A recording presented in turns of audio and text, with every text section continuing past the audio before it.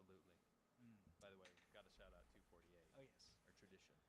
We shout out your area code. Today is uh, Wayne County and Oakland County in Michigan. So Excellent. if you're watching from there, say hi in the chat or in the comments below. Land of Oaks.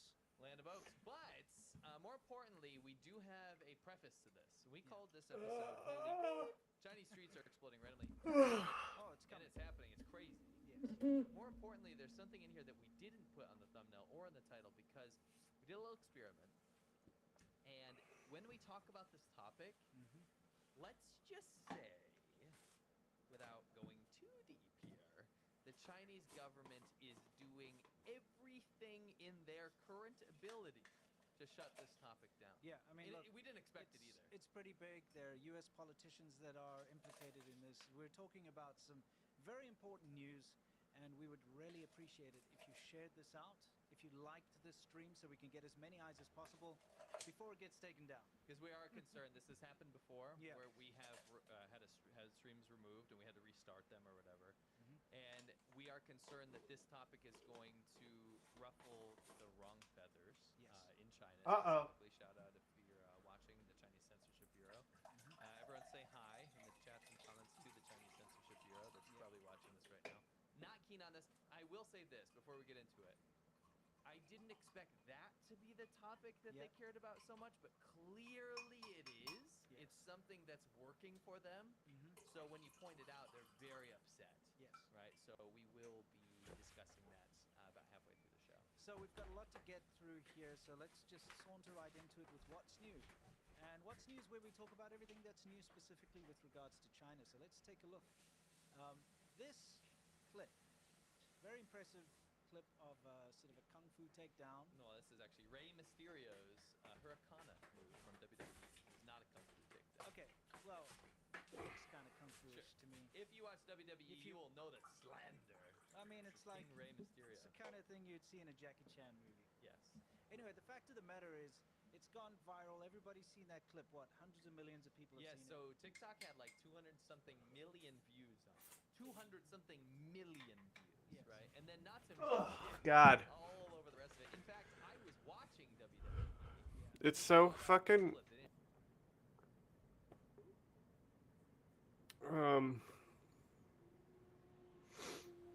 like wild that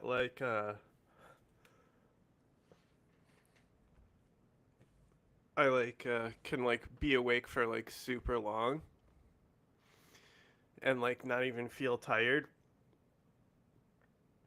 But then when I like actually like sleep, it takes me so long to like wake up and get functional again.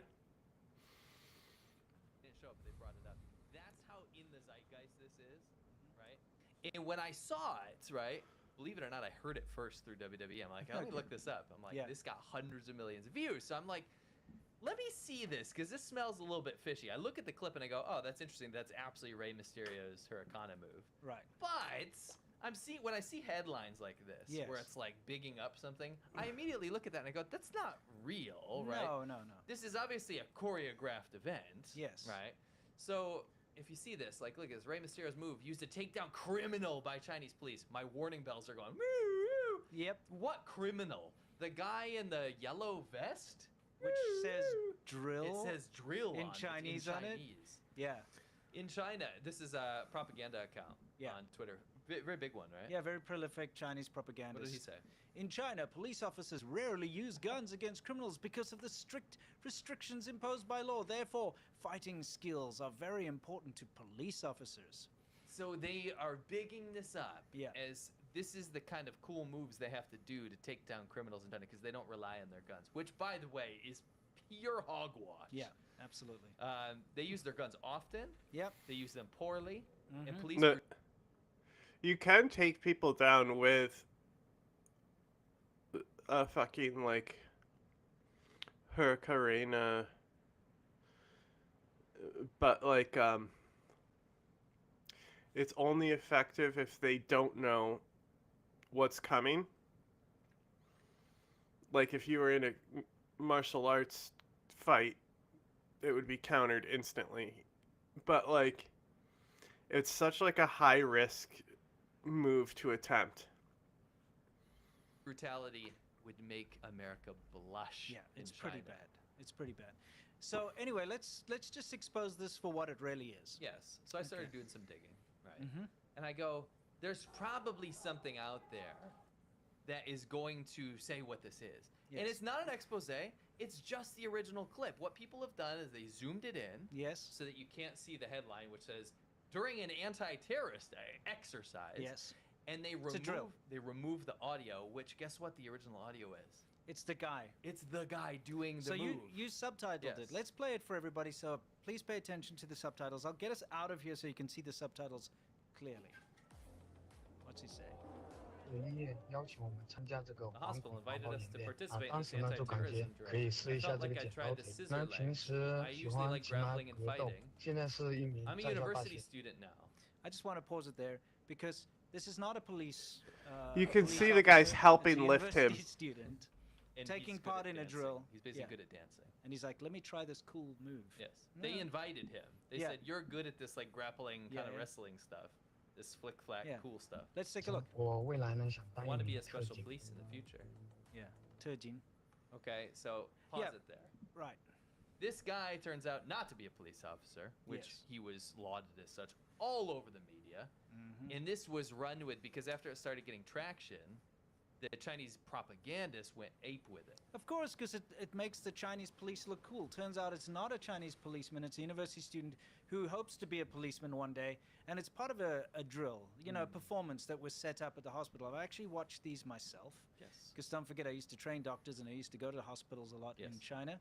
And what you can see here is they've fenced off, they've like roped off areas for this performance. You've got spectators watching and filming, and of course, they film it for propaganda. Yeah, the guy in the vest is supposed to be a knife wielder. Yeah, he's like Right. well, it's a hatchet. Take a look. He's got a Yeah, hatchet, I'm sorry. right? By the way, you'll see a pile of blood. It's not blood. Yeah, see the hatchet gets thrown on the ground in the background. That's fake blood they put there. It's like a fake Yeah. victim. And, there he did the move that everyone's seen. And So again, you zoom it in, you go, Yeah. holy crap, look at these Chinese police taking it. And I saw stories on very big platforms saying, look at how cool the Chinese police are to take down criminals like Sure. this. It's not a criminal. You wanna It's s- not a policeman. do you want to see how Chinese police really take down criminals? Yeah, let's see. Okay, let's take a look.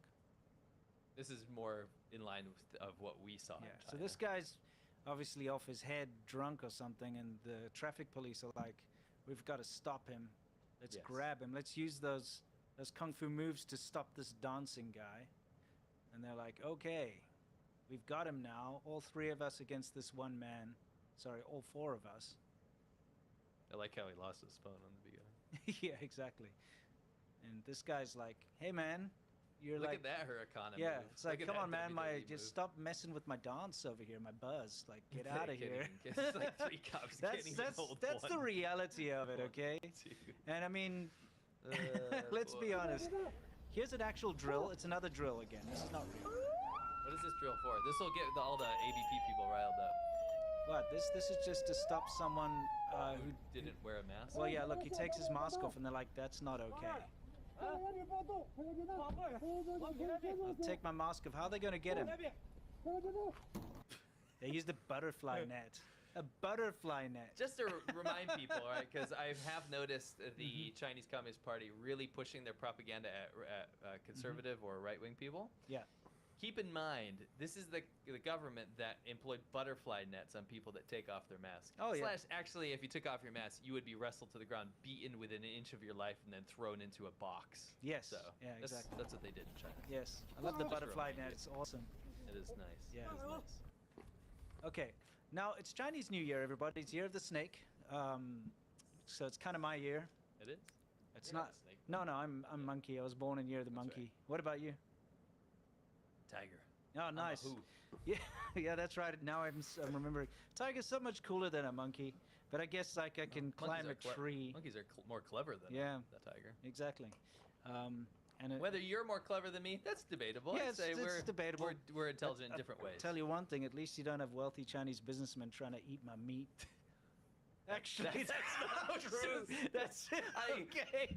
I retract that. Personally, know I Chinese withdraw. business people that Yeah, ate I monkey withdraw. brains. I withdraw that truth. Okay. Withdraw, Yeah, I'll do it properly. Whether- You I withdraw halfway that. through that, you knew. Yeah, you were Thank I you knew very I was much. wrong, Thank you yes, very it was much. at this I'll withdraw. moment. Okay. Anyway,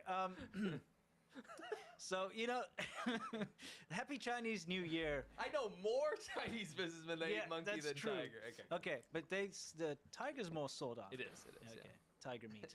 Okay, there's this thing that's been going on, okay? And look, I'll be honest, this is a storm in a teacup, but Yeah. you can call it Chinese New Year if you want, and you can Yeah. call it Lunar New We, Year. we if you want. usually call it Chinese New Year because we lived in China. Yes, exactly. But I'm you also changing you, now. you have to realize that there's also a ton of other countries that celebrate the exact same festival. Yes. The Lunar New Year is celebrated by places like Korea and Vietnam and Taiwan, etc., etc. You know, there's a long list. They're all countries too. They get to have their own. Yeah, so it's kind of unfair to say Happy Chinese New Year Sure. to somebody who's from Malaysia. yeah. Right, yeah. That's not fair for them, right? Sure. So to say, you know, Happy Lunar New Year is a bit more encompassing. Yep. Like at least in Vietnam they call it Tet, right? It's their Yeah. own thing. Right? Yeah, So exactly. But it's a Lunar New it's a Year. Lunar New Year. Don't forget, in Chinese, it's just Chunjie, you know, Spring Yeah, Festival, Spring whatever. Festival. You can say whatever. But they don't like it when English-speaking people say Lunar New Year. So there's been a lot of backlash. In the UK, some university put up a flyer like, well, you know, Lunar New Year formal. And of course, the Chinese students, they protested. They sent letters to the board to demand change and all this other rubbish. And it's just dumb. It is. Okay, but you know what's even more dumb is the fact that someone in China made a mistake as well. Okay, so this is like the people complaining. They're trying to like rile people to go attack the university. But in China, they made the mistake and put it on Oh, that's on a billboard. State Yeah, media. Yeah, exactly. And then obviously everybody like went completely crazy and said like, "Where's the disciplinary committee? They better take Right. it down." Anyway, storm in a teacup. Just wanted everyone to know. But this is okay. We wanted to show you some of the New Year celebrations. Yes. And One of here, them was one of this like $400 rip-off dog. You yeah, can the buy on Unitree Taobao. like Yeah. rip-off dog shooting. This copy lie dog. Yeah, exactly. Dog lie down. Is shooting fireworks, Yes. but that's whatever. Okay.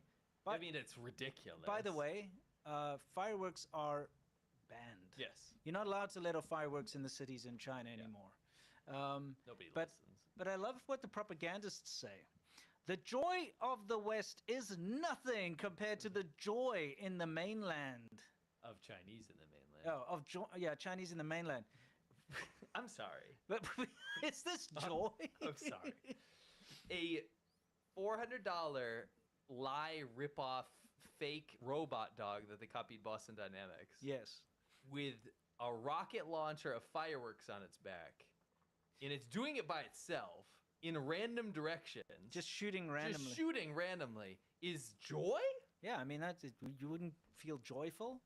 Just setting your house on fire. I don't know, This guys. is joy? Pretty It's cool. joy.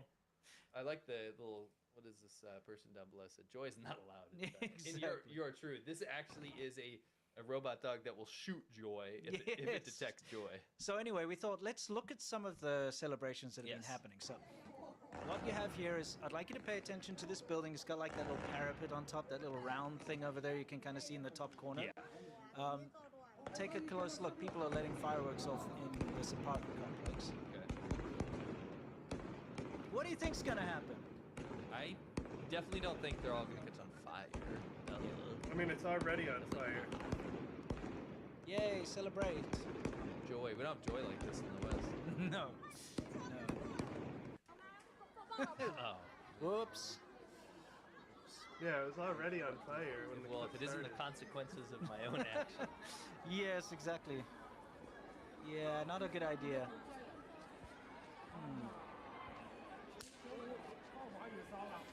You know, something cool's coming though. Look at this. Gosh, this is so scary. It's epic though. It's so cool. Dude. But so scary. The joy. This kind of happened to me. I was at a lake in China, and they had like, they put one of those down, but it fell over, and it started shooting in every which way. We were all like ducking. It was so fun, but Yeah. we almost died. Yeah. I mean, you know, like this time of year really just, It's nuts. it's nuts. It's terrible for the environment. Yeah. Not And- that the environment was good to begin with. No. Can you pause it right there just real quick? Yeah. That looks like a video game scene or a clip of Syria. Does it not? It does. It No. does. The burned out cars. Yeah, that's what happens, unfortunately, quite a lot Yeah. with these That's a lot of celebrations. joy. Yeah, I'd That's a lot say. of joy. We Yeah. cannot experience this joy. We can't. No. It compares nothing Yeah, to the joy. exactly. Now, okay, how about this? Now we got to move to a slightly more serious note. Okay, this is a market, food market, Yeah. and people just milling around. Now, there's some significance to this particular market. Yeah, so this is wild. Mhm. This was visited by Xi Jinping, the leader of China, the dictator of China. Yeah. He had visited it just 3 days 3 before. days prior, I believe. 2 or 3 days prior.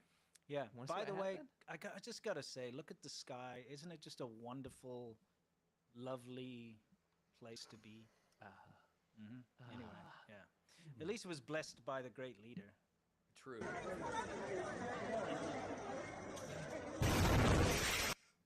Yeah. Well, Yeah. So there's some aftermath coming out. some aftermath later we'll show you. Yeah. But yeah, there was an actual explosion, and that was A big one. yeah. I'm surprised it didn't get more coverage because I it was actually know. like a terrorist attack. It seems like it. Yeah. It certainly seems like it. People were 'Cause, like, saying that. Yeah. Usually, when you have, we've shown you the crazy gas explosions in China, and usually those come from within the building, right? It'll come outwards, and it will be a shock wave. Like, it's Yeah. nuts. Remember some of those ones we showed where the whole neighborhood goes up? Yeah. But this one came from the other side. Yeah. So I don't know what it was. Exactly. we'll Either look way, at some of that. from what I was reading, people were saying it was a homemade explosive device. Oh, okay. Crazy. Yeah, but it was a big explosion, and casualties, as usual, are unknown. Yeah, Even though there's videos of aftermath and there's bad gosh. stuff happening, but as It's- usual. It's a lot. Yep. But of course, all the news gets suppressed. Now, we're talking about roads exploding in the thumbnail today and in the title, and we're going to explain to you right now what that's all about. Can you see that little boy? Take a look at him. He's standing in amongst the I cars. was that mean this little isolated boy. incident? That little Yeah, boy this was this me. isolated incident. Let's see. 我感觉啥子这放了火盆嘛，咋子？然后他马上就跑了。会这么的。哎，他放了就跑个了，肯定是火盆把那个车燃爆了。 Yeah. That little boy did some serious damage. Can we see that again? Yeah. By the way, can we go back real quick to show the market explosion one more time? Some people didn't said they didn't see it. You didn't see the explosion? Yeah, it Okay. was super fast. Yeah, that's true. Yeah, it was huge. Anyway, watch this 我感觉 kid. 啥子这放了 Yeah. 火盆嘛， He's 咋 in 子？ the 然后 middle. 他马上就跑 And 了。 watch the flames that come right after him. So he obviously dropped some. 他放了就跑个了，肯定是火盆把那个车燃爆了。 Wow. Yeah. That's insane.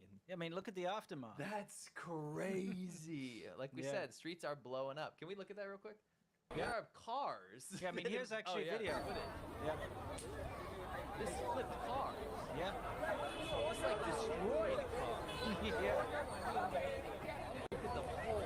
It's hilarious. That's what the kid did. Yeah, the kid did this. Holy. Do you know what he did? I mean, you've seen it. It's a lot of joy. Yeah. Yeah. He dropped a firecracker down a manhole. Just one. Just one of those only little one firecrackers. Well, it could have been a string, but who knows? This, I'm pretty sure, is this one. Yeah. I mean, like whatever. You need to get those fairly potent True. ones, and you like. I don't light think. it. I think it could, a match could have done this. At that point. possible. Did you see the flames? Yeah, it was pretty intense. Not an isolated incident. I'd like you to take a look at the girl in the yellow over there, Yeah. the young lady. She's doing the same, right? But she steps on the. She's done. She's gone. Well, She's don't get to- literally gone. And the good a- thing is, you didn't have to see any gore or anything because there is no. She's not in the picture just gone. anymore. In fact, later in the video, what 10 seconds later, you see her falling down She again. comes Yeah, down. because she went for a very long flight. she went that high. Yeah, exactly. But okay, this type of thing is quite common around Chinese New Year time because like suddenly everybody's got their hands on fireworks, even though they're banned and you're not supposed to use them in the cities. Yeah, So kids drop these things down manholes, and Yeah. this is the result. it is. It's ridiculous. Show that one more time. Both Okay. of those, because I want I'll people run to it see the through. clear damage. Yeah. Like, because I wanted to see it after the damage. Now I can look. Yeah. Let's look. So this kid's. 我感觉啥子 I 这放 love 了 the, 火 when 盆 you 嘛， see 咋 the 子？然后 flames. 他马上就跑 Yeah. 了。 It shows you how much methane is going through here. 嗯， Yeah. 他放了就跑个了 Yeah,，look at the 肯定是火 force. 盆把那个 See 车 the 燃爆 force 了。 already. The flames are destroying things already. Yeah. It's insane. Crazy. Yeah, it's just crazy. To flip cars over is something else. This entire ground erupted. Yeah, so what's wild is these are just the ones that made it out of the Great Fire Wall of China. Do you know how many times this happened all over the country? There's pictures of the last Yeah. one. And again, Absolutely insane. bam. Don't stand on the manholes. This is the aftermath of that original explosion. You know, the market explosion.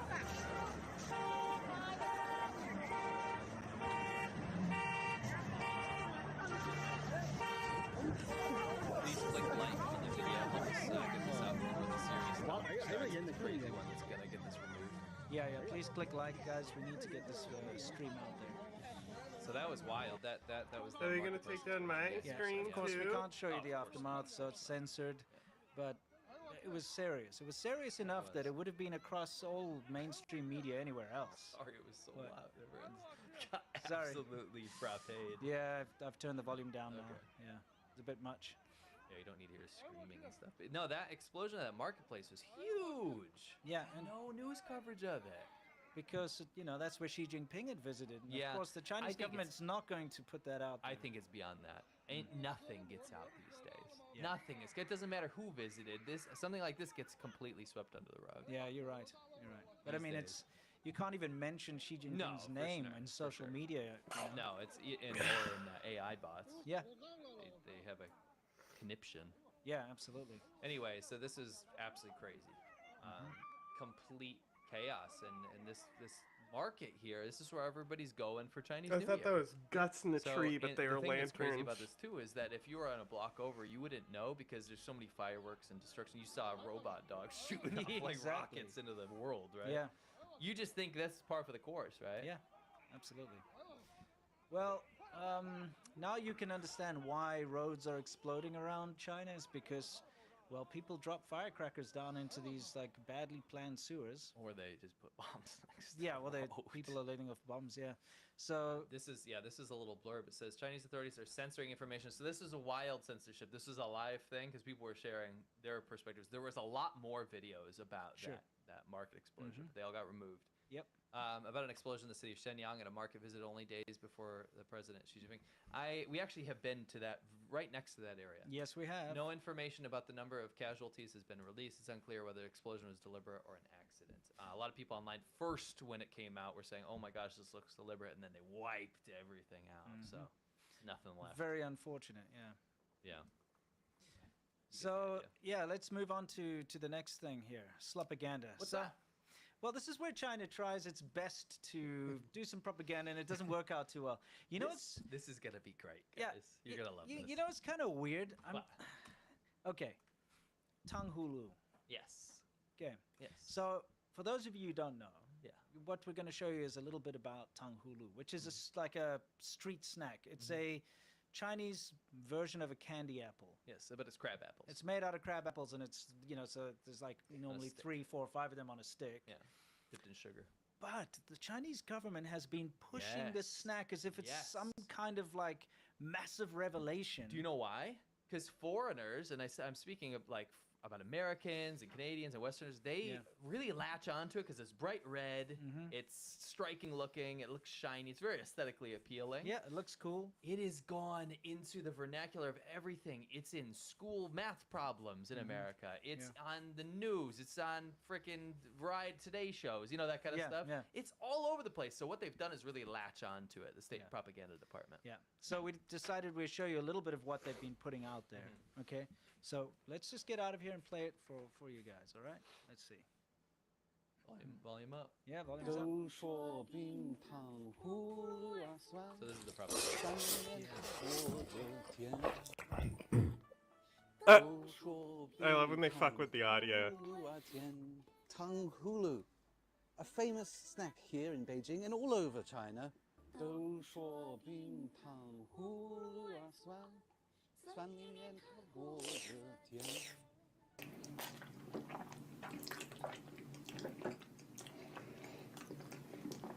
都说冰糖葫芦啊酸，酸里面它裹。都都说冰糖葫芦啊酸，酸里面它裹着甜。都说冰糖葫芦啊甜，可甜里面它透着那酸。Foods. Can you describe what's the taste? It's loaded with meat sauce. 你们看哈，这个麦 Okay, okay. Maybe a little bit doctored. Oh my gosh, I love the German woman Yeah. who said Foods. foods. It's loaded with meat sauce. Yeah, exactly. It's not, by the way. I can't believe she would say I something know. like that. What I the know. heck? Yeah, what's going on? What are the laws in Germany about dubbing audio over people? I feel like they don't like that. They probably don't. It's fine. Anyway. They could just live with it because like Well, it's state media. Yeah. So yeah, they're promoting this Tang Hulu thing because like it's really really big, but at the same time, simultaneously, there's a big scandal in China. Yes. That's not making it over to the English speaking world. So they get like presenters like this. yeah, it's like singing.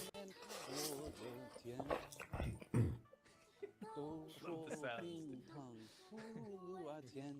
Tanghulu, a famous snack here in Beijing and So they're all getting over these guys, China. right? Yeah. Tell us about 都 it. 说 Yeah. 冰糖 But the 葫芦 problem 啊 is酸 that these guys that are making it, and this, you know, this is not a new phenomenon, by the No. way. Although this is new footage, Yes. there has been a huge scandals about Tang Hulu for years now, to the point where I even brought this up with my wife about this, and she's like, "Oh yeah, remember that's why I wouldn't let you eat it."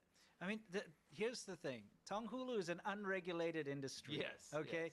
Everywhere you go in any tourist area or Yes. any time around Chinese New Year, you'll get some old dude or some old woman walking around with Tanghulu, and they carry it on this like stick, and then it's all there, and they walk around, they sell it. But it's made to the cheapest point, okay? And they just need to make it, so they'll go into a dark alley somewhere and use rainwater or whatever Right. to wash the stuff and make it. So if you're buying and eating tanghulu off the street, you're really taking a risk. For sure. I mean, it's not that the snack itself is bad. It's No. not bad at all. It's not as nice as you'd think, No. because you know crab apple's kind of a little bit sour and gross. But Mealy. think- Very mealy. Yeah, if you think about like a candy apple, a candy apple's way nicer to me Yeah, personally. no, definitely. Definitely. But like, it's not like a terrible snack. No, you can it's okay. deal with it. I mean, you can see here. It's okay. Nathan's wife over here having this. You can take a look. Is that watch, Nathan? Yeah, watch me. And you can see the interior. It's very dry and mealy. You see that? Yeah, that's what you're eating is a crab apple. Also, Mhm. they put them in chemical baths, right? Which we'll show you in a minute, but that's why they're so red, Yeah. right? So they put them in chemical baths, and a lot of this is making people super ill, Well, right? yeah. And that's something you have to understand as a tourist in China is that when in 2009 my wife wouldn't let me eat this shit, Yeah. it's just as bad, if not worse now, Mhm. right? And we'll show you this documentary, little mini doc. I posted. Yeah. We'll explain this away, like what this dude's doing. He's spitting on it. Yeah. It's very clear. Yeah. Spit on it. Oh, this is how so they can crush it to make it a flat version. Yeah. People like that one better. But it's filthy. They do it on the road. Yeah. 都说冰糖 wash that 葫芦啊甜。 Okay, so we subtitled 它 this. 透着那 I'll get us 酸 out of here so you guys can read it. Foods. Can you describe what's the taste? It's loaded with meat sauce. 你们看哈，这个卖冰糖葫芦 Look 的 at 老 this 头 old，man selling tongue. 他为了更快的把冰糖 In 葫 order 芦 to make 装 the 到 candy 袋 faster, 子 he 里， puts it 然 in 后 the 他就 bag 用 and 嘴 then 巴 he 先 uses his 舔一 mouth 下 to 再 lick 装 it 进去， shut and then he 然后 closes 呢 the 再 bag. 放 Look at 进 this 去 one. 天气太热 The 了 weather's 就 too 让它 hot. 冰 The 糖 old 葫芦 man's 化 tongue 了 hulu has 他就用 melted. 冰水含 So 在 he 水 puts 里 cold 面， water 再 in his 喷 mouth 到 and 这个冰 spits 糖 on 葫芦 it. 上面，全都是他的口水。 That's a 再 good 看 idea. 看 Full 这 of 个 his 视频哈 spit. 他把 Also, 这个 look at 魔 this 镜 one. 呢 He 放 puts 在 the 地 mold 上， on the 然后直接 ground 用脚 and 在 he 这个冰 steps 糖葫 on 芦 it 上 to 面 make the 踩 tongue 来踩 hulu into 去 the，specific 然后 shape, 就会 like 变成 flat. 各种各样的形状，像这种扁的冰糖葫芦就这样被 That's 做 how 出 it's 来了 made. 我们再看一下它的 Let's 制 learn 作 how 和 they make 储 it and 存 store 方 it. 法。为了让这 To 个冰 extend 糖 the 葫芦 shelf 保 life 持 of 期 the 更 tongue 长， hulu, 所以他们 they 直接 soak 把 in a 这个糖 chemical 葫芦泡 solution. 在药水里面，因为反复 Because they're repeated soaking, it turns black. It's really 现在很多 disgusting. 地方卖的这个冰糖葫芦， After 看 seeing 了 this 这 stuff, 个 do 视 you 频呢， dare 会 to 让 eat 孩 it 子吃冰 now? 糖葫芦吗？ So that's what's funny. Go back for a quick I'll second. go back in a Or you second. can just leave it. Leave it. Yeah. To the Chinese government right now is trying its best to use this as soft power Yeah. across the pond, right over in America and stuff, and be like, "Wow, look at this red candy or whatever." Meanwhile, they're simultaneously having this big scandal where they're ingesting horrible poisonous chemicals, Yeah. spit, Yeah. you know. That whole spitting on a thing's really gross. Yeah. I mean, licking it too. I don't want Yeah. some old dude's manky ass True. spit all over my tongue hulu. That's true. You know, but at the end of the day, if you can find a clean source of tongue hulu, or give it a make it try. yourself. Yeah. Yeah, give it a try. It's nice. Sure. It's all right. It's not bad. The ones made strawberry tongue hulu is better. Like when you Yes. use other fruit or grapes. Yeah, and of course you can get this stuff all over Asia as well. If you Yeah, go to yeah, for Japan, sure. they've got Taiwan. really nice tongue hulu there. But anyway, that's tongue hulu for you, and it's time for us to have a word. So It is let's do AG1 it. time, Brune! Yes. AG1, I'll let the something red we play. have been drinking for a long time this is now. healthy, unlike tongue hulu from the streets. Exactly. AG1 is absolutely one of the easiest, fastest things you can do for yourself to make sure you cover all your macronutrients, your vitamins, everything that you need for that Yes. day is in AG1. It takes a couple seconds in a glass. We drink it down. We feel better. Energy levels have improved. Absolutely. We feel better about ourselves. Mm-hmm. We feel better about what we're doing. We know that we can go through the day because a little bit better because we have had drink our AG1. Now, here's the deal. There's a lot of habits that we're trying to leave behind because it's like the new year. We're still in January, right? Yeah. So we're still in January. We're trying to leave a lot of this crap that we've been doing wrong behind, Mm-hmm. right? Instead of just having to abandon everything, I think adding AG1 to your repertoire to cover your health goals, to cover all your nutritional needs is one of the best things you can do. Yeah. Would you agree? Yeah, because I still want to eat pizza and drink beer. Of course. Wouldn't it be better if you tone down some of that stuff and also drink AG1? Yeah, Right. absolutely. One thing we've noticed is that our friendship, being able to keep ourselves in check, and with the fact that we do it together, we drink AG1. Yep, get We into the keep- office and Yep, we drink it at the same time. We keep each other in check. It's delicious anyway. It's Yep. fine. It's refreshing. It But at doesn't the same look time, tasty. we can make sure that we're drinking it. We're not forgetting that, and we're staying on track. Yeah. This year, try AG1 for yourself. It's a perfect time to start a healthy new habit. And that's why we've been partnering with AG1 for so long. And AG1 is offering new subscribers a free $76 gift when you sign up. You'll get a welcome kit, a bottle of D3K2, and 5 free travel packs in your first box. So make sure you check out drinkag1.com/ADV to get this offer. That's drinkag1.com/ADV to start your new year on a healthier note. absolutely. Thank you very much, AG1. Now it's time to continue with the show. It is. All right, guys, back to slupaganda again. We actually have a little bit more slupaganda over here. We do. Okay. A very well-known propagandist who works for Chinese state media, we call him Flat Cap McDonald's, okay, posted this particular clip. He says, "This is real. This is China. You have to see this hashtag China." If you have to start, he's American, isn't he? Yeah, he is. That's sus. Yeah, Why it's is he sus. working for Chinese state media? A lot of people do. Anyway, Easy money. the best telltale sign you're looking at something that's not real is if it starts with "This is real." Well, let's just take a look, okay? Look Yeah. at this video. Doesn't that look impressive, isn't it?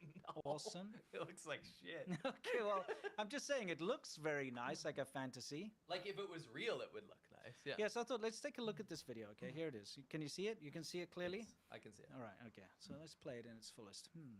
There's a couple of things I'm noticing here that might give away the fact that it's not real. But other people picked up on that too. They were like, "Are you sure, Jason? This looks like AI's video." He's like, "It's real, all right." And then it post a different another photo. posts a heavily doctored, Yes. oversaturated, photo, which is dubious.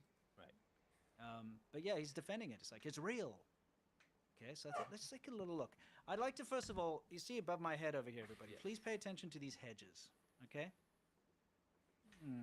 They seem to be leaking a little bit. The houses are Can you coming see the through houses? the tree. Because the Point back, to it. yeah, right over here. Because the background is a static image. Yes. Okay, it's just like a photo. It's a doctored photo. It's not real. Look how massive those houses are. They're giant, like If you- Swiss chalets. Yeah, if you know anything about perspective, you'll Yeah. know that those houses are completely off because it's a solid image and it's not even a real image, by it the doesn't way. even It's look been- like it's in China. Yeah, it's been computer generated. Yes. It's just It's AI. wrong. Yeah, it's AI. And now you can see the image coming through the trees on the side here. So, bro was defending this as real. It's Yes. It's the whole thing is fake.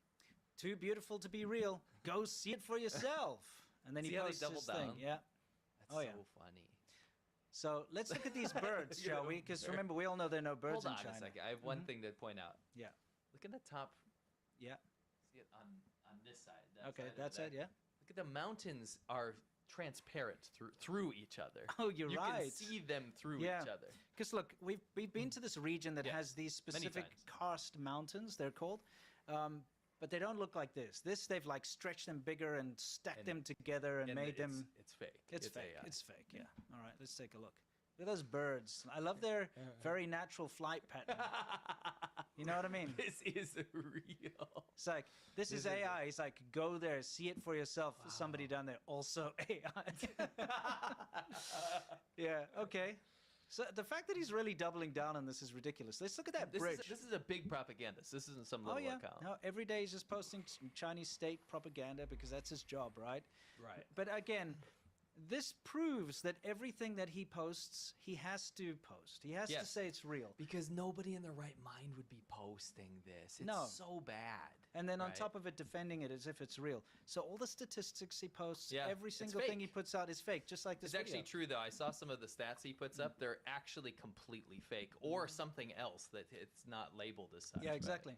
Take a look at that bridge, by the way, just to further convince you. Can you see that bridge? Yeah. Isn't it weird how it like behaves strangely? Everything's like melting. in Yeah, the it's like weird. So here's the problem. You've got people that are looking at this and they're like, where are you headed? Looks spectacular. Beautiful. Another version of what mountain is. Beautiful. Amazing. Yeah. Wow. Beautiful. I think these are bot Okay, accounts. I mean, obviously. But here's the thing.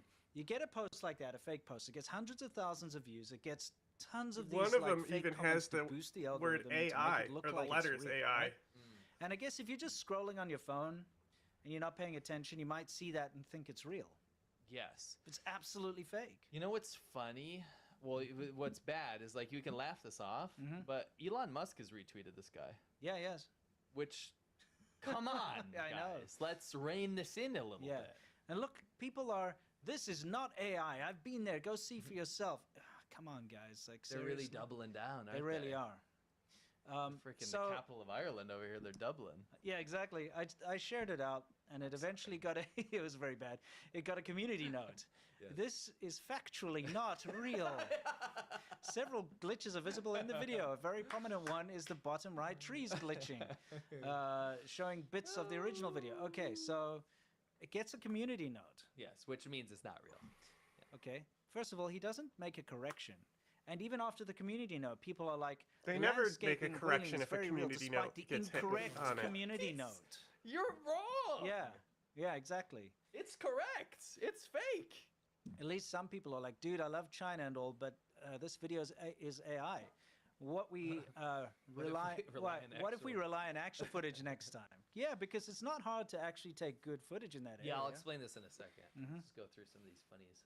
Yeah, so Let's crack me up. people are like, the community note is ridiculous. Just Google Guilin China, you'll get tons of videos. Look Watch at them. this gaslighting. Yeah, exactly. It's crazy. It's like after it's been demonstrably proven wrong, Yeah. they're still like, no, you liar. You It know? looks even better on the community note wiki citation. What? Okay. All right, rein it in, guys. Yeah, so anyway, like, I decided if he can say that's a real China, I can say this is the real China. It's very easy to do. This took me like 5 seconds. Yeah. All right? Yours actually looks more convincing. Because it is real. But you know what? This This is real. This is China. You have to see this. What Yeah. is it? It's fake.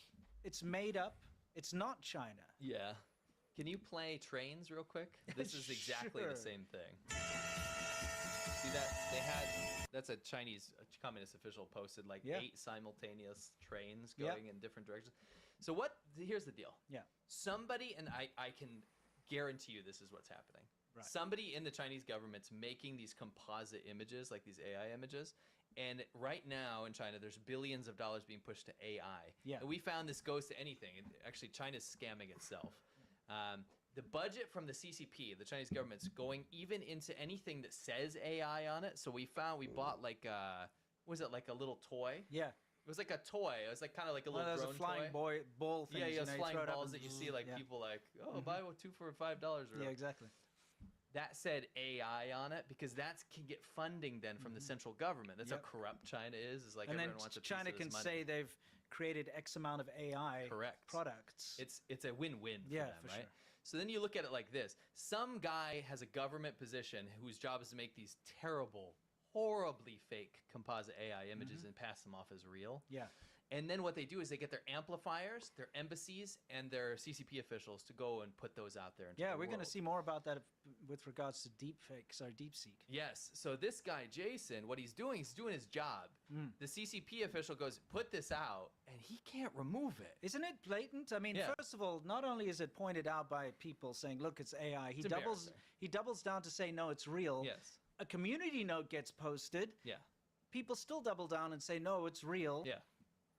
He doesn't take it down. It's No. still up. Nope. I mean, if you're caught out like this, it makes China look bad. It makes China look really fake. bad.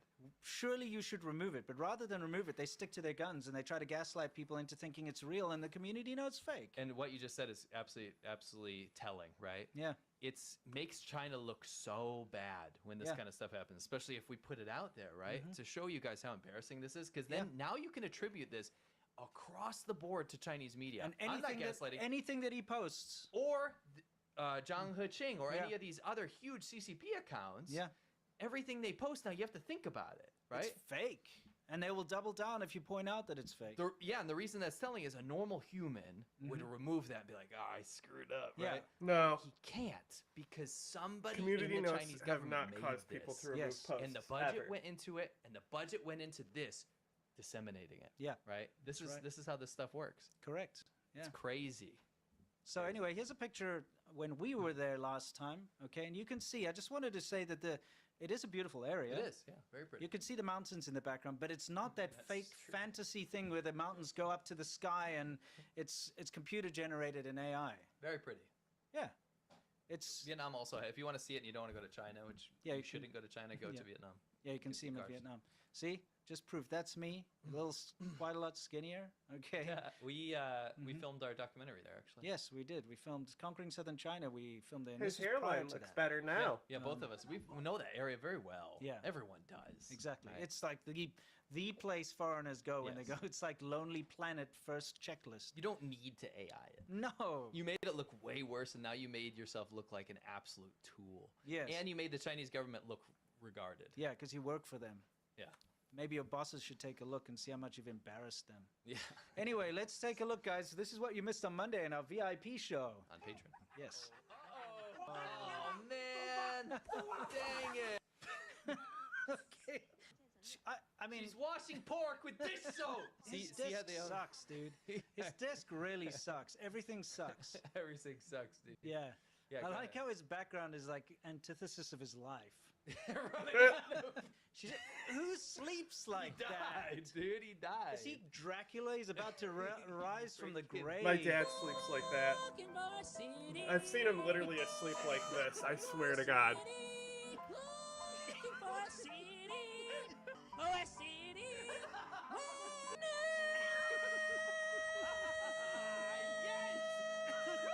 As far as how You definitely. Oh, whoa, whoa, whoa! Sorry. Not ready for that. Sorry. You're definitely Yeah. gonna want to get over to patreon.com/ADV podcast because Right over here. the sale is still up. It's half price to join Xiaoban Ho. You get access to 100+ episodes. Yep. The last episode we did a deep dive on this weird viral trend in China right now where they're promoting sloth lifestyle, Yes. living in internet cafes, throwing your trash on the floor, smoking all day, not going to work.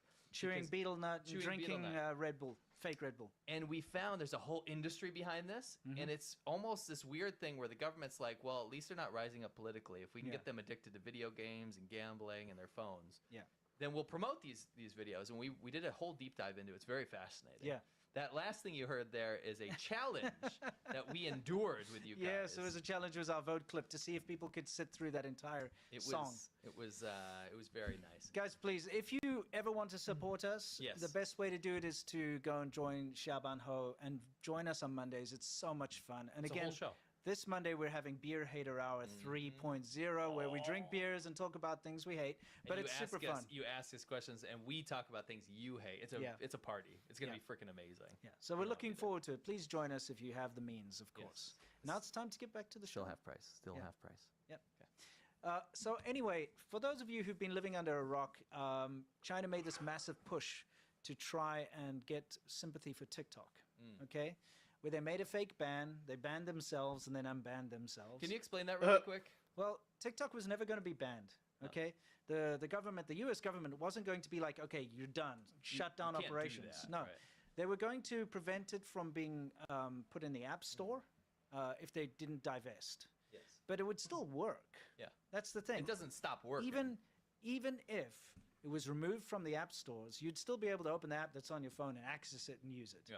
Okay, it wouldn't have been banned, but they were like, Just like Flappy well, Bird. that's not going to seem serious enough. So let's ban ourselves Right. and let's shut down our own services and cause say, mass panic. yeah, and say, hey, guess what, guys? The U.S. government banned us, so you can't use us anymore. But They did it themselves. It had nothing to do with the U.S. government. No. They literally banned themselves, and then all of a sudden, we have all these. Oh, Well, we're the gonna come only up with a people political besides us solution and all who this kind of point stuff. this out. And this whole rigmarole happened. Yeah. And what they did was most of the people that were on TikTok didn't realize that was a self-administered ban. So they went crazy. They were calling 911, and they're like, Yep. "Oh my gosh, TikTok doesn't work. What am I supposed to do?" They did it to themselves. Yeah, I mean, it was a to just, rile people it up. was just a pity ploy. Yeah. And it worked. Anyway, the thing is, right before the ban, they tried to get as many people to go over to Little Red Book, Xiaohongshu, as possible, calling them whatever, refugees, TikTok refugees. And then they made a massive push to advertise this. So Chinese state media put out this clip we're going to show you now, where they got a TikTok influencer who went over to Xiaohongshu and they blasted it on Chinese state TV. Yes. We wanted you to take a look at the kind of thing. This is how they work. It's very sinister. And we'd like to pick apart this argument. Yes, so let's take a quick look. As far as how I feel about the ban, and then as we're filming this now, the ban has been reverted. I think a vast majority of people that move to Zhehongshu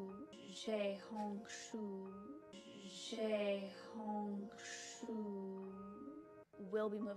I know you don't want me to pause it, guys. I know you want us to just play it out, and we will, but the fact that people thought it was organic for hundreds of thousands of American TikTokers who Yeah. cannot even pronounce the name of the app, don't know how to spell it, suddenly would go to download and use a Chinese app, Xiaohongshu, is absurd. I think it's so hilarious that the Chinese government didn't even teach her how to say Xiaohongshu. And they put her on, look, this is CGTN. It's top state media. Yes.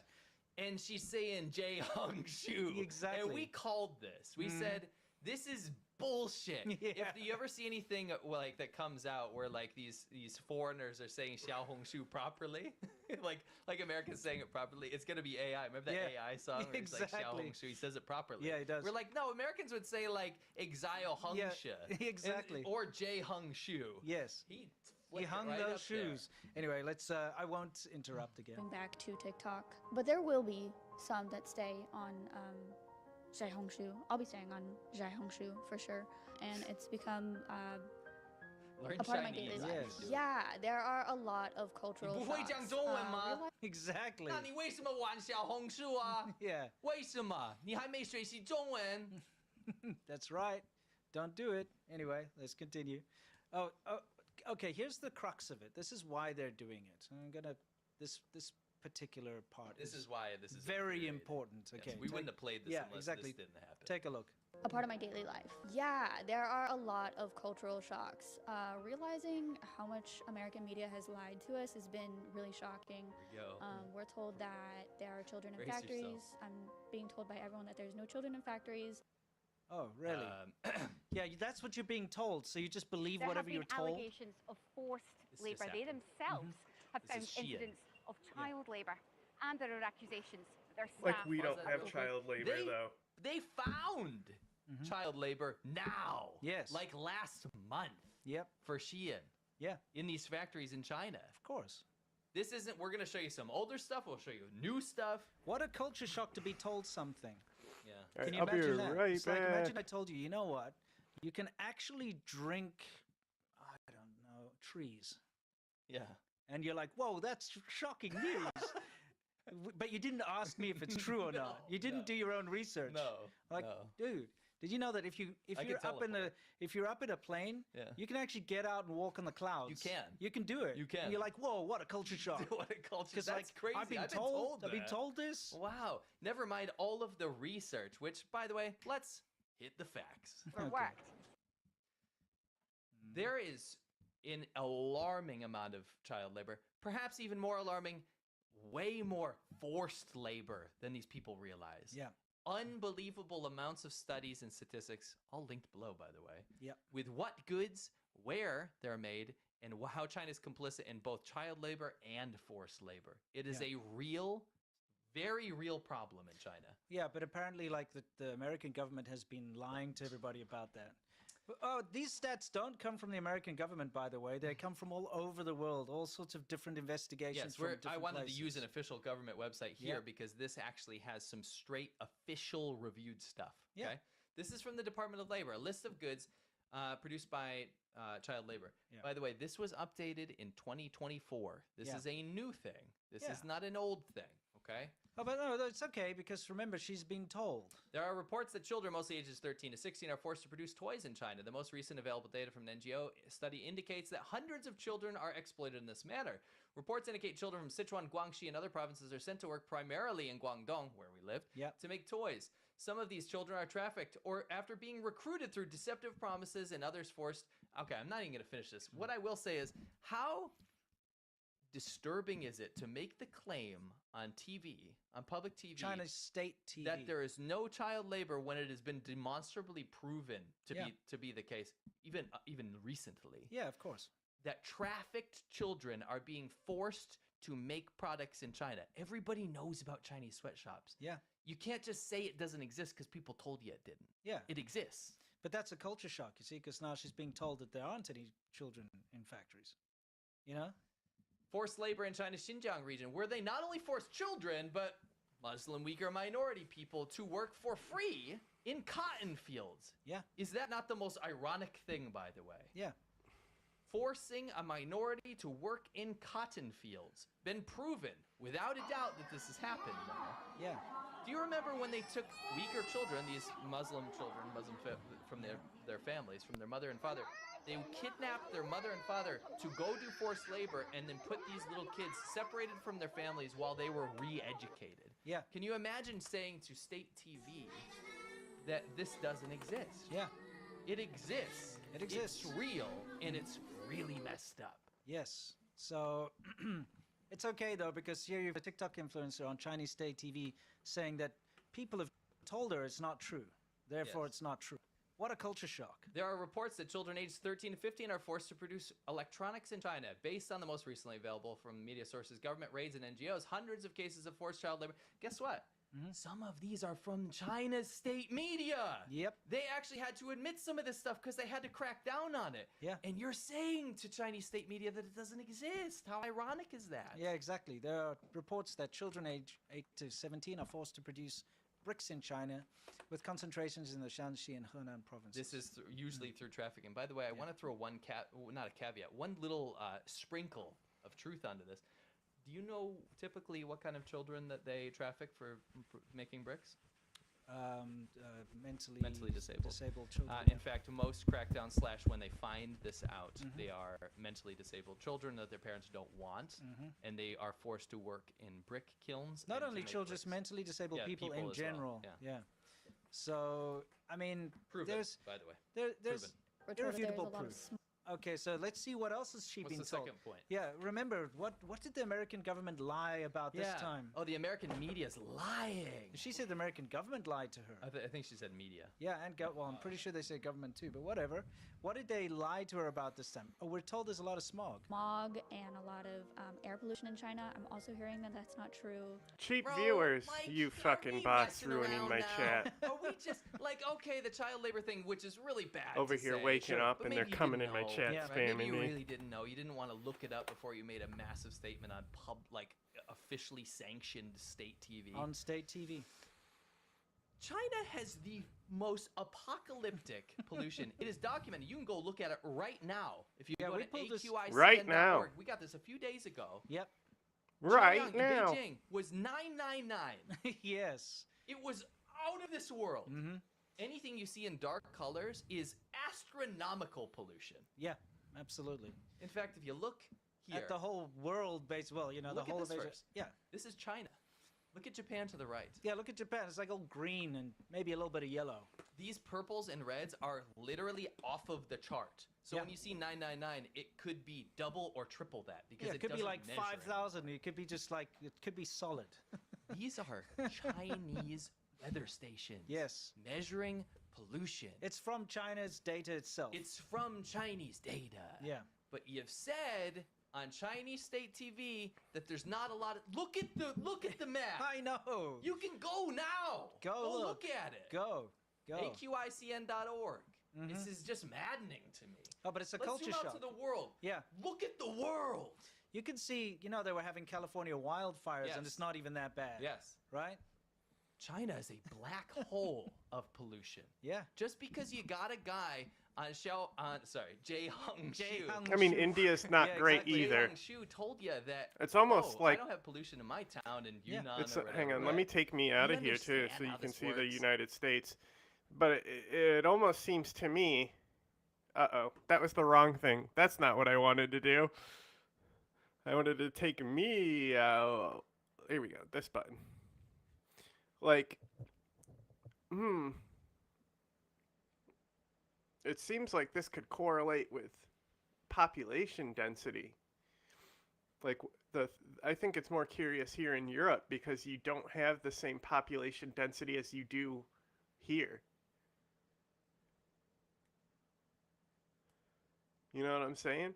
I mean, look at Africa. Where there is population density, there is tags. Like, nobody lives in the Sahel region, Like, America has some pretty dense population, but still.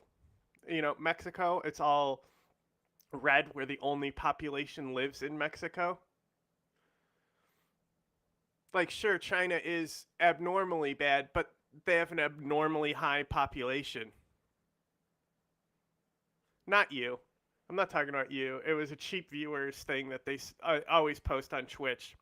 Like, go buy viewers. Yeah, I'll go risk my account being banned. All of this stuff can be demonstrably proven. And what I've seen from these TikTok people, by and large, by the way, of course, there's good voices too. Sure. But by and large, they're going off the first thing they've heard, or they're being told to They're say just it. gullible. It's just crazy. I'm really more concerned about what's going on in these Euro states here. It's not just like, oh, TikTok told me the color The red Balkans is and cool shit. or Why something, is or it like so Tom polluted Cruise is there good. in They've said the air? that there's no child labor. Yeah. It makes me incredibly worried because if people like that women are that incapable of having a little bit of critical thought. Yes. If they just whatever they're told, as long as Right. you say American government bad, Yes. and then they lap it up. Yeah. Imagine how China can control the way they behave during a conflict. China has created ABP. Can you give us an ABP? Yes, I certainly can. America bad part.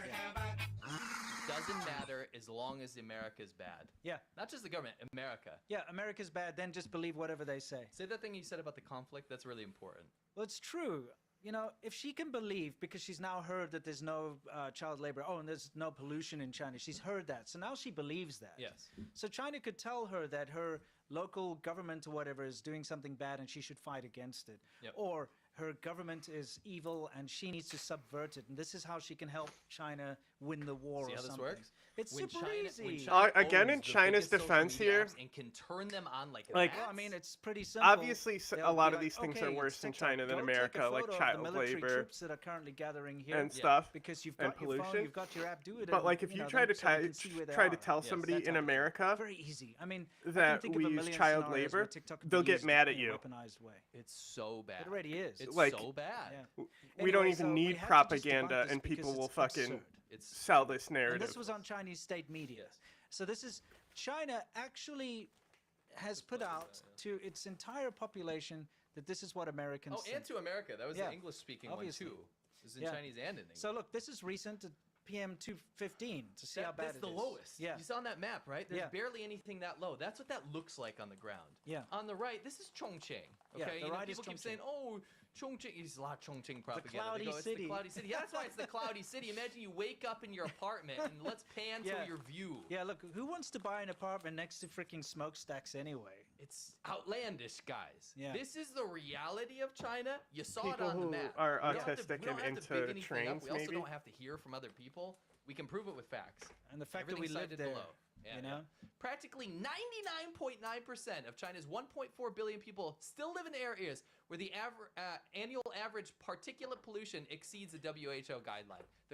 If current pollution levels persist, China stands to lose 3.6 billion human lives. So that's like cumulatively, Yeah, cumulatively, right?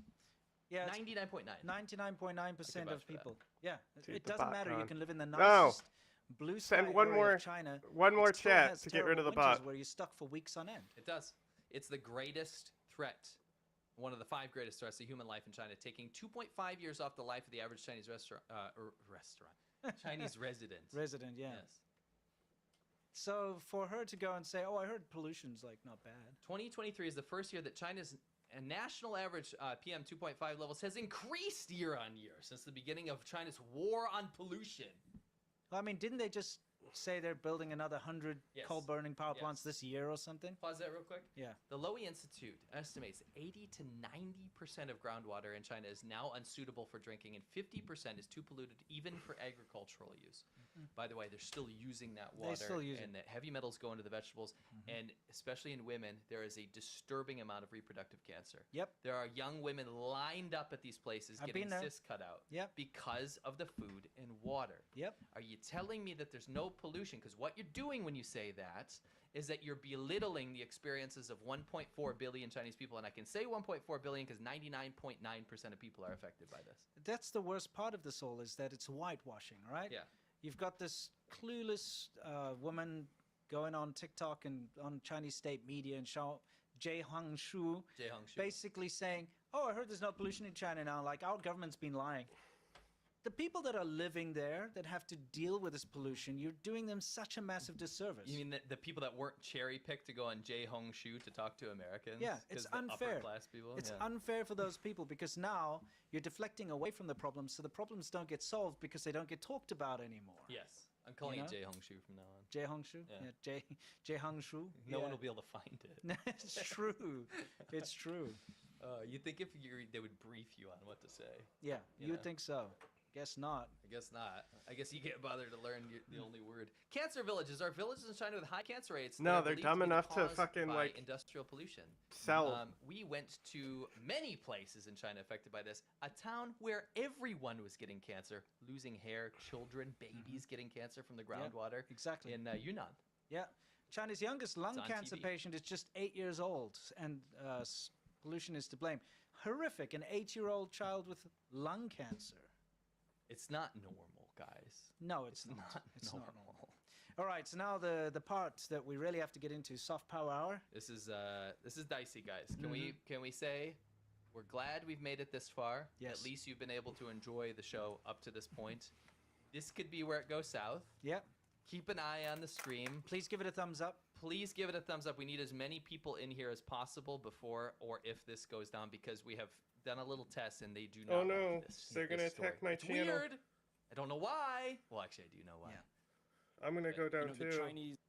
But first, Well, it's all part of the same thing. There's actually 3 topics in one here. Yes. We have to talk about DeepSeek for a little bit here. And everybody's heard about this. It's China's new groundbreaking AI that Yes. suddenly, it costs almost nothing to make. It's free, but it does better than the big boys. Yes. Okay, basically.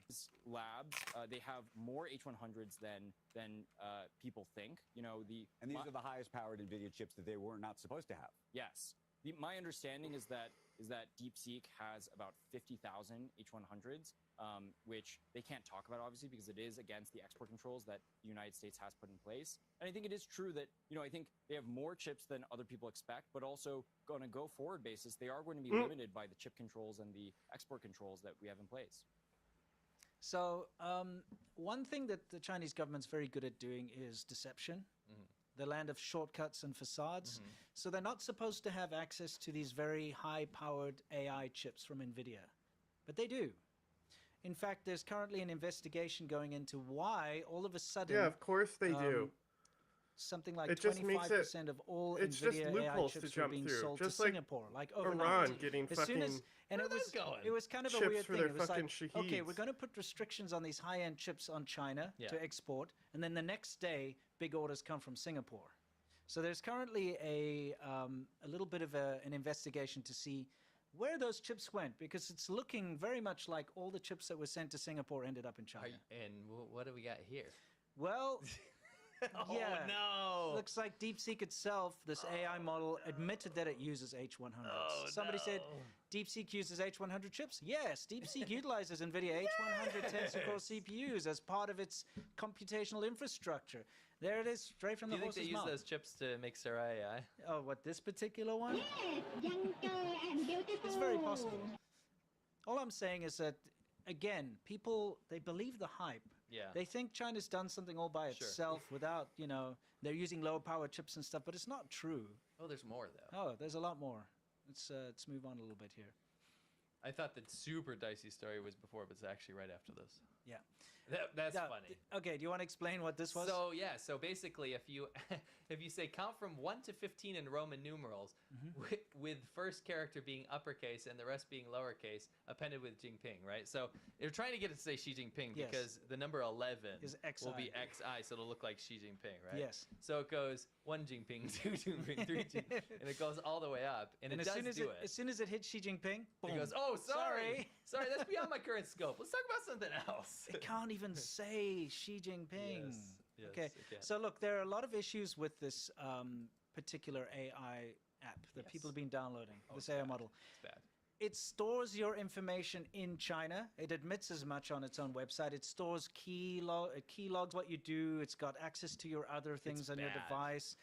All this I information. actually broke all that down in my video, so you can check that out. Yeah, exactly. The fact that you are sharing all of your private data that's now going to be stored in China is stupid. Like, why would you do that? It's nuts. Yeah. You got to be nuts. Yeah, and they blatantly say they're doing it too, right?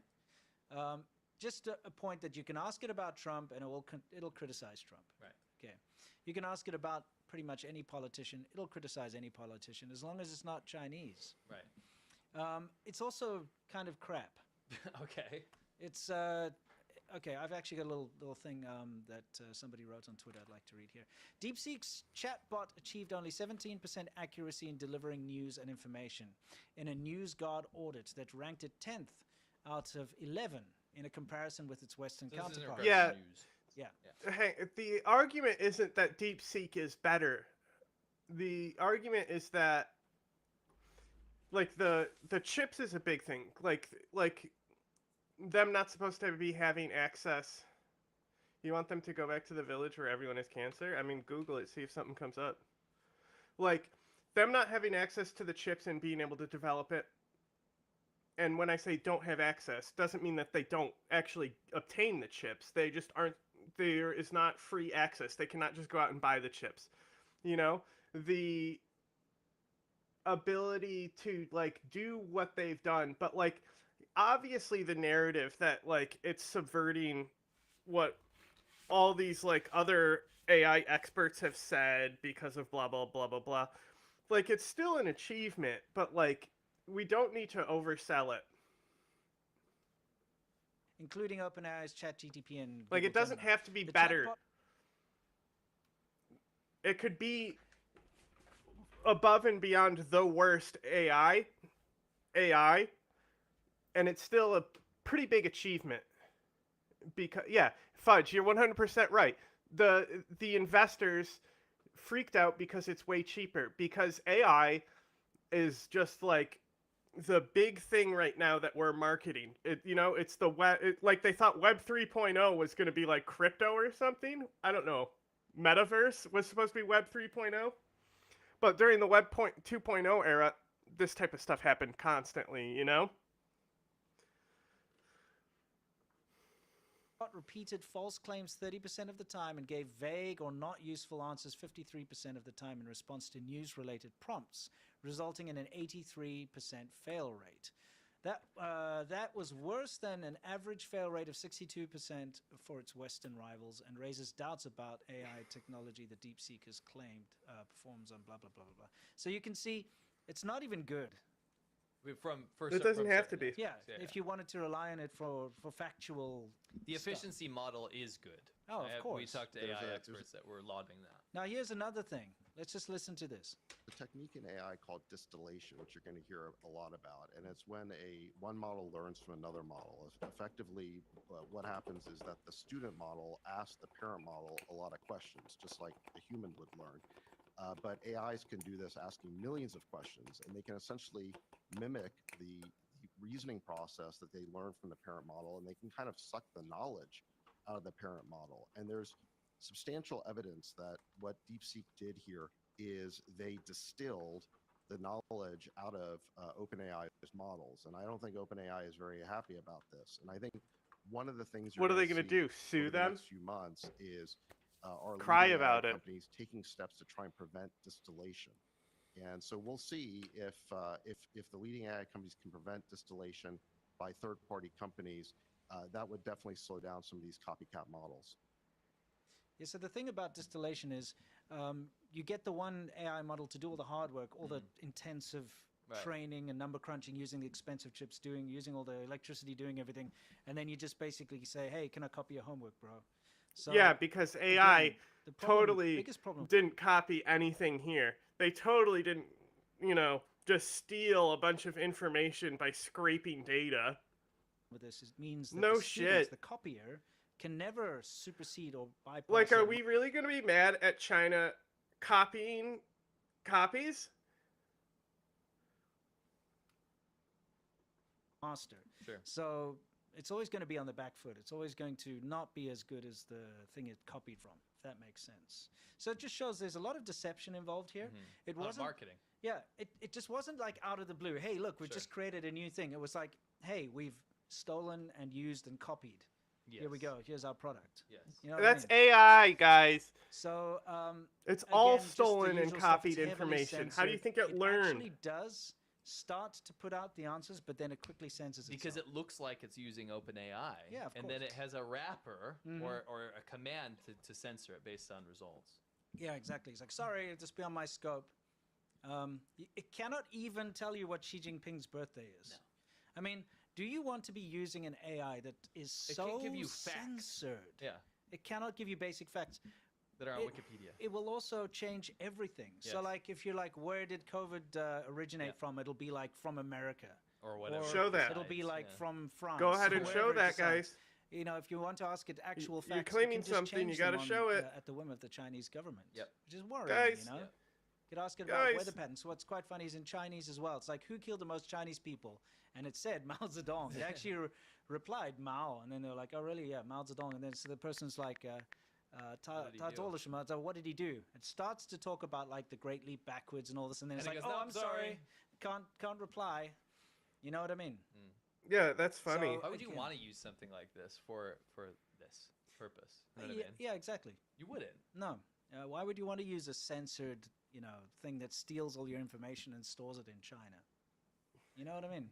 DeepSeek is giving me Dongle King vibes. Yes, Dongle King. Hunter said that. Yeah, exactly. Anyway, you get the idea. But there is something that's a little bit more damning that's just come out. There's a report that's just come out. This is just showing that the chips were sold to Singapore. Here are the receipts, if you wanted to pause and take a look. Yeah. Just what I was talking about earlier. But you can also see that it doesn't only, censor things. It also propagandizes you. Yeah. Like, what is the animal on Tibet's national flag? Tibet is an inseparable part of China. The so-called Tibetan national flag does not exist. The People's Republic of China has its own national flag, which represents the great rejuvenation of the Chinese nation and a symbol of blah-de-blah. Do you want to have propaganda shoved down your throat when you ask a question? You wouldn't, would you? No, No. I wouldn't. I don't like this nonsense. This is interesting. The Select Committee of the CCP asked this. Why do you answer on behalf of China? It says, as an artificial intelligence assistant developed by China's DeepSeek company, my programming and knowledge base are designed to follow China's laws and regulations as well as socialist core values. That's what you want. Why is would you want this? You want a commie bot? You want a commie bot that has Yeah. all your information? Maybe. unique Socialist core device values. You're like- identifier. We have our You're own like, hey, commie bot. I've His name got a is business Hassan. idea. What can I do to generate income? That's against socialist core values. You've been reported to the thought police. Yep. You know what I mean? That's where we're at. Yeah, come on, guys. Stay away from this junk. Anyway, there's been quite a lot of back and forth now. People see that data is also stored on ByteDance's servers. You know? ByteDance, owner of TikTok. Yeah. It's getting deep, isn't it? Yes, so one of the receivers for the data is ByteDance. It's almost like, and just humor Yeah. me for a second before we get into some real deep stuff, no pun intended. Yeah.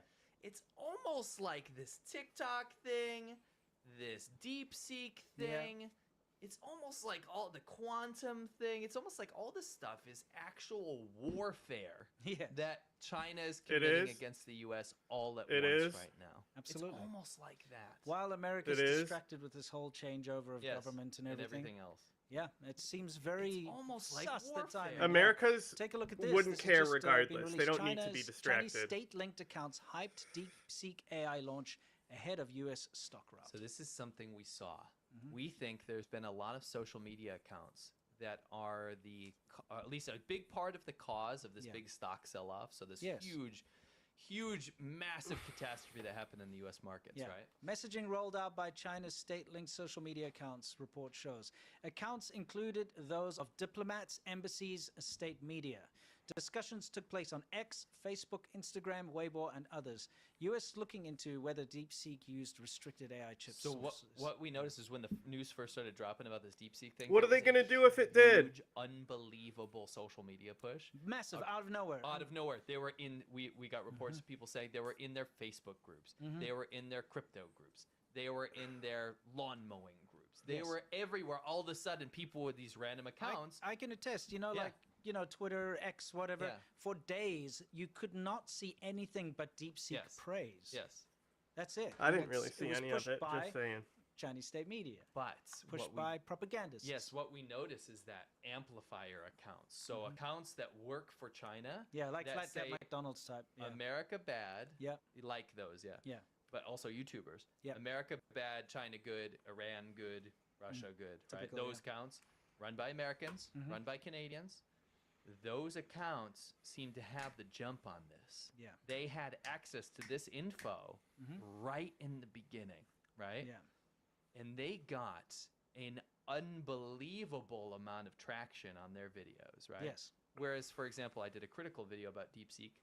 It got nothing. It Yeah. got buried. No one saw it on their feed, right? But these pro CCP accounts, anti-America accounts that put out this very quick information about it, Yeah. blasted to the stratosphere, right? Well, they had a script. They had all the material. They had were the ready material. to go. Says we've consistently seen overt and covert Chinese state-linked actors among the first movers in leveraging AI to scale their operations in the information environment.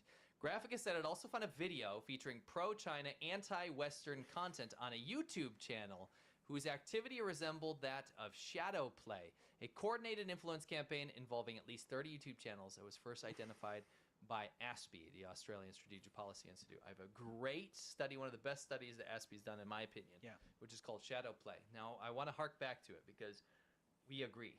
Yes. Some of these We know accounts, who they're talking we know who about. they're talking about. Yes. Some of these accounts Mhm. have thumbnails that look very suspiciously specifically Like- the farthest one Mhm. and then the top one. Yeah, see the Biden, like, that kind of Yeah. Biden dumb look. If you see any YouTube thumbnail with that in it, you know you're dealing with the Chinese propagandist shill. Yes. And we saw these exact, so not Yeah. Biden, obviously, Yeah, yeah. but like the got exact type everyone of now. thumbnails. They would have prominent leaders that have nothing to do with this. Yeah, they'll have Elon Like, Musk or and Zuckerberg, or they'll have, whatever. you know, made in this Biden. style. Or, yes. Right? Mhm. And what they did was put these out and they got massive traction, right? And they really contributed to a lot of the panic in this Yeah. big sell-off, right? Yeah.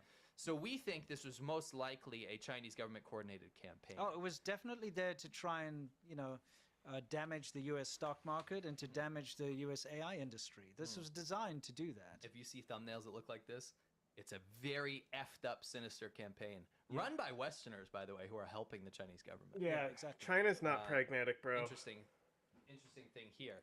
When asked when you ask OpenAI, right? Well, you mean DeepSeek? No, when you ask OpenAI. So are you Okay. DeepSeek or OpenAI? It says I'm OpenAI, ChatGPT, right? Specifically this version. They're two different things, right? Okay. But if you ask, go ahead. Well, it says, so are you DeepSeek or OpenAI? It I know. says, I'm Right, OpenAI's continue. ChatGPT. Yeah, correct. Yeah. This is What about it? ChatGPT. Yeah. Yes. So it can delineate between the two. Right. Right. Go to the next Okay. slide, please. So that's OpenAI. Now this is DeepSeek. It says don't delete your messages next time when you admit to being OpenAI because Yeah. they were. Yeah. That's what the previous one was. No, that was ChatGPT. Why has it got the DeepSeek logo? Stop. Please let me do my part. Okay. What is that then? Why is This is DeepSeek. Yes. The previous image was ChatGPT, showing that ChatGPT Where? delineates between. Where? Where? I'm being honest. Okay. I just don't want it to like be confused here. Right, but don't be confused. Just let me do it. I'll Okay. do it. Okay. I'll Thank show you the first slide and show me where you see ChatGPT. That is DeepSeek. Thank you. You're very welcome. I'm sorry. I'm missing a slide.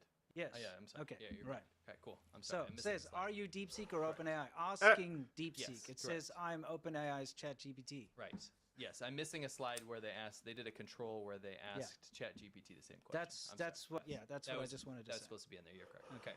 Moving on.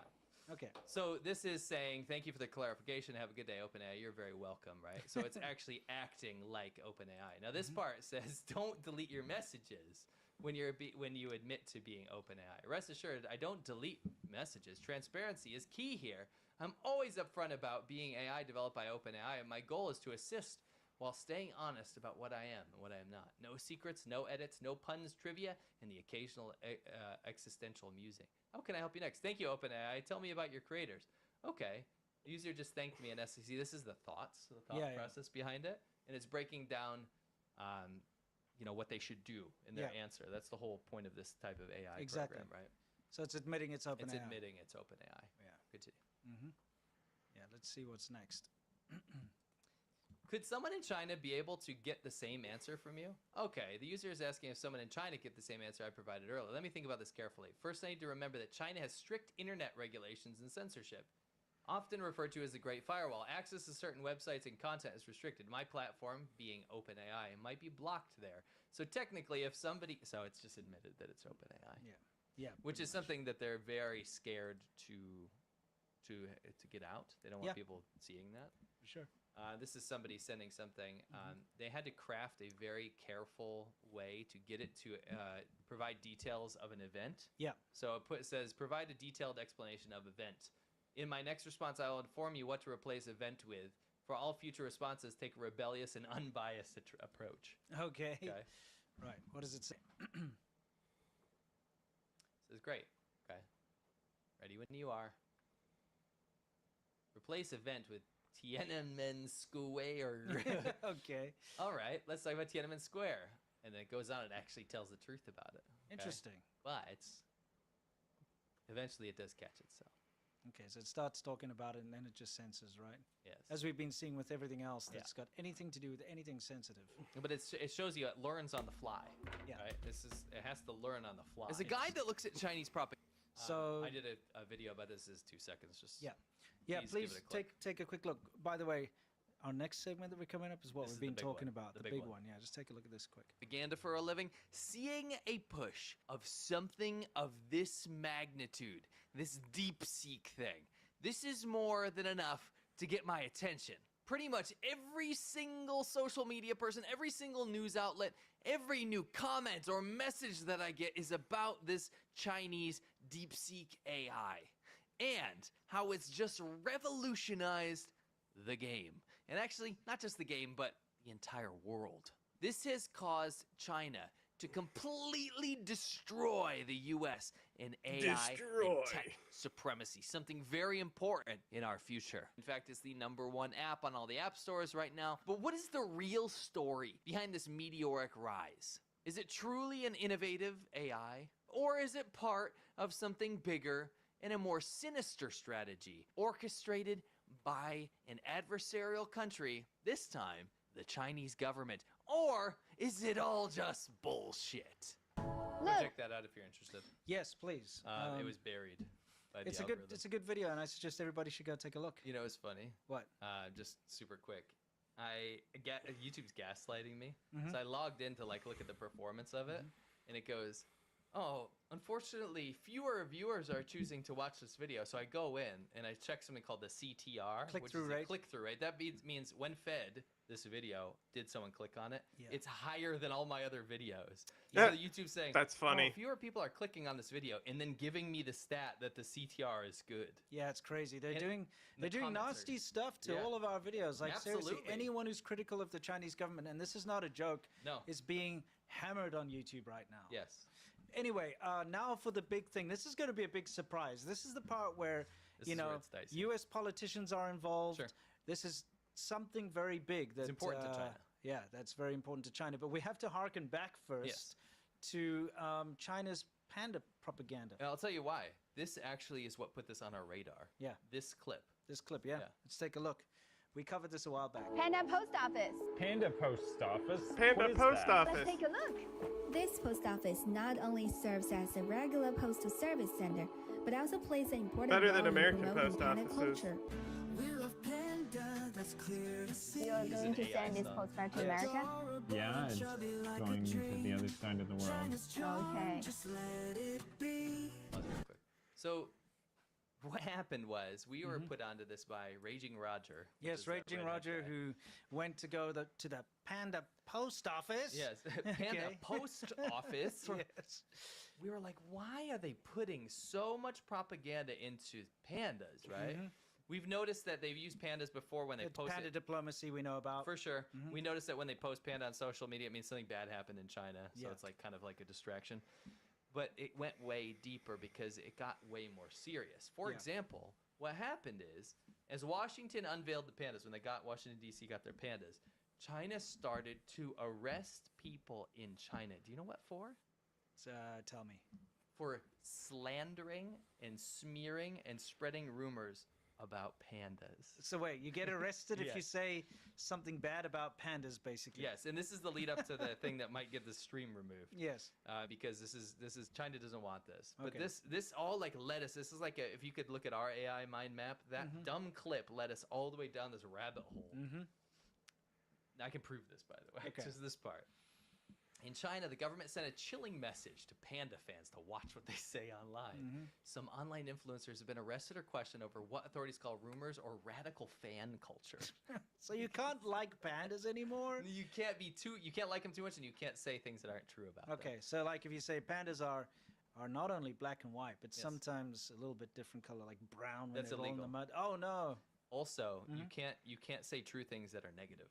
Right. You can't say I don't like pandas now. Right? Yeah. That's technically it. You couldn't make a popular video saying pandas suck. You couldn't be a very awesome musician that makes a music video called "All My Homies Hate Pandas." Oh, okay, I got you. And also think about this. What if you went out and said, you know what? I think the dragon should be China's national animal, not the panda. You'd get arrested for that. You could. Yeah. You absolutely could. Absolutely. No, you would. Yeah, because you can't mess with pandas. You are true. Mhm. No more. Last month, the police in Sichuan province said they had arrested 12 people for smearing panda experts, inciting violence, and spreading false information about pandas, including 2 that used to live at the National Zoo. By the way, how do you- smearing is such a Chinese government If you word. hear anyone say smear, that's- like in that yeah. context, it's such a CCP word. Anyway. How do you incite violence when it comes to pandas? What? Like, I'm sorry, but I'm trying to wrap my head around that. You're like, pandas suck, and then people start going out in the streets and tearing things apart. Like, how do you incite violence? I don't know. It's all under the You umbrella. think China doesn't right? sell its soul to Yeah, I wanna technocratic prove this law. fascism? This, by the way. Yeah. Let's All see. right. I'm I just agree. Like, I have no it's idea. like, how do you that incite transpires. violence? Shit has DeepSeek. Maybe Yeah, yeah. Maybe it'll tell us. Yeah. I'm not installing that crap, by the way. Absolutely not. The Okay. crackdown shows how fragile discourse is in China, even when the subject is pandas. Mm-hmm. These civilian patriots were sometimes encouraged or tolerated by the government, says Xiao Chang. A researcher on the internet, I should call him Jay Chang, Yes. on internet freedom at the University of California, Berkeley. But when official narratives have new needs, panda fans can also be punished and arrested. That's awesome. The police said that one woman spread more than 60 rumors and defamatory videos involving giant pandas. But how do you spread rumors about pandas? Dude, I heard pandas are like super loose morally. Yeah, and guess what? They don't actually like bamboo. They just pretend. Yeah. Come It's on. all a big ruse. Right? 60 rumors, more than 60 rumors? They counted the rumors, right? And again, we said this is going to get serious. It does. Yeah. But this law, we wanted to bring this up. Why? Right? Yeah. Like, why? Here's the actual law. Yes. This is where they arrested people. They arrested these people from this place because they spread rumors about pandas. I got this off of the Chinese Through short government videos. website. Yeah, so they probably used Douyin, TikTok, Those kind of basically. things, yeah. So what did they do? March 2024, our bureau received reports from the public and some netizens widely spread rumors about giant pandas through short videos, live broadcasts, and other means. After receiving the report, our bureau immediately carried out the investigation. According to the investigation, since June 2023, the suspects, Bai Mo, female, 56 years old from wherever, blah, blah, blah, and Xu, male, 40 years old from blah, blah, blah, blah, have repeatedly fabricated and disseminated false information, such as Meixing and Tiantian on the online platforms through short videos, live broadcasts, and other means. At the same time, it slandered the State Forestry and Grassland Administration. Okay, you better not slander the State Forestry and Grassland Administration. Here's the deal. What? You can't tell Americans what to do, right? You couldn't tell a rebellious Imagine musician. that Jae Hong Shu woman Yeah. is told that like she's not allowed to say what she wants about pandas. Right. You literally can't. It's against the law. Do you think she would still just hate American government and think China's probably. amazing? Probably. She'd be like, oh, that's a very sensitive law or something. Actually, I Who do. knows? I think you're probably right. I think that type of person would gleefully accept government control. Gleefully. That's an They- interesting lyric I that think you just I dropped think there. they would gleefully accept government control. I know, and be it's an told, interesting you lyric. may not talk about this, you may not talk about this, and you may not talk about this, You know what they're not going to like? What? Did you hear that new song from that album? Pandas Blow? Yeah, the Pandas Blow album. Did you see that album? I got a picture of it here. Oh, okay, let's take a look. Pandas Blow is kind of blowing up the internet right now. They're really not going to like it. Yeah, so there's this new album. It's called Pandas Blow. This is underground, by the way. If you play this song we're about to show you You'll go in to China, jail. you'll go to jail. And that's actually not a joke. That's not a joke? That's not a joke. All right, let's have a look. Yeah, we got to see. Okay, Pandas Blow. There's a new song, a new single. What's it called? Oh, I think it's called All My Homies Hate Pandas. All My Homies Hate Pandas. Let's take a look at this. Right, let's take a look. Oh my god. Pandas suck, they're super fat and dumb. They can't even reproduce on their own. Come and I'll use panda shit to make some tea, and you will drink it gleefully. This is fucking awesome. Smile now for the camera. All my homies hate those pandas.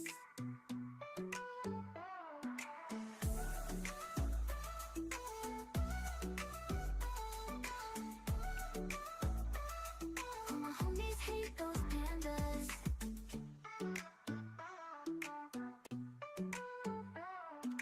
Pandas suck, they're super fat and dumb. They can't even reproduce on their own. Come at me, CCP. I'll use panda shit to make some tea, and you will drink it gleefully. Smile now for the camera. All my homies hate those pandas. All my, all the pandas. All my homies hate those pandas. Hey, I think this is AI.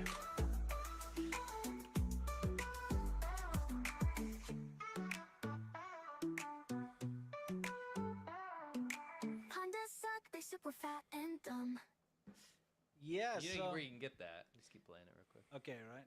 Yeah, It's you a can little- get this on the new album again. Just Okay. to drop it again. You see on Saturday Night Live, they'll be like, "That's from the new yeah, artist." New artist, the new album Pandas, Pandas Blow. Yeah. Don't know the artists. Underground. Yeah, it's underground. It's just been released. Okay, but in all seriousness, you know how China made that AI song about like, we love panda, it's clear to see, adorable and chubby like a dream. So we just decided, you know what?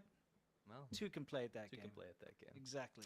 So pandas, what? All my homies hate pandas. Yes. Now, I don't actually hate pandas, by the way. No. Pandas are loved creatures. However, if you're going to make a law that says you can't say bad things about pandas, we're going to say bad things about pandas. Exactly. You can't tell us not to, okay? Yeah. Also, there's another thing. I think they're going to have to change one of their tourism videos because they keep talking about how they're trying to protect the pandas. Yes. Why did they put out a government-sponsored ad telling people to eat them? I know. Let's have a look. Let's take a look. Oh, by the way, you know this. I'm going to share this on Twitter later if you want to grab it, because we're making a point with this. It's so absurd right now that if you were to put a video like this out on social media in China, you would be arrested. Yes, literally. You would actually be arrested You for would saying go to pandas jail. are dumb. Yes. And Are it's super fat and dumb. Yeah, super fat and dumb. They can't even reproduce on their own. This is true. I mean, yeah. Where's this ad that like you're talking about? Yeah. Yeah, this ad is from the Chengdu tourism department from the CCP. Okay. Can't believe they put this out. Okay. Is life lacking surprises? Come here. This is the hometown of those irresistibly cute pandas. You can eat pandas everywhere. Yeah. All the delicacies in China are gathered here. Hot pots, of course. To truly experience the enthusiasm of the Chengdu people, start with some hot pot to warm up. That's terrible, guys. Yeah, like don't eat pandas. Don't eat pandas. Oh my goodness gracious! Now, as dumb as that is, there is some truth. I thought they were going to talk about the fucking explosion. It's still panda stuff. All right, let's look at some real news. By ground news. In his first term, Trump took an exceptionally hardline position on Iran. He suddenly withdrew from the Iran nuclear deal, imposed unprecedented sanctions that crippled the economy, and even assassinated Qasem Soleimani, a senior figure in Iran's Revolutionary Guard Corps. Hilarious. However, while there were rumors that Trump might take a similar stance towards Iran in his second term, and maybe even launch direct strikes on Iran's nuclear facilities, it now looks like Trump is going to try to negotiate some sort of détente with Iran. So in this video, we're going to take another look at Trump's Iran policy in his first term, how it's apparently changed, and what might have motivated this pivot.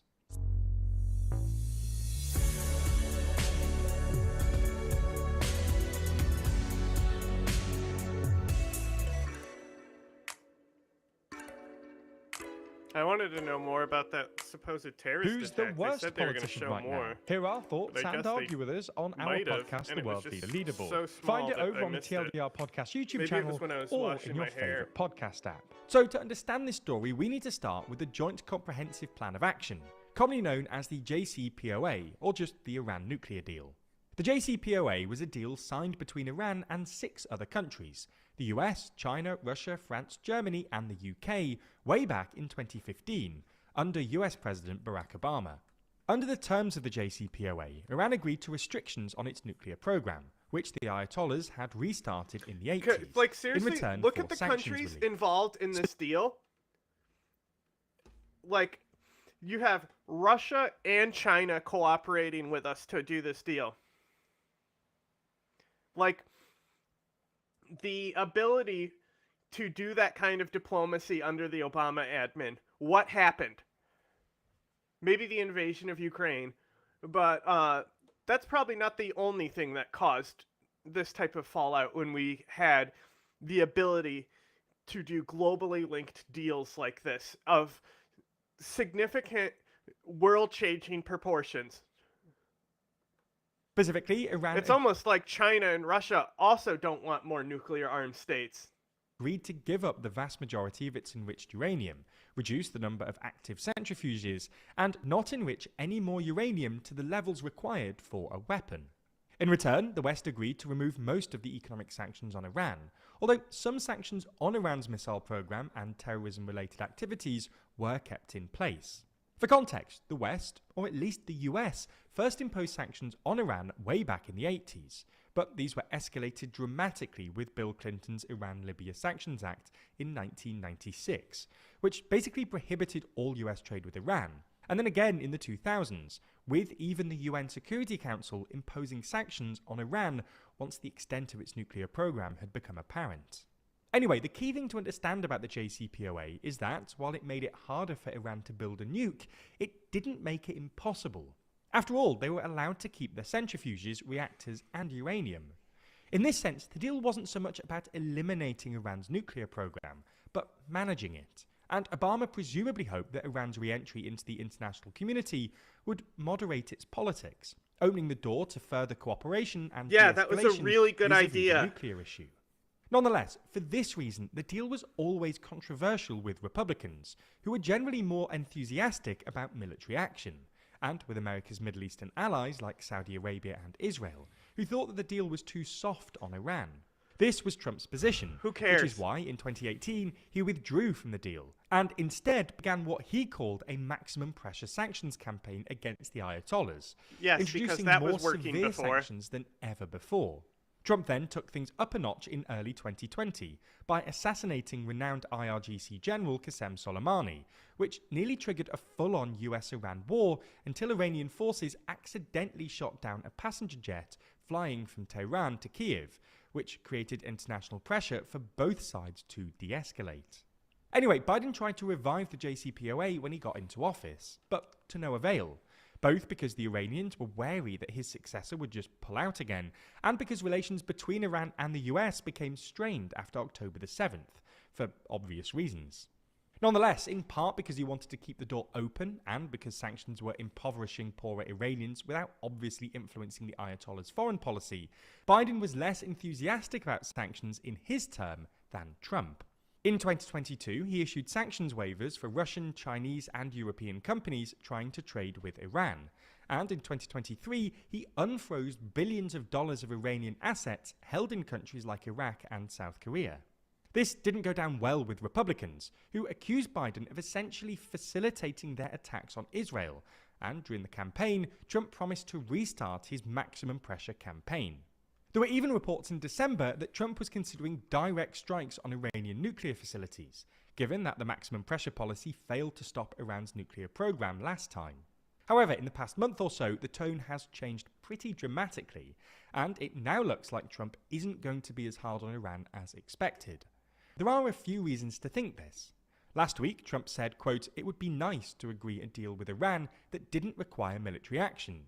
And Iran hawks like Mike Pompeo and John Bolton have not only been kept out of the new administration, having formed Trump's Iran policy in his first term, but also recently had their security detail revoked, they actually spoke out against Trump. Trump. Iran has pledged to assassinate them.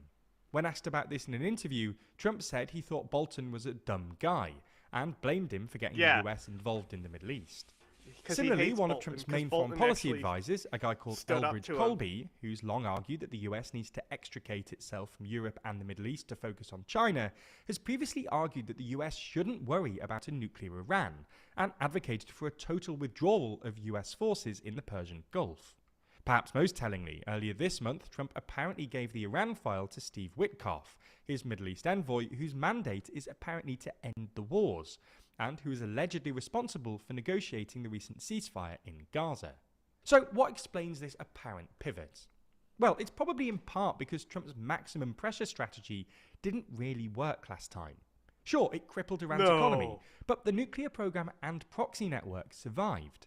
It's probably also in part because of Witkoff's success in Gaza, which will have made Trump more optimistic about the prospect of a deal with Iran. And it might also be because the current Iranian president, Masoud Pezeshkian, is a moderate reformist, who will likely be more open to some sort of détente than his hardline predecessor, Ebrahim Raisi. Although we should say that Iran had a reformist president in Trump's first term, but that wasn't enough to tempt him into negotiations. However, as we see it, the main reason for this pivot is that, as we've detailed in other videos, Iran is in a uniquely weak position at the moment, and far weaker than it was in Trump's first term. Two of Iran's main proxies, Hamas and Hezbollah, have been decapitated by Israel, not helped by Iran's lackluster support. One of Iran's key allies, Syrian dictator Bashar al-Assad, was suddenly ousted in December, leaving Iran isolated and making it far harder for Iran to directly support Hezbollah and Hamas. And the Iranian regime is deeply unpopular, as evidenced by the recurring popular protests, and now faces a looming succession crisis. Ayatollah Khamenei is now 85 and lacks an obvious successor. Given Iran's weakness here, Trump probably thinks he's in a strong position. Oh no, they didn't kill the successor. He died in a fucking helicopter crash. Won't be able to refuse. This is just one of many slightly wild stories coming out of the new Trump administration, and it's unlikely to get any more stable anytime soon. So if you're looking to better understand what's going on right now, thankfully there's Ground News, a website and app developed by a former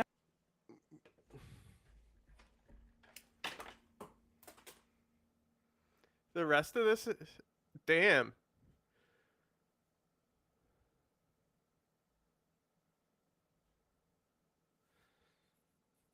The fucking ad is very long. Holy shit. Note before we get started, this video took 3 days to watch, to research, and to edit. When you watch 1 minute of video, it takes about an hour to edit that video. I'm shooting this on Sunday night when I am just about done. So please enjoy this video, and if you can, head over to ryanmcbeth.substack.com. Toss me $5 if you got it. Let's watch the video.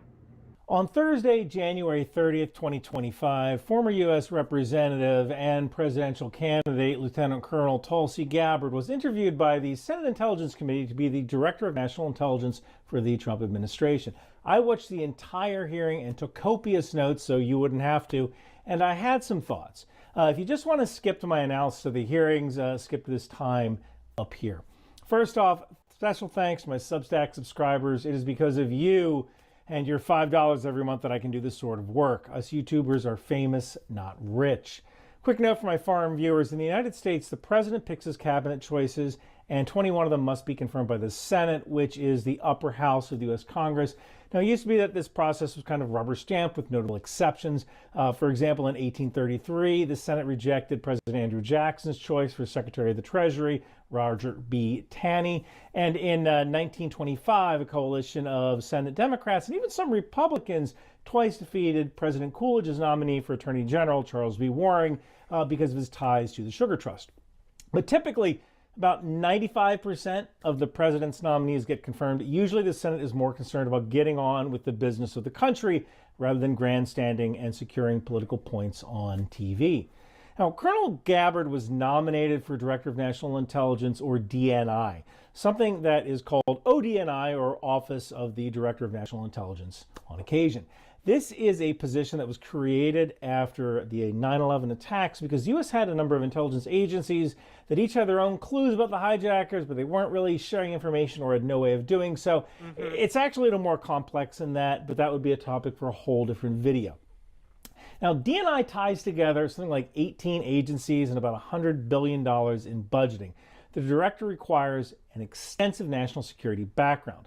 The first director was John Negroponte, who was a United States Foreign Service veteran. The second director, Admiral Mike McConnell, was a naval intelligence officer. Admiral Dennis Blair was the associate director of Central Intelligence for military support. I could keep going, but if you want to read the full list of names and biographies, it's available for free at ryanmcbeth.substack.com. Now, on to Colonel Gabbard's resume. Colonel Gabbard is a pretty unique person. She's from Hawaii. She's of Samoan and European ancestry. She's a Hindu. She served as a medic in the Army National Guard in Hawaii, eventually went to officer training. Again, for my foreign viewers, the National Guard is sort of a hybrid state militia force that can deploy overseas to combat if necessary, and she did deploy multiple times. Eventually, she ran a military police platoon and later a civil affairs unit as a battalion commander in both the Guard and the Army Reserves. While doing all this, she served in the Hawaii House of Representatives, the Honolulu City Council, and was eventually elected to the United States House of Representatives. While serving as a representative, she attempted to run for president in 2020. She identified her political affiliation as Democrat for most of those years, although she recently changed her party affiliation to Republican. Now, a person who is a lieutenant colonel in the U.S. Army, Guard or Reserves, will have access to sensitive information. They will have a security clearance, most likely a top secret clearance. but unless they are in an intelligence unit, they are mainly an intelligence consumer. It's a lot like watching movies. You can develop a deep appreciation for film. You can recognize good storytelling, cinematography, direction, but that doesn't mean you can step onto a set and direct like Quentin Tarantino. Watching movies isn't the same as making them.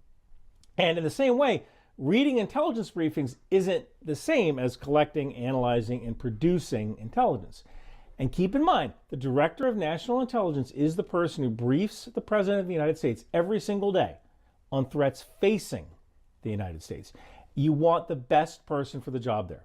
So while watching this video, I want you to ask yourself, is Colonel Gabbard the best person for the job? Now, the hearing starts off in the Dickinson office building. A lot of people think that the business of Congress happens here at the Capitol, and it does, but the real work goes on in these office buildings that are outside of the Capitol. The committee meeting starts with Senator Tom Cotton, who is the chairman of the Senate Intelligence Committee. And one thing to note is that at one point, Tom Cotton says, Hillary Clinton has smeared Miss Gabbard, calling her an asset of a foreign nation. Now, Colonel Gabbard has had at least 5 FBI background checks to acquire and maintain her security clearance as an Army officer.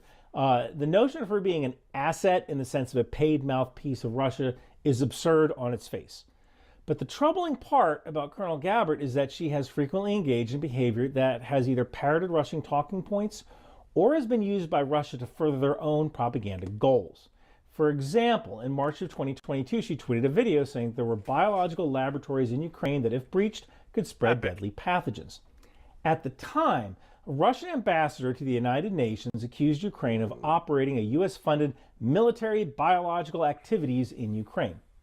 Now, at no time did Colonel Gabbard ever say biological weapons, but the average person doesn't know the difference.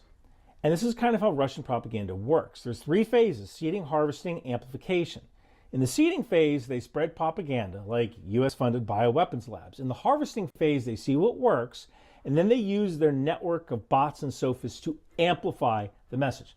The ultimate goal is to have someone in the West, preferably a prominent media figure, a journalist, repeat what they said, because then it lends credibility to their propaganda message. But the question here is one of judgment. When you make a video like this so close to Russia's accusations, you're doing it for a reason.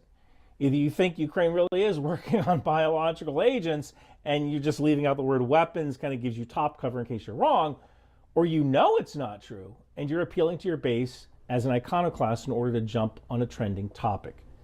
It's one of those 2 things, and both of them are bad. But since Russia never listed inspections of biological laboratories on their original ceasefire demands, that's a pretty good indicator that they were pushing bioweapon propaganda. So while the idea of Colonel Gabbard being a paid Russian asset is absurd on its face, you can see why some people might say asset in the sense that she has a platform of 3.5 million followers and tends to say things that align with Russian talking points for reasons that are only known to her. Now let's fast forward to 15 minutes in, where Senator Mark Warner says, I continue to have significant concerns about your judgment and your qualifications to meet the standards set by law. And when you look at all the people who previously served in that appointed role, every single one was a producer of intelligence as opposed to a consumer. Now, that being said, nobody, including Colonel Gabbard, gets up in the morning wanting to do a bad job. Nobody says, boy, I hope I get this brief wrong. I don't know. I hope the president makes a mistake and he makes a bad decision on the information I gave him. I don't know about Nobody her. does that. But does the colonel meet the standard of the previous appointees? Then Senator Warren says, There's no legal requirement that our allies share intelligence with us. It's all predicated on trust. Trust that our allies will protect each other's secrets. It appears to me you have repeatedly excused our adversaries' worst actions, and instead often blamed them on the United States and those very allies. I think this can be demonstrated in her own words, where she said in a tweet, this war and suffering could have easily been avoided if the Biden administration / NATO had simply acknowledged Russia's legitimate security concerns regarding Ukraine becoming a member of NATO, which would mean the US / NATO forces right on Russia's border. And this itself is a Russian narrative. The fact is that any nation can agree to enter into an alliance with any other nation. That is one of the rights of nationhood. And Russia already has NATO on its borders, specifically Estonia, Latvia, Lithuania, and Poland. Yes, this little part of Kaliningrad is Russian, annexed by the Soviet Union after World War II. And in a lot of ways, Russia only has itself to blame for Ukraine leaning westward, and here's why. Pre-2014, it would be helpful to think of Ukraine as kind of like Ireland, where many Ukrainians west of the Dnieper River were kind of like the Irish Catholics who wanted to be free to choose their own fate, and pro-Russians were the Protestants that were kind of east of the Dnieper River who were still loyal to the crown. So pro-Russians tended to be in Donetsk, Luhansk, and Crimea. When Russia invaded and annexed Crimea in 2014... It's a fine comparison. I didn't realize this wasn't full screen. It's a fine comparison, but as I was saying on yesterday's stream, like, it was not British forces, you know, it was a civil war. And Ukraine is different because they literally were sent, like, they're like, what's that guy's fucking name, who literally said that he was sending Russian forces in to pose as Ukrainians here. The guy who invaded Crimea and is now in a Russian prison. It suddenly took a massive amount of pro-Russian Ukrainian voters off the table, making it easier for pro-Western candidates to run for office. I mean, if this part of California split off and became its own country, how would it influence American elections? And if Russia was so afraid of NATO operations on their borders, they sure did a poor job of preventing it, because two more countries, Finland and Sweden, joined NATO after Russia attacked. And Finland is on the Russian border. Look, the fact is that Russia invaded Ukraine because this is phase one of a three-phase plan to eventually take the Baltics and then Poland. So you take this giant indefensible border and you shrink it down to like 150, 200 miles. Now then, Senator Warner says... Now, I don't know if your intent in making those statements was to defend those dictators, or if you were simply unaware of the intelligence and how your statements would be perceived. And he's not wrong. Colonel Gabbard is a frequent guest on podcasts where she has repeated Russian propaganda. One of those incidents was an appearance on the Joe Rogan Experience podcast number 2143, where she claimed that survivors of the Maui wildfires were only getting a one-time payment from the government of $700. And someone asked the question, what are you, FEMA, what are you actually doing for the people who've been impacted by this tragedy? And the director stood there with a straight face and proudly said, well, we have provided a one-time payment of $700 to everyone who has been impacted by this fire, displaced by this fire. And $700 was issued by FEMA, which is America's disaster management agency. It's what's called critical needs assistance. It's where you get an immediate payment to buy new clothes or medications. Then you come back the next day and you apply for your actual aid.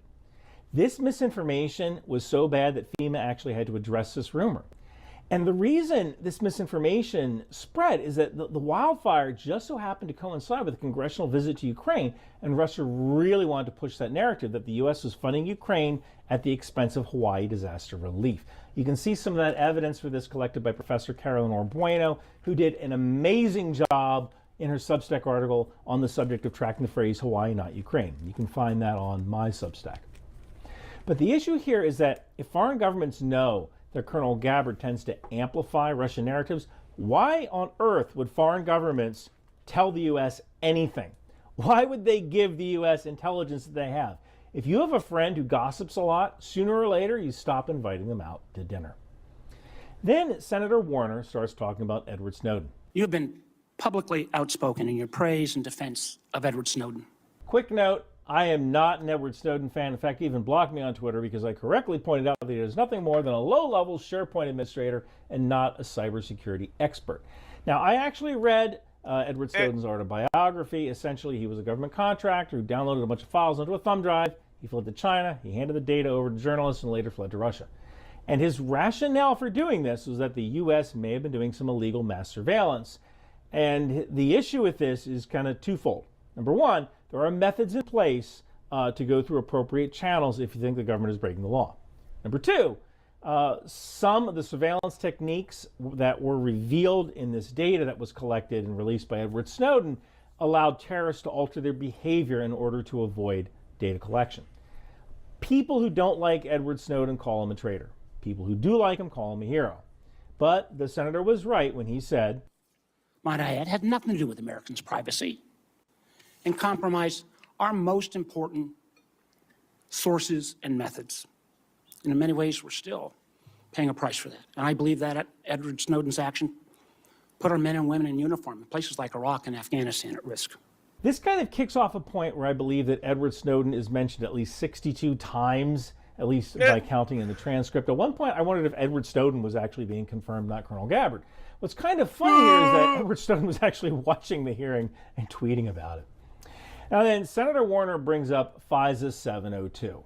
Not only did you vote against reauthorizing 702, you actually introduced legislation to fully repeal the whole thing. FISA is the Foreign Intelligence Surveillance Act. This was passed in 1978, which allows the U.S. government to collect foreign intelligence information. If you want to read about it, you can find the basic explanation as a PDF at ryanmcbeth.substack.com. Now, 702 was a provision passed by Congress in 2008 designed to modernize FISA in order to keep it up with technology changes since 1978.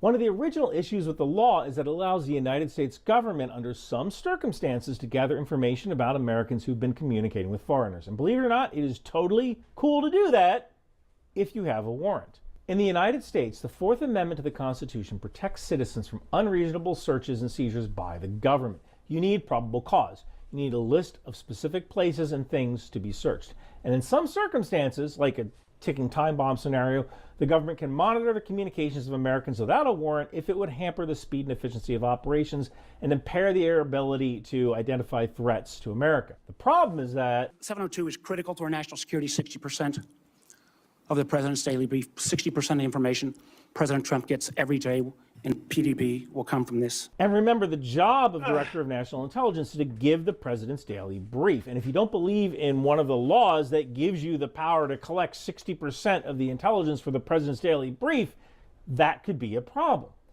In this case, Colonel Gabbard had personal reservations about 702 on Fourth Amendment grounds to the point where she actually introduced a bill to repeal it. Now, since then, she said she's had a change in heart about 702, and people change, especially as they mature or gain access to information they didn't have before. But it seems like most members of Congress, I don't really have an opinion because from both parties during the hearing, they're trying to figure out if this change was one of conviction and I'm or not knowledgeable enough. I watched the whole thing, and I can tell you that I don't know. Now, at this point, I want to point out that during the hearings, U.S. Senator Richard Burr, who helped introduce Colonel Gabbard, testified saying that I was contacted by several national journalists shortly after the president nominated Tulsi, asking me to confirm one of the many rumors circulating about this nominee. I informed each journalist over a 5-week period that the rumors shared with me was simply not true. Now, I don't know if it's coordinated, but the Wall Street Journal ran an article about how Colonel Gabbard paid a public relations firm to suppress coverage of the pyramid scheme involved with her Hindu sect. Now, Article 6 of the Constitution states that no religious tests should be required to hold any office or public trust. Considering that my family is in America instead of Northern Ireland, when people start whipping out religion as a reason not to hire someone in government, that kind of rubs me wrong. And in the same way that Hillary Clinton dismissed Colonel Gabbard as a Russian asset, there does appear to be some sort of ham-fisted attempt at establishing Colonel Gabbard as some kind of Hindu cultist or something. And that's messed up. You don't do that in America. In fact, you come here because religion doesn't matter. She literally is. At 35 minutes in, Colonel Gabbard speaks. And one interesting thing is that she mentions Syria and Al-Qaeda. I just hate Al-Qaeda. I hate that we have leaders who cozy up to Islamist extremists, minimizing them to so-called rebels. As Jake Sullivan said to Hillary Clinton, quote, Al-Qaeda is on our side in Syria. Well, Syria is now controlled by an Al-Qaeda offshoot, HTS, led by an Islamist jihadist who danced in you know, she's 100% right. It's funny that Tulsi Gabbard, of all people, made the distinction that it's an Al-Qaeda offshoot. She didn't say that this is Al-Qaeda yet. She said it's an Al-Qaeda offshoot. He is, as I have told anyone who's called me as an advisory position, this guy is an Islamist jihadist, right? So the question is, how much will that go into the government he forms? Because we have seen Islamists form secular governments in Muslim nations before. Jihadists, that would be a new one. the streets on 9/11 and who was responsible for the killing of many American service members. So there is some controversy with Colonel Gabbard and Syria. The colonel traveled to Syria in 2017 to meet with then Syrian President Bashar al-Assad. Since then, the government of Syria has fallen, and the dominant faction in charge seems to be this Islamist militant militia group called HTS, Hayat Tahrir al-Sham. The leader of HTS, Abu Muhammad al-Juwani, was a member of al-Qaeda in Iraq. He was even captured and detained in an American prison for about 5 years. Now, a couple of things. It seems like HTS hasn't implemented Sharia law or persecuted Christians, Druze, and Alawites. Now, the new Syrian constitution hasn't been written yet, and the rights of the people haven't really been defined. I am cautiously optimistic that the new constitution will be Islamic in nature, but still protect the rights of minorities. And the reason I say that is that HTS Pakistan is open to integrating the Kurdish... Not Pakistan today, of course, but when it was founded by Muhammad al-Jinnah, that was in the Constitution. I think it's Article 2 of the Constitution in Pakistan. That's how important it was. And the reason it is also just, if you think about this, like, Jinnah forms Pakistan because he thinks that Muslims won't be able to live in a Hindu state under Gandhi, right? And the partition, it was disastrous, you know? So the question is, still to this day, did Jinnah make the right call? But you need to include in that analysis that fucking, why am I thinking Haraz al-Din? Zia al-Haq, that's what they say. It's like he tore out the second page of the Constitution, or the second article of the Constitution that protected minorities, and he immediately started persecuting them. So the question really isn't, did Jinnah make the right call? It's more about, what would Pakistan look like today if his vision was reached and Zia al-Haq didn't exist? Because if Pakistan is in the condition it is today, he objectively made a bad call partitioning and making that state because of the state that exists today. Unfortunately, he died shortly after founding the state. Leaders of the Syrian Democratic Forces into the National Army. And so, in much the same way that Colonel Gabbard evolved, in her opinion, of FISA 702, or at least had a conversion of convenience, if not conviction, could HTS have had the same epiphany? I find it possible, and many people I know who follow Syria are cautiously optimistic, as am I. Now, let's get back to Edward Snowden again, with Senator Warner saying, but Edward Snowden isn't a whistleblower. And in this case, I'm a lot closer to the chairman's words, where he said Snowden is, quote, an egotistical serial liar and traitor who, quote... So, also with, like, him changing his image, right? As I was just saying about Pakistan, they could easily found a state in a similar way that Pakistan and Turkey have been founded. They've been very stable states. I mean, Pakistan is still holding together with everything that's going on there with the government nonsense and stuff. Turkey is doing fine too, as far as stability, right? Now, he could easily see himself in a position where he's sowing the seeds, because the next guy could tear out that second page of the Constitution or the second article of the Constitution, you know? Deserves to rot in jail for the rest of his life. To which Colonel Gabbard replies, Mr. Vice Chairman, Edward Snowden broke the law. And that's pretty much the best we're going to get. She repeats this a number of times. Edward Snowden broke the law. Edward Snowden broke the law. Edward Snowden broke the law. There's no question about that. Now back to FISA 702. At one point, Senator Warren says, you went on Joe Rogan's podcast in May. The bill is now law. And you said, quote, this bill took an already bad problem and made it many, many times worse. And that's kind of the problem with Colonel Gabbard and social media in general. I've said before that Joe Rogan will never invite me on his podcast. And there's reasons for this. I am not popular enough, and I am not controversial. A podcast is a business. You want controversial guests who will talk about how the government has secret programs that stomp on your rights because that's what gets eyeballs and ear holes. And one of the reasons why I think that the Wall Street Journal article was such a low blow was that they're trying to kind of smear Colonel Gabbard based on her affiliation with this Hindu sect. But if you want the real Tulsi Gabbard, watch your appearances on podcasts. When somebody tells you who they are, believe them.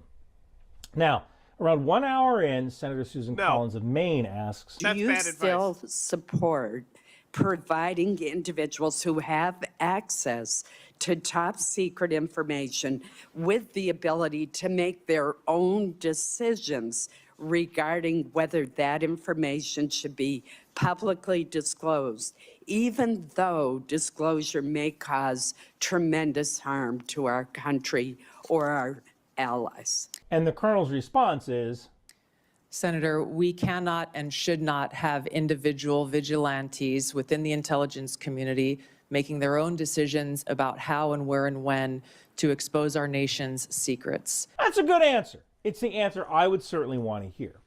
Then Senator Ron Wyden asks, Section 702 also involves a huge loophole now that was included recently that could allow the government to force anyone with access to a Wi-Fi router or cable box to secretly participate in the warrantless surveillance program.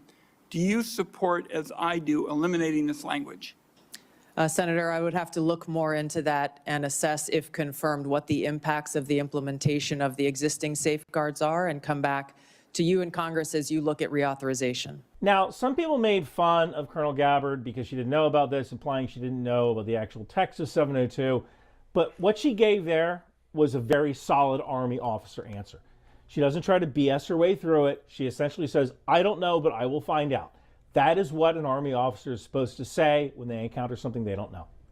Now, yes, she probably should have studied more because she probably should know.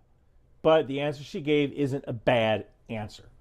Then Senator John Cornyn asks regarding 702 and warrants. What would be necessary to be shown in order to establish probable cause to a judge in order to obtain a warrant? To which the Colonel replies that this is the center of the debate, the high standard of probable cause that's required to get a warrant, and why this will continue to be a conversation, again, with the Attorney General weighing in and all of you in Congress making this policy decision. And it's a kind of interesting question because Colonel Gabbard is not a lawyer, so she might not even be able to define what probable cause is. Now, she will have lawyers who figure that out if she becomes DNI, but it's probably something she should have known coming in. Then Senator Martin Heinrich of New Mexico asks, who do you blame? Who's responsible for the war in Ukraine? Putin started the war in Ukraine.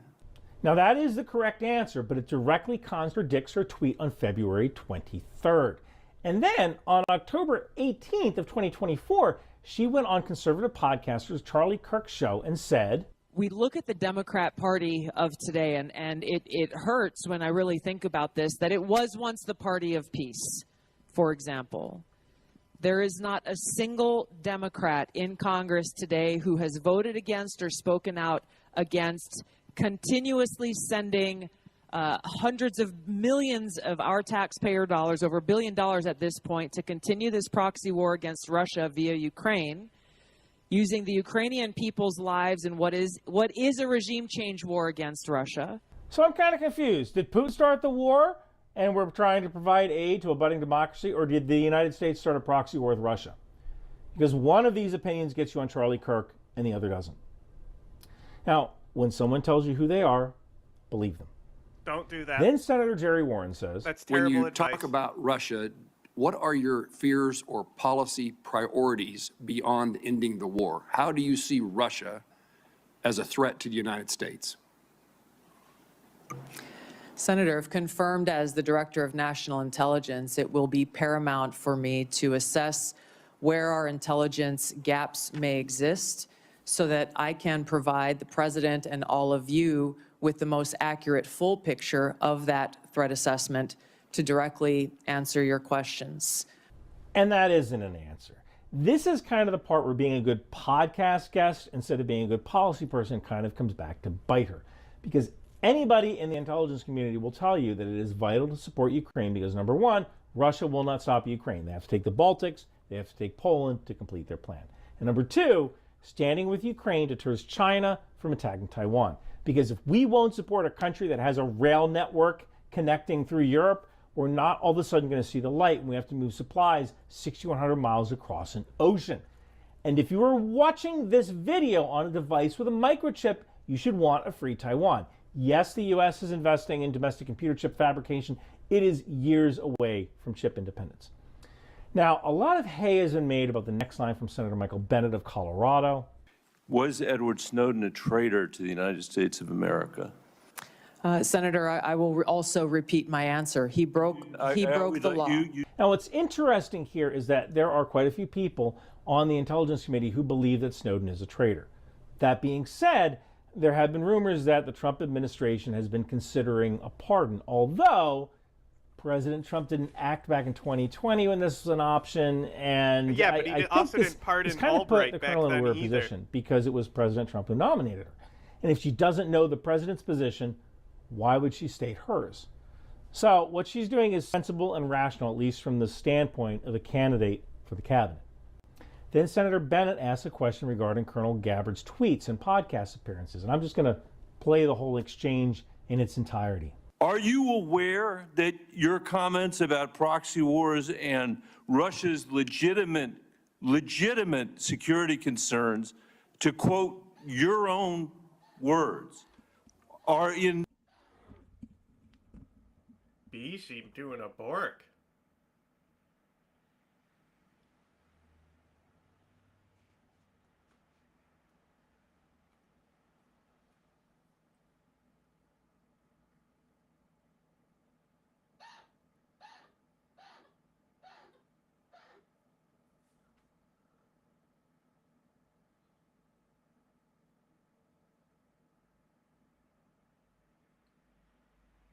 He'll do another one.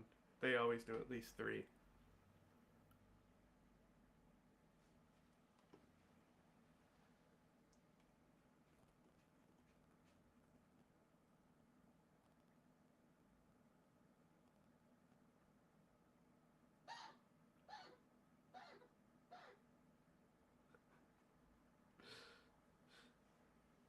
They normally do this when they're woken up.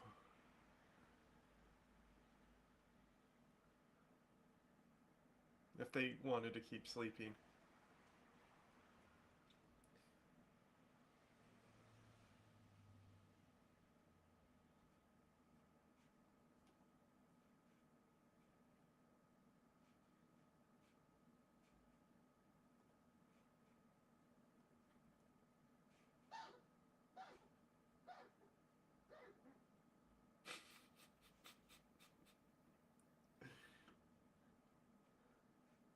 He's so upset. He's upsetty spaghetti.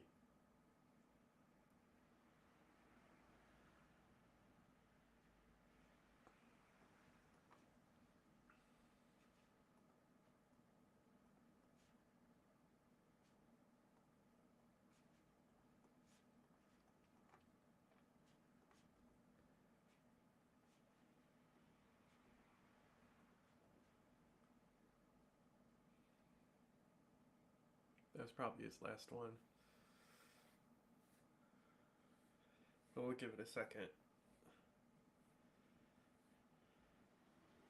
How far away from the mic? Pretty far. Not only that, he's in a burrow too. Like he's buried underneath stuff in there.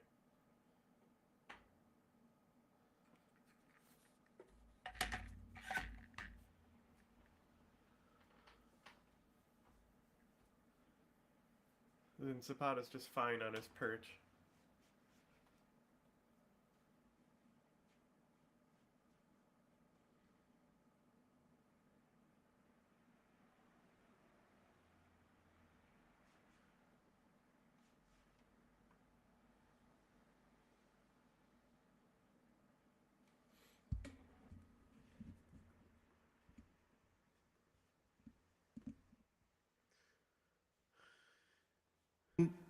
Alignment with what the Russians have said to justify their invasion of Ukraine?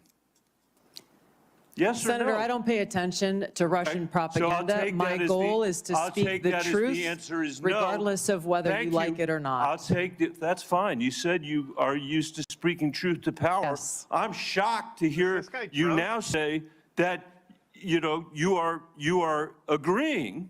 I'm not shocked because I know you said it. You are agreeing that you basically said that Putin was justified in rolling over the peaceful border of Ukraine the first time since World War II. Later on in the questioning, Senator Mark Kelly from Arizona asked Colonel Gabbard if she believes that Bashar al-Assad was responsible for chemical attacks against his own people. And this actual issue is a little complex. It could be a video on its own, but essentially it was regarding 2 specific chemical attacks. I'm just going to play the whole thing. Can you explain to me then why you doubted the intelligence community's conclusions in these 2 cases, Duma and Khan Shaykhun, but not the others? And please be specific. These 2 cases were being looked at as to be used as a pretext for major military movement, and my fear was a repeat of the deployment of another 500,000 soldiers like we saw in Iraq towards what was the Obama administration's goal, which was regime change in Syria. Now, in this case, Colonel Gabbard was relying on the testimony of Ted Postel, who appears as a commentator on the Russian state-sponsored media outlet RT, or Russia Today. And what Senator Kelly says afterwards is kind of interesting. Again, I'm going to play the whole thing. When we began this, you described a thoughtful approach to analyzing intelligence and reaching conclusions. This is what we expect of our professionals. But we just kind of walked through how you came to question Assad's use of chemical weapons in these 2 cases with a different approach. And I don't reject seeking out differing viewpoints. We need to do that. But you started from a place of doubting the conclusions of the U.S. intelligence community, and then you sought out information that confirmed your viewpoint. That led you to embrace the opinions of 2 individuals that I think we disagree on this. You think they had expertise, I do not, and others do not. But these individuals were sympathetic to Russia and the Assad regime. It also led you to minimize or discount the overwhelmingly information that contradicted your viewpoint, including the expert assessments of our own intelligence community. And they don't get it right 100% of the time. I get that. But what I have seen makes it clear that at the same time that you were skeptical of our intelligence community's assessments, you would not apply the same skepticism to information that came from sympathizers of Russia and Assad. And I think that's something that we should all be concerned about. Now, I want to end this with a question from Senator Kristen Gillibrand about TikTok, which is a topic that is near and dear to my heart. Your past statements have essentially said that requiring domestic ownership of TikTok is a violation of civil liberties, and the national security concerns are complete BS. Can you explain why you have this view on TikTok? The position that I previously made, obviously not as a member of Congress, as you consider the TikTok legislation, were centered around the protection of Americans' First Amendment rights and the lack of data privacy legislation, frankly, that would apply to TikTok, Facebook, X, all of these different social media applications that collect on us as users of these applications. Now, this really scares me. I've said before that TikTok is a weapons platform that is used by China for infodom war, information domain warfare. Yes, Facebook, Instagram, TikTok all collect user data, but Facebook and Instagram are owned by an American company. And the difference is that leaders of Meta can be subpoenaed to appear before Congress to testify as to why they allowed Chinese infodom war on their platforms. And some of these operations do have kinetic effects. For example, Iranian infodom war convinced college students to glue themselves to the side of the MV Cape Orlando in the port of Oakland because they thought it held weapons going to Israel. Now, apparently none of these people looked at a map, because if you're going to Israel, you would leave from the Atlantic, not the Pacific, but there is a reason why we call these people useful idiots. And when it comes to China, They will use TikTok to tell American college students to stand in front of army convoys because Taiwan has always been Chinese and America's capitalists just want to exploit the working class. Calm down. TikTok is owned by a Chinese TikTok company, is for fun. ByteDance. We can try to subpoena the chairman of ByteDance. Good luck with that. So the fact that Colonel Gabbard doesn't understand Infodom War and why TikTok needs to remain in Chinese hands for their invasion of Taiwan to work, it's kind of the most troubling aspect of the hearing for me. The Russian talking points are kind of understandable. It makes a good podcast guest. I get it. But the lack of awareness regarding information domain warfare, that's kind of what scares me. So is Colonel Gabbard qualified to be the Director of National Intelligence? Well, Colonel Gabbard has experience in military operations, undoubtedly. She doesn't seem to have the intelligence background of her predecessors. But if previous precedents are taken into account, she has a 95% chance of being confirmed. And if you want to support the channel, grab one of my Intel Life hoodies from Bunker Branding, Control-C, Control-V, because that's really... The picturesque town of Cetinje in Montenegro had a bloodied start to 2025. On January 1st, a gunman killed 13 people with an illegal firearm, then shot himself. The crime shook Vesna Petrovic.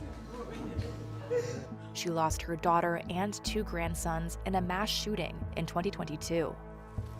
This was another blow in her battle to reduce gun violence in the country. U Crnoj Gori to tako vlada. Ovdje je dobiti oružje isto kao poći hleb da kupiš u nekom marketu. The incidents highlight the challenges of eradicating violence in a region where the culture of weapons runs deep. Petrovic has lobbied politicians to bring in stricter gun controls in the small Balkan nation. And after this year's shooting, Montenegro's Prime Minister Miloš Spajić announced just that. But past measures across the region have had limited impact. While gun-related deaths have remained relatively steady, annual gun-related incidents in the Western Balkans rose more than 70% between 2019 and 2024, according to CSAC, a UN and EU-backed regional gun control initiative. Montenegro ranks 3rd globally in gun ownership per capita, data from the Small Arms Survey shows. The country's attitude to weapons stems from centuries of wars with Turks, Venetians, and Austrians. Pretpostavljam da postoji određena da kažemo tradicija, znači da ne postoji kuća u Crnoj Gori koja nema oružje. Vukoslav Vukotic is a local historian.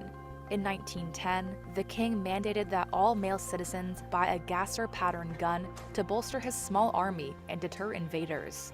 Da, tačno je da to ima jako veliku genezu, ima veliku ukorijenjenost u crnogorskoj tradiciji, samim tim, znači pištolj, tačnije revolver, bio je smatran je dijelom crnogorske tradicionalne nošnje. Then, the breakup of Yugoslavia in the 1990s triggered a series of bloody ethnic conflicts that left 6 million surplus firearms in the region. Today, antique guns can be seen across Cetinje, like this church fence made of ancient musket barrels. Their cultural significance means arms controls are unpopular. When the Prime Minister announced his stricter gun control measures in January, he gave the owners of illegal weapons 2 months to freely hand them over. 3 weeks later, 1,535 weapons had been surrendered. Experts laud the efforts, but it's thought up to 100,000 illegal weapons are still circulating in Montenegro, says a source at the Independent Police Union. The country already has a years-old gun amnesty program, but it has done little to stop access to the illegal market. And psychologist Radoje Serovic is skeptical of more recent attempts to control the problem. Ta najava nekih drakonskih mjera, po mojem ličnom ubeđenju, može da dovede samo do još većeg skrivanja skrivenog oružja, te znači još većeg potanjanja u ilegalnost velike količine tog oružja. Some implemented changes may help, In November, Western Balkans countries agreed to harmonize gun laws with the EU and clamp down on illicit weapons. But 3 experts told Reuters that even when governments pass stricter laws, many cash-strapped countries don't have the resources or sometimes the will to enforce the legislation. And in part, they say that's because the weapons trade is run by powerful criminal gangs. As for Petrovic, her campaigning helped introduce Marco and Massen's law after her dead grandsons. It never passed, but last month, a draft of tougher legislation the 25% tariffs on Mexican imports. We have reporters in Mexico City and in the North Lawn of the White House. Let's go straight to CNN's Valeria Leon in Mexico City for the latest. Valeria, midnight was the deadline here where tariffs were supposed to be implemented. They're not now. Why? So in a surprising shift, tariffs on Mexican goods are now on pause after President Sheinbaum and President Trump reached an agreement. So rather than presenting today Mexico's response to the Trump administration tariffs, President Sheinbaum confirmed that she had a conversation with President Trump this morning, what she described as a long call of 45 minutes to talk about immigration issues and the interest that both countries have. That is not even like close to the average call I'd be on for an advisory. Also, look who's up now. Look at him. He's just a little guy.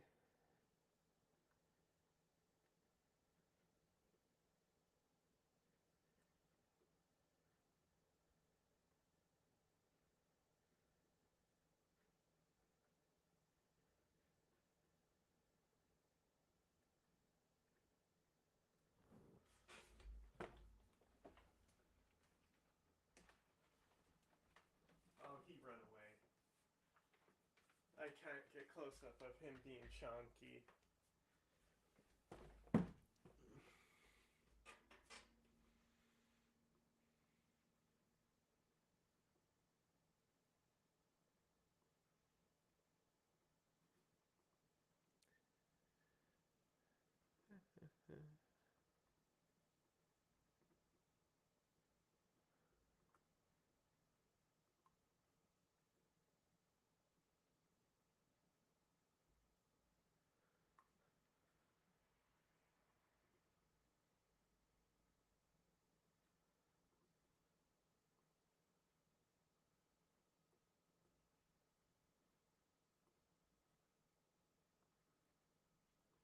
In reducing fentanyl consumption.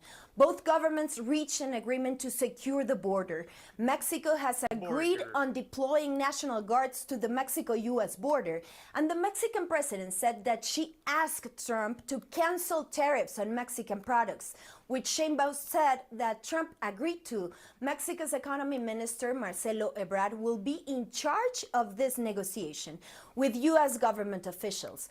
Let's put the tariffs on pause forever. That's what Mexico's president suggested to Trump this morning, but they agreed to pause tariffs for 1 month. Part of the agreement, she explained, has to do with the U.S. government committing to reducing the traffic arms into Mexico. Valeria Leon, thanks so much. I want to turn to CNN's Kevin Liptak, who joins me now from the North Lawn at the White House. Kevin, there was also a call with Canadian Prime Minister Justin Trudeau this morning. We haven't heard of any pause there, but there is supposed to be another one this afternoon. Is this just a bilateral Mexico-U.S. thing, or do we expect another pause also applying to the Canadians?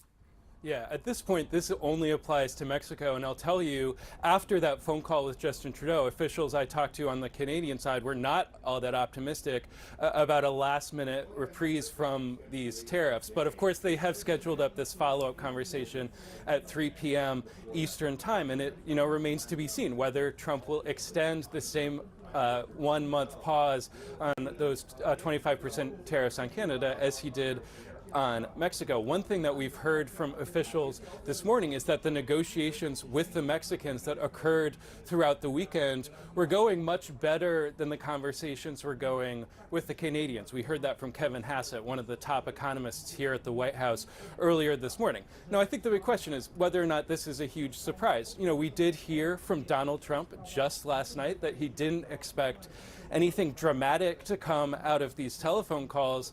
But on the other hand, look at those numbers on the screen. The stock market, at one point, the Dow Jones Industrial Average was down almost 600 points this morning.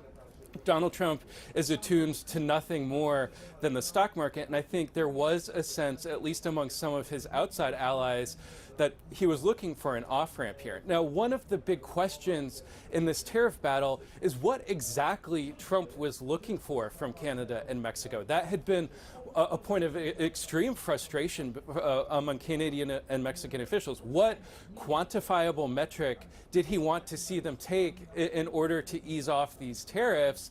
You know, just on Friday, a delegation of Canadian officials was here at the White House meeting with Donald Trump's border czar. They were supposed to meet around 4 p.m. Donald Trump at 4 p.m. says he wasn't looking for any concessions. So there was an incredible amount of confusion.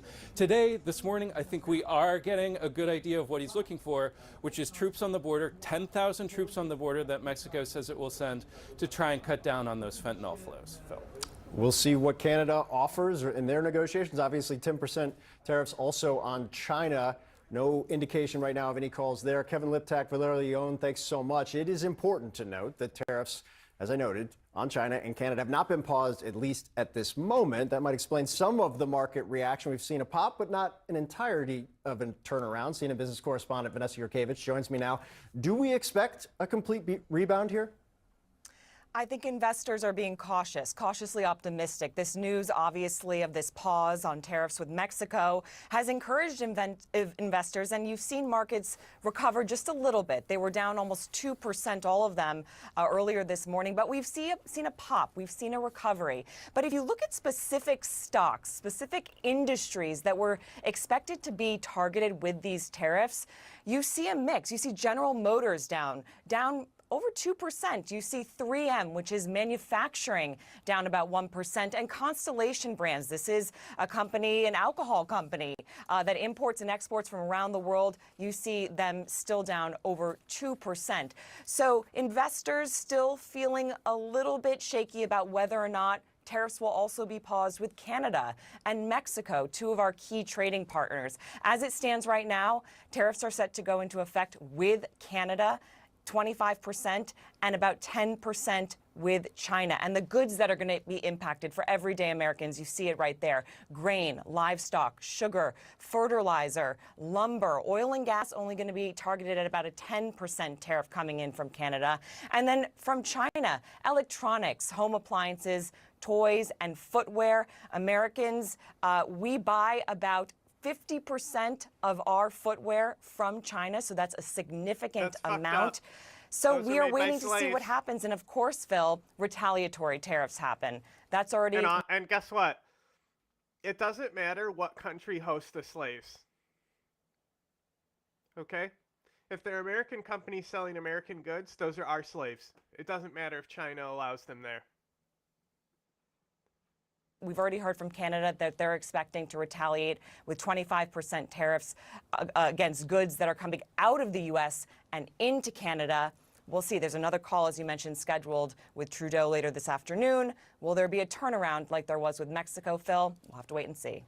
All right, Vanessa Yurkevich, thanks so much. Joining me now for more on this, former Michigan Congressman and Governor James Blanchard, also served as the U.S. ambassador to Canada. Sir, the biggest question right now is this the start of a complete turnaround, or is Donald Trump planning to split this on some level, and Canada is still going to have to face the tariffs? Do you have any insight right now? No, I think there are people hoping there'll be some sort of deal soon and work things out. It's harder with Canada because the basis for attacking them it's ridiculous. Trump is accusing them of being a national security threat. That's absurd. We share all intelligence. We've been allies with Canada since World War I. There's minuscule amounts of fentanyl coming in from Canada, And there are more migrants going north to Canada than south from Canada to the U.S. So the basis of all this is absurd. Hopefully it'll get worked out. But if we don't, the prices in Michigan and elsewhere, cost of living on food, cars, automobiles, will go up. It's inflationary. And look, everybody who knows anything about Canada and trade knows what I'm saying is true. Beyond that, though, if we get a deal or a reprieve or something, the long-term damage to our relations with Canada has really, really been severe. This is not the feelings of Canadians, our best friend, our best partner, our best allies, have been really devastated. They're not only hurt, they're at this point angry. It's going to take a lot of time, many months, maybe years, to repair the damage to our partnership with our trusted ally, Canada. And everyone in Canada watching this knows what I say is true.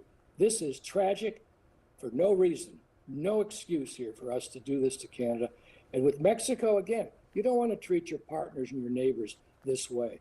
And by the way, it's disgusting to watch Trump constantly threaten Canada and Mexico, but in Canada's case, constantly threaten Canada and belittle them as he's moving on with his policies. It is really insulting, and it is a terrible representative of the leader of the United States of America. No American president has ever acted like this toward Canada, or Can I ask frankly, you, almost anybody else. To the point. You broke up. To the point you're making right now, when you talk to your diplomatic contacts in Canada, what is their view? I understand the anger. I understand the frustration. What are they telling you about what the end game is, kind of the bilateral relationship, what it means going forward? I mean, look, they need to work something out. You know, every trade deal, every trade agreement has off-ramps. I mean, the U.S., Canada, Mexico trade agreement was scheduled to be reviewed next year. So there's probably a Two fig other leaf people run this channel. that Canada can give. It's always been at least me, but we have other people. We're an actual company, but I'm the one who runs the streams. Trump, if they want to, that Trump will accept and proclaim victory, like invading Normandy or something. Look, we're dealing with an abnormal guy in the White House. We all know that. The problem Canadians have is they don't understand why the United States Senate is standing up to him. They really wonder about that. Sure, there could be a short-term solution, a few more border guards. I've played Baldur's Gate. Something like that, which and, Canada can easily do. And Divinity, which is close enough. We share the patrol of the Great Lakes. We have Americans, Coast Guard, and Canadian in the same boats. All right, and I'm sensitive to that, being from Michigan. So cooperation has been the hallmark, not conflict. They can work something out, but I'm telling you, this has gone too far. And I think most people, as I said, who are friends of Canada and the United States agree with me.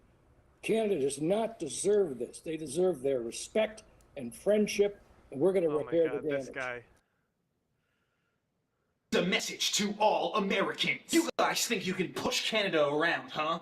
Put 25% tariffs on our goods. You want to go there, huh? You want to tango with us? Well, I got news for you, bucko. Canada may seem nice. We may seem pleasant, the most generous people. As long as there's enough viewers and it allows me to push my channel and do marketing, then I'm pretty much down for whatever. If I can see results that it will help with marketing, then I'll pretty much do it. People you've ever heard of. And all of that is true. We may seem like pushovers, but I can guarantee you, we are not. Underneath our veneer of kindness, there is a dark, sadistic killer underneath. You know the Geneva Conventions? Yeah. They were made for Canadians. 100 years ago, we did some war crimes. Think about that. You think now's a good time to strike? Just because our government's in disarray and our healthcare system's failing and half of our military population is obese? You didn't think about it that hard, did you? Cause we're just gonna eat ya. You mess with the Canadians, you get the Mounties. Ah! Take 1,000,000 dead Americans. We're like rabid dogs. Back us into a corner, and we'll rip your ears off. We're vicious. The Americans tried to tussle with us 200 years ago, and we beat them, kind of. So, you know, that tracks that we would beat them in the modern political context. You want to put your $1 trillion of military spending against our $30 billion? Good luck! Our largest export to you guys? Rape. Seed oil. The best quality oil.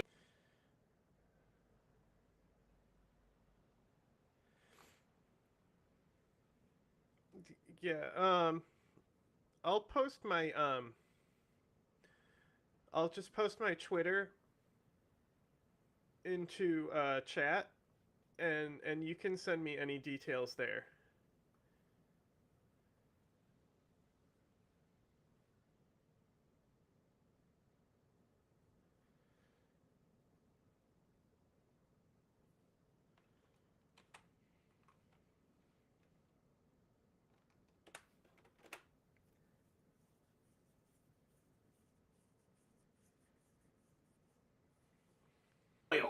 What are you gonna do without canola oil, huh?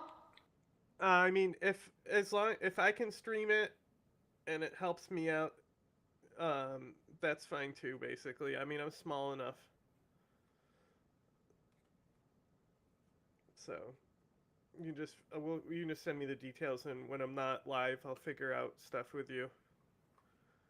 You'll be looking pretty stupid when you don't have any more canola oil. Most of you guys only know me from my first form, where I'm a sweet, sensitive little guy. Oh, hello. Would you like a poutine? This is a loony, and that's a toonie, and you can tell it's a loony because it has a loon, one of our national birds. We've got the loon, we've got the wandering albatross. Sure, that's how you may know us, but when shit gets serious, so does Canada. Watch as I enter.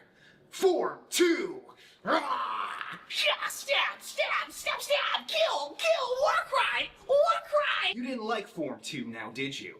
Well, there's a lot more where that came from if you keep messing with us. I may have never seen a war, but you know one thing I have seen? Avengers, Civil War. And one thing I've learned is that the underdogs always win. Yeah, us Canadians are nice guys. We're nice until we're not. Oh, hello. Would you like to go to Alberta?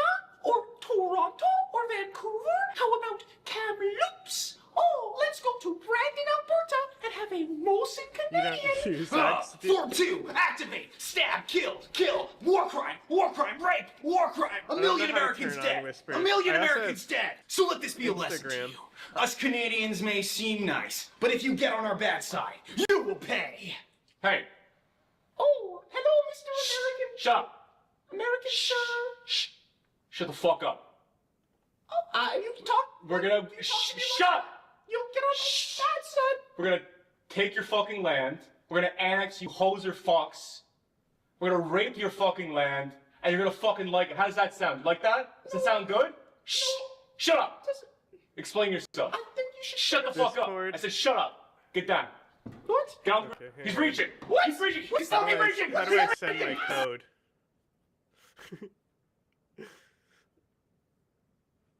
Oh, hello, Mr. American, sir. Shh. Shut up. Okay.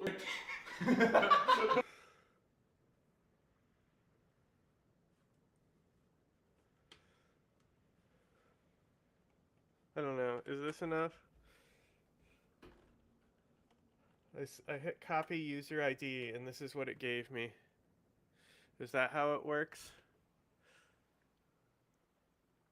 The number of SANDF members who have been killed in the DRC conflict with the M23 rebels since the beginning of the year. Concerns have been raised about the deployment of the soldiers to the region.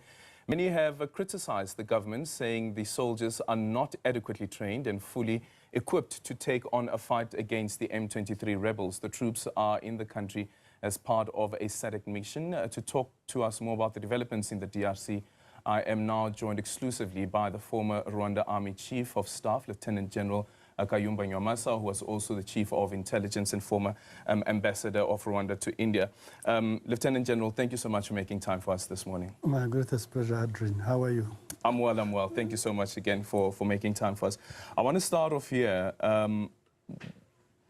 If we consider that Discord, since 1959, Rwanda has had refugees, and yourself being born outside of your home country, what will it take for us to get to peace in the Great Lakes region, Rwanda, the DRC, as well as Burundi? Well, I think what takes is dialogue, and for all parties to be involved in dialogue in trying to solve a situation in the Eastern Congo, but also in the region. Because when you look at the Congo situation, where Rwanda has been involved for the last 30 years, one of the longest wars, maybe like the European wars of the Westphalia wars. Here's the a ones which copy to spent the 30 Discord years. server Since that we have. 1996, Rwanda has been I don't involved really in the know how to DRC, use it. with Mobutu, with Desire Kabila, with Joseph Kabila, and now with Tshisekedi. We have also had very difficult relationships with Uganda, fighting in Kisangani, closing of the borders, and those kind of things. Our relationship with Tanzania were not even better in 2013, when President Kikwete and President Kagame had fraught relationships. With the Burundi, since 2015, Rwanda and the Burundi don't sit eye to eye. We are now talking about the war in DRC. Maybe the next war is going to be now Are you Jack? something No, to do with Burundi. I'm John, or just Because Jay. even yesterday, the president of Burundi declared that he's going to fight Rwanda. Now, if you want a solution, it must be comprehensive. People talk about the Tutsi flight in Congo. It's true, and it's a fact. That one I don't dispute at all. People talk about the Rwandan genocide. It's a fact, it took place. But if you're going to solve the problem of the region, you're not going to solve the problem of the Tutsis by declaring war on other people and think you're going to solve the problem of the Tutsis and even solve the problem of the genocide. If you look at the DRC, we talk about 100,000 Tutsis who could have run out of Congo into Rwanda. But how many millions of other tribes, the Barega, the Bahunde, the Bahutu in Congo, the Nande, all those have been running away for the last 30 years. Now, suppose you were to go in there and liquidate the FDLR. How are you going to do it? You only be able to do it when you are fighting the FDLR in Congo. So even today, remove M23 and you go in now to fight the FDLR. It means, again, that is another war that's going to make people again displaced. So what is the solution? The solution is, first of all, Congo to talk to the M23. Rwanda to talk to its adversaries, because Rwanda has got a lot of adversaries. Even in this region alone, in South Africa, in Malawi, in Zimbabwe, in Mozambique, the majority of the refugees are Rwandese. But when you talk to Rwanda, they just indicate as if there is no problem in Rwanda. Why are these people still in exile? It's simply because they don't feel safe. And if they support the FDLR, why do they support the FDLR? So what would you say has made peace elusive for the region, specifically also looking at the role of Rwanda? Absolutely. If you don't do that, if you don't look at even if today you solve the problem of the M23, the Rwandan situation will remain, because the refugees who are in Mozambique, in Malawi, in Zimbabwe, in Zambia, in Uganda, they won't disappear, they will not disappear, they'll be everywhere. So you cannot therefore say, if I solve the problem of the FDLR, whether the problem of M23, the problem is solved. The FDLR situation is going to remain. So what is the solution that is being given? Liquidate and eliminate the FDLR. What does it mean? Kill them. How can governments meet and they are talking about liquidation of citizens of a country? Now they talk about genocide. it took place. I was there. I'm one of those who helped in stopping the genocide, and I'm Tutsi. So this is something I'm talking from the position of understanding. But since that time, has Rwanda ever sat to discuss with the people it ever defeated? No. Yeah. Just quickly on the FDLR, Yes. quite recently we had a press briefing with our Minister of Defense, the Deputy Minister of Defense, as well as our International Relations Minister. Yeah. And the minister was then explaining, this is now the Defense Minister, Angie Motshekga, explaining what happened when there was the firing of shots, as she describes it, over their heads in the Sake region. She then says that it then emerged that the shots were actually fired from the DRC into Rwanda, and Rwanda then had to retaliate. Is that your understanding of what is going on here as well? That it is the FDLR that are also being seen by Rwanda as aggressors who are based in the DRC with the backing of President in your Felix general Tshisekedi? chat. Okay. I Ravi's the have no mod. reason to believe that Rwanda should I'll not find be you in there and concerned add you. about the FDLR. Any country that has got people, the enemy is armed, has to be concerned. But how did you solve it? You solve it by talking to those people and looking at their concerns. Let me tell you, Here you go. Adrian, if you have got elections in Rwanda Add and the friend. president allocates There you himself go. 99.9%, Sorry. how do you expect... Allocates himself. He says it's a democracy. As long as, so as you can see, I can't use Discord, so as long as I can just show up and I don't have to do anything and it works, that would probably be best. I'm American, Jack is Australian, and then we're an international company, so we have people from all over the world, including Asia, Middle East, Africa. Nobody in South America yet, though, so if you know anyone... I'm telling you now, 99.9%, and you have been in power for the last 30 years. Even Mandela, if he was here, if he was still alive, I don't think he would be electing 99.9%. So you must also look at why are these people oppose the government of Rwanda. And when I talk about the refugees, don't talk about the people who are in Congo, the FDLR only. How about the refugees in these countries I have told you, in Malawi, in Zimbabwe, in Zambia, in Mozambique, in Europe, everywhere. And by the way, including the survivors of genocide. When I'm talking about the refugees who are now the Rwandan refugees, it includes survivors of genocide. It includes Tutsi like me who fought for the regime which is in power.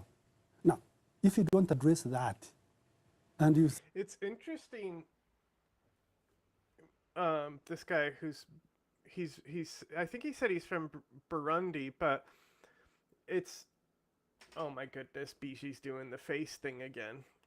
It's his accent sounds very similar to a Kenyan accent, but it's not one. It's also different enough.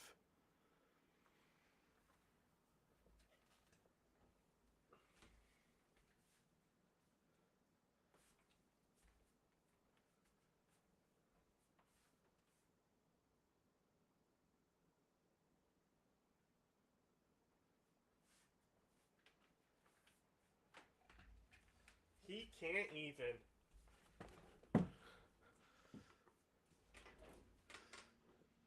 An absolute chunker. I think we are all going to address the situation of the M23. It's half a measure.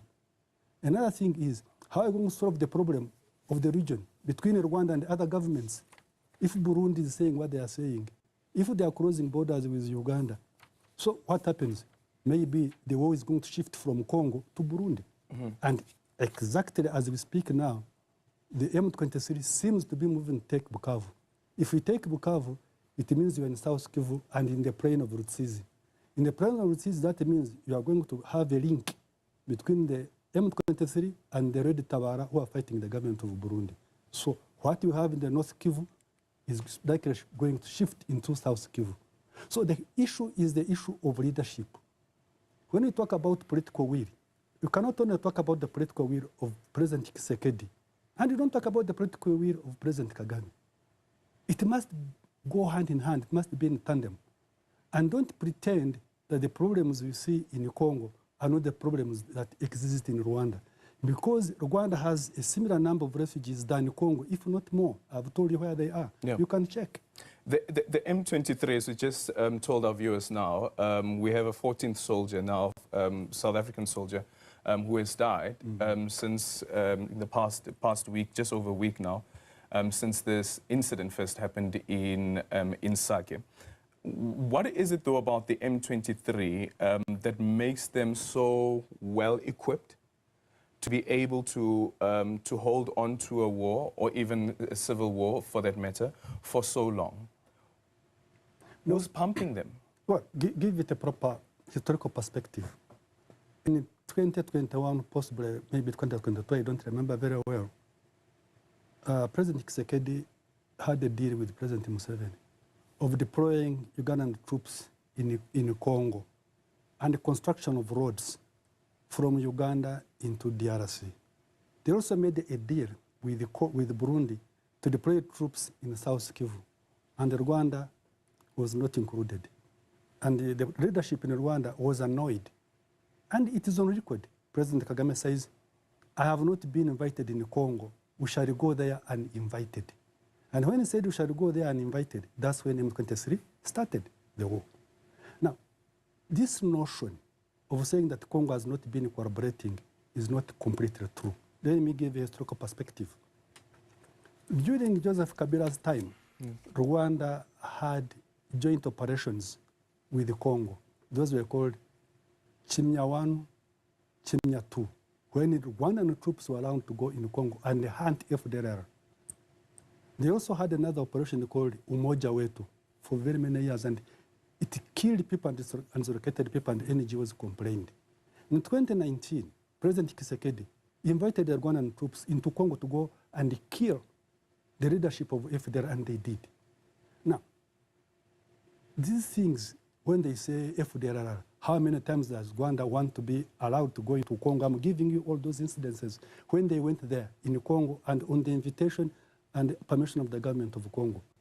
Mark you, at one point in time, Rwanda had the chief of the army of Congo was Rwandese for years.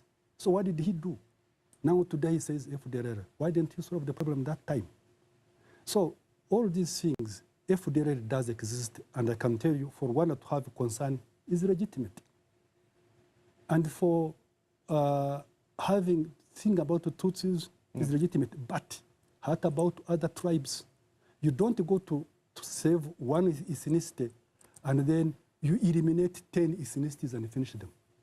Okay, we're going to continue the conversation now with Lieutenant General Nywamasa after the short break. One of the other issues that I want to look into is what the future looks like, but also when we speak about the future, accountability. Who should be held accountable for what we're currently seeing in the atrocities that are being carried out, specifically in the DRC, the instability that we're seeing in the DRC and the broader Great Lakes region. The question, I just quickly want to go back around this question around the M23. The United Nations expert report is saying that the M23 is being supported by the Rwandan Defense Force. Do you know about this? Well, yes, I know about it. It's not the first group that we supported. That you supported as the Rwanda Defense Force? Yeah. It's an open secret. I don't know why even people want to hide about that. Because the Rwanda government is denying that? Well, you know, the Rwandan Armed Forces toppled Mobutu. And at the beginning, we denied. And let me tell you, in 1996, I thought it was a legitimate cause. Because at that time, Rwanda was threatened. And they had to defend themselves. But after overthrowing Mobutu and returning of the refugees, we should have changed our course. It should have been Rwanda talking to the DRC on how we can be able to live together. Number two, there is a misconception that M23 is a Banyamulenge thing. That's not true. The Banyamulenge thing is a long time ago. It ended in 2002, actually 1998, when General Kabarebe left Kinshasa. That is the end. The Banyamulenge issue got finished. For your information, during Kabila's time, Azarias Ruberwa, who is the Munyamulenge, was the vice president. Nyarugabo, who is the Munyamulenge, was the deputy speaker in the government. General Malik was the deputy army commander. Bisengimana was the head of the police. There are so many, even today, there are a lot of Wanyamulenje who are brigade commanders, regional commanders, battalion commanders, including General Masunzu, who has just been appointed recently as a zonal commander, and General Gasita, who has been appointed recently. They even have a minister Munyamulenje in the government. The Minister of Infrastructure in Congo is a Munyamulenje. So when people here in South Africa talk about Munyamulenje, it's a misconception, it's a lie, it's not true. The issue of Munyamulenje is different from M23. So people are confusing these things.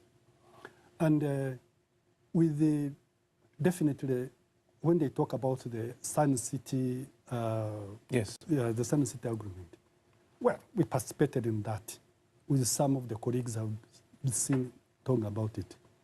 But at that time, who were involved? It was the RCD that was mainly a Tutsi group. There was RCD Kisangani of Wamba Dia Wamba. Then there was Bemba, MLC. All of those became vice presidents to Kabila. And when they became vice president to Kabila, which agreement did Kabila violate when he allowed them in the government? And these people have remained there. Bemba is in Kinshasa now, he's a minister. And all these people I've told you are in the government. But what happened is there were some unresolved issues of resources and other things. And that's why you have got CNDP eventually, M23 of 2012, and this M23.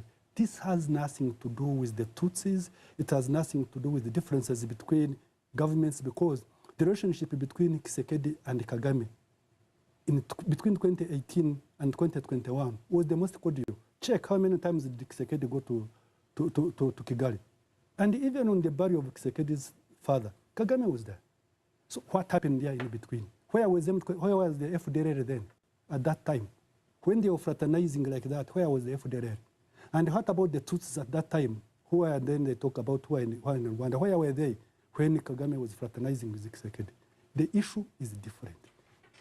It's not political, it's not social, it's not about the plight of the people.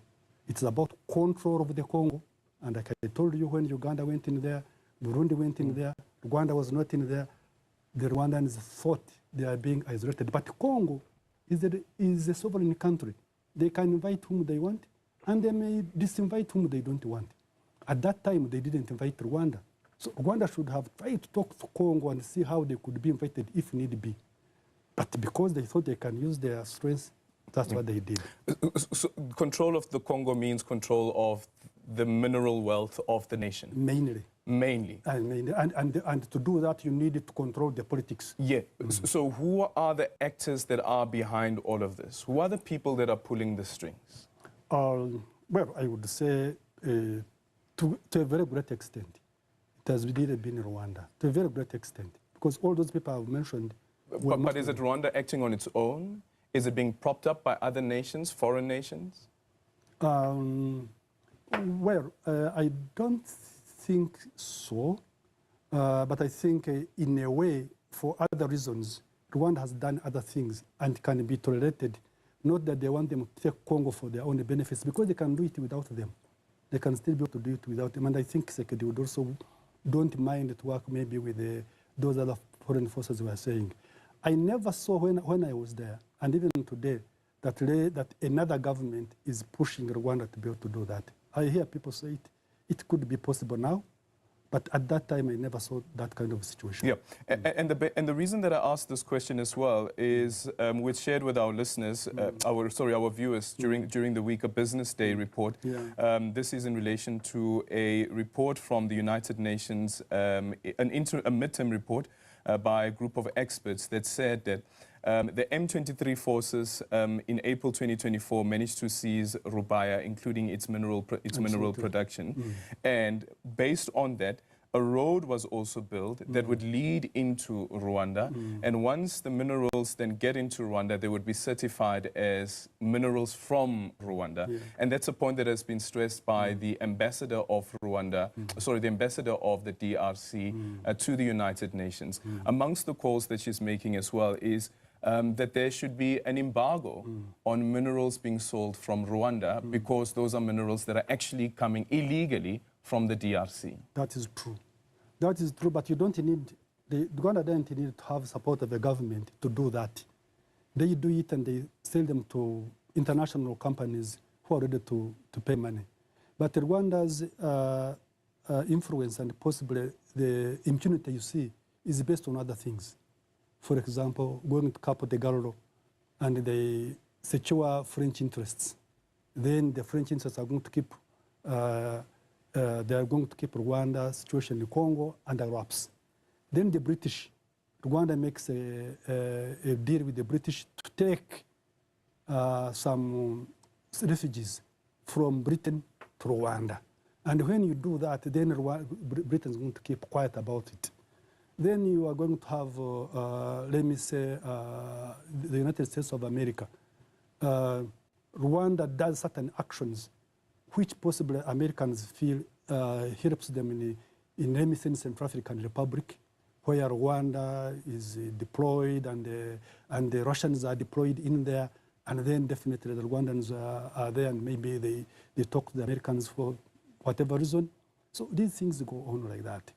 But Rwanda has been taking Congolese resources really for a long time. Was it even during your 10 years Chief of Staff? How did you guys do it? Yeah. How did you do it during your time as the Chief of Staff?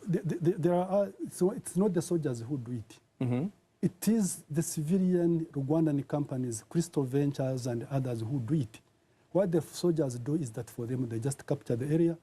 And no soldier in Rwanda, by the way, they are very disciplined soldiers. The Rwandan soldiers are very disciplined, very well trained, and extremely professional. They don't go into mining, never. It is the civilian companies who are under the ruling party, the RPF, who do the mining, who do the selling, and the soldiers are not involved at all. But they play a role, though, in terms of the security. Absolutely. Yes. They play safe passage. They do escort those things, they escort for them. Yeah, that's they do. I will quickly want to bring you in on the SADC meeting and the resolution that was made there. Part of the resolution is to mandate the SADC organ, a Troika of Defense and Security Cooperation, to engage all state and non-state parties to the conflict to a ceasefire process to protect the lives and facilities and smooth flow of humanitarian support. But there's also then the call to have the defense ministers, chiefs of defense and troops contributing to the countries, to the DRC, to ensure that the SAMI DRC troops are safe and facilitate immediate repatriation of the deceased troops and so forth. Is this the right approach? And SADC is also saying, like the EAC had said, let's have a dual summit. Absolutely. I agree. Engagement is the best thing to do. These issues are not going to be resolved by war. I've told you this war has been going on for the last 30 years. And simply because it has been held piecemeal. While we're discussing the issues of Congo and Rwanda, there has never been any discussion between the issues between Burundi and Rwanda. But even the Rwandese themselves, between the Rwandese themselves, the Rwandese who are outside the country and the Rwandese and the government of Rwanda, that has never been done. Even if today, like I told you, we are going to solve the problem of the M23, the Rwandese opposition will always remain there, in Congo and everywhere. So when you talk about the meeting of ministers of defense, the chiefs, that's fine and that's good. It's the best way to go. Yeah. But then what are they going to address? If they are going to address only the M23, in 3-4 years, we shall have an M23 4 or 5. And the President Museveni is saying as well, and I know that you say that it's not entirely true that the DRC doesn't want to participate, but he is saying that we will force President Tshisekedi to actually speak to the M23 and engage the M23, because that needs to happen. Well, they can force him to talk with M23 and even come with a piecemeal resolution, just like they did in 2002 and 2009 with CNDP, in 2013. But even when Tshisekedi is gone, if you have not solved the fundamental problem of the DRC, still there will be something else that's going to come. So they must be able to look at some of these things. Forcing Tshisekedi is one thing. They don't need to force him anyway. I think you should accept to talk to them. But you should ask Rwanda to also talk to the people who oppose Rwanda, because there is no way it's going to have the M23 gone, and then you have Rwanda and these other people, again in Congo, displacing people, saying that they are looking for the FDLR. Otherwise, you're going to have a problem. Lieutenant General, quick 2 questions. Yes. This is now on you as the individual. Yeah. Is your life still under threat? Well, you know, where I cannot be able to guarantee. I'm not hunting myself. Somebody else is hunting me. Maybe you should be able to answer the question and say they have stopped. Okay, let me ask you this one. Do you still fear for your life? Oh, a lot of Rwandese fear for their lives. That's why hundreds of thousands of Rwandese are in exile. So just like other people, even me, it's the same thing. And you still believe that President Paul Kagame is behind it? Because, you see, I'm not arranging anything. This is a court decision. The court here in South Africa ruled in Kagiso that I was targeted by the government of Rwanda. People were arrested, some confessed, and they were convicted to 12 years in prison. So this is not hypothetical, it's real. Mm-hmm. Yeah, so yeah, that's true. It's a Okay. fact. And my friend here was killed. Patrick, yes. Patrick Karegeya. And then even the court in Randburg also ruled that the people who killed him came from Rwanda, sponsored by Rwanda, and they are actually now in Rwanda. Mm-hmm. And this is the court. This is a court decision. It's not an allegation. It's a court decision. You may not believe me, but at least believe your courts. Yeah, but that court's decision also makes reference to the Spanish indictment. Yeah. The Spanish indictment then fall away, but now we understand that it has been revived again back in 2017. Have you heard anything from the Spanish as well? And what's your take on the allegations that you also played a key role in during the genocide and the killing of Spanish people? No. Because that one has already been taken off. It has already been lost. Even the French case has already been ruled. I even have judgments talking about this thing that never happened. So that thing that no longer exists now. There's no longer a case for you. Yeah, just quickly there's a statement that just came in actually. Rwanda rejects the summit accusations against the RDF. Rwanda rejects the accusations against the Rwanda Defense Force made in the statement by SADC. The RDF defends Rwanda's borders from threats and protection of civilians. It does not attack civilians. What's your take on that? Well, you see, we are all soldiers. When you throw bombs and you throw grenades and all these kind of things, you don't know where they go.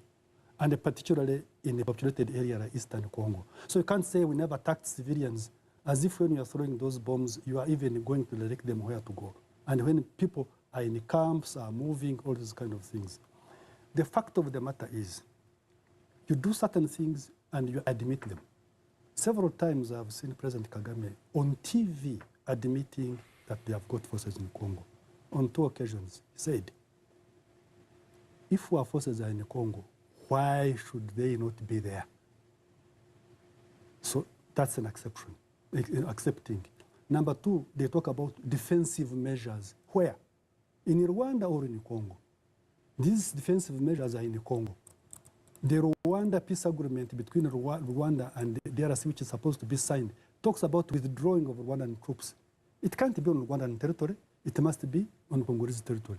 So when you are there and you are fighting, and there are people all over the place, you can't claim nobody dies. So are you telling me when you watch on the TV and you see hundreds of thousands of women, children running away, are they running away because somebody's throwing some balloons? They're not running away from balloons. They're not running away because somebody's giving them flowers. They're running away because they are certain because they are being killed. So for anybody to deploy troops in a country and people are displaced and we say, we don't do this, what do you do? When you throw bombs, when you see people running, what happens? We have seen civilian bodies lying down in Congo dead. We can't know who killed them. But the Rwandans cannot say that it's not us. It could be anybody who's involved in the war. Yeah, and you don't think that the summit DRC should withdraw? Well, that is a political military decision that can be taken by South Africa. Okay. But all I can say is, I think Nadir, when it was deployed, they thought they were going to fight a rebel movement. They never anticipated that they were going to fight a rebel movement and a government. Okay. Do you know what? The former Rwandan Army Chief of Staff, Lieutenant General Kayumba Nyamwasa, who is also the former Chief of Intelligence, and at some point you were very, very good friends with President Paul Kagame. Yeah. That relationship, of course, has now broken down. But I want to ask you about this particular individual. Do you know Fulgence Kayishema? Fulgence Kayishema. I've read in the papers. You've read in the papers about him. Yeah. Because I saw the story around his extradition.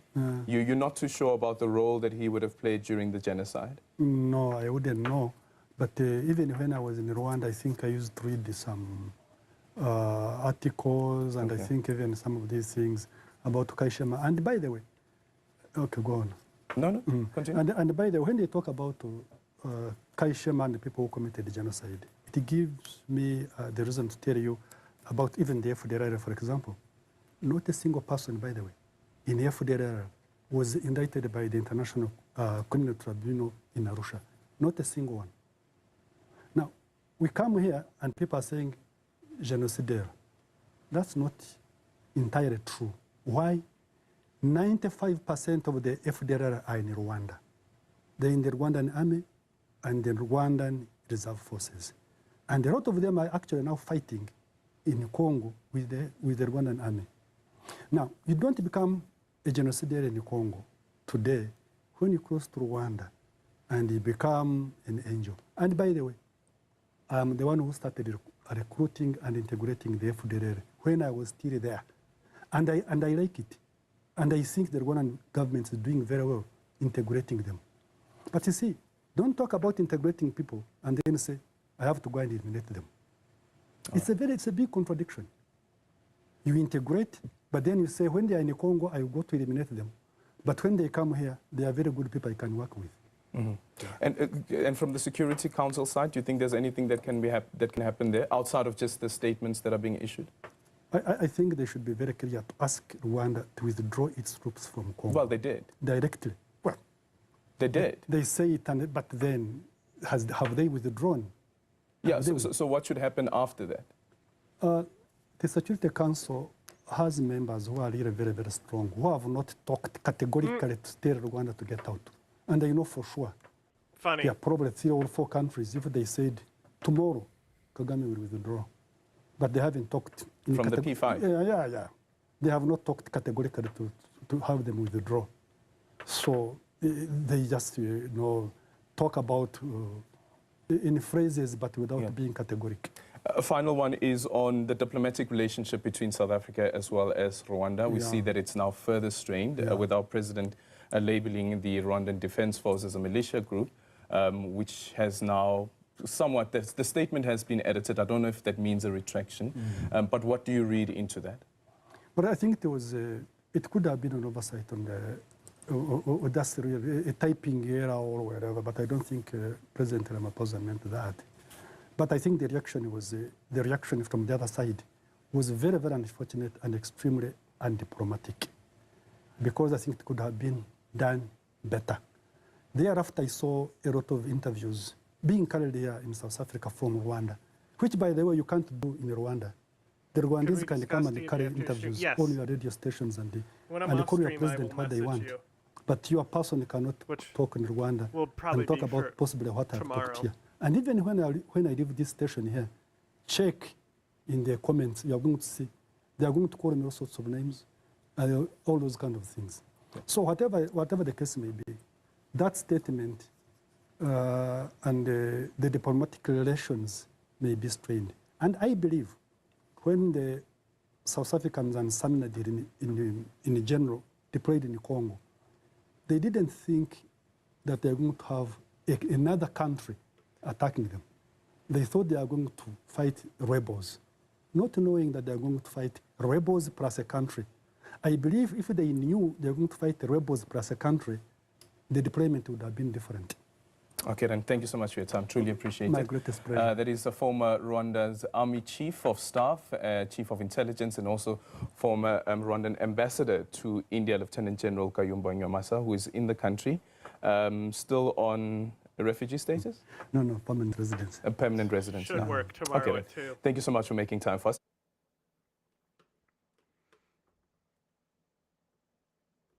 Wall Street Journal editorial, the idea that no country is fully safe from these tariffs. He says that negotiations will continue with Mexico, despite the fact that on Friday he said there was nothing any of these countries could do to avoid tariffs and that they were not a negotiating tactic at all. You mentioned Justin Trudeau, whom the president's spoken to once already this morning. He's got another call scheduled for around 3 o'clock this afternoon.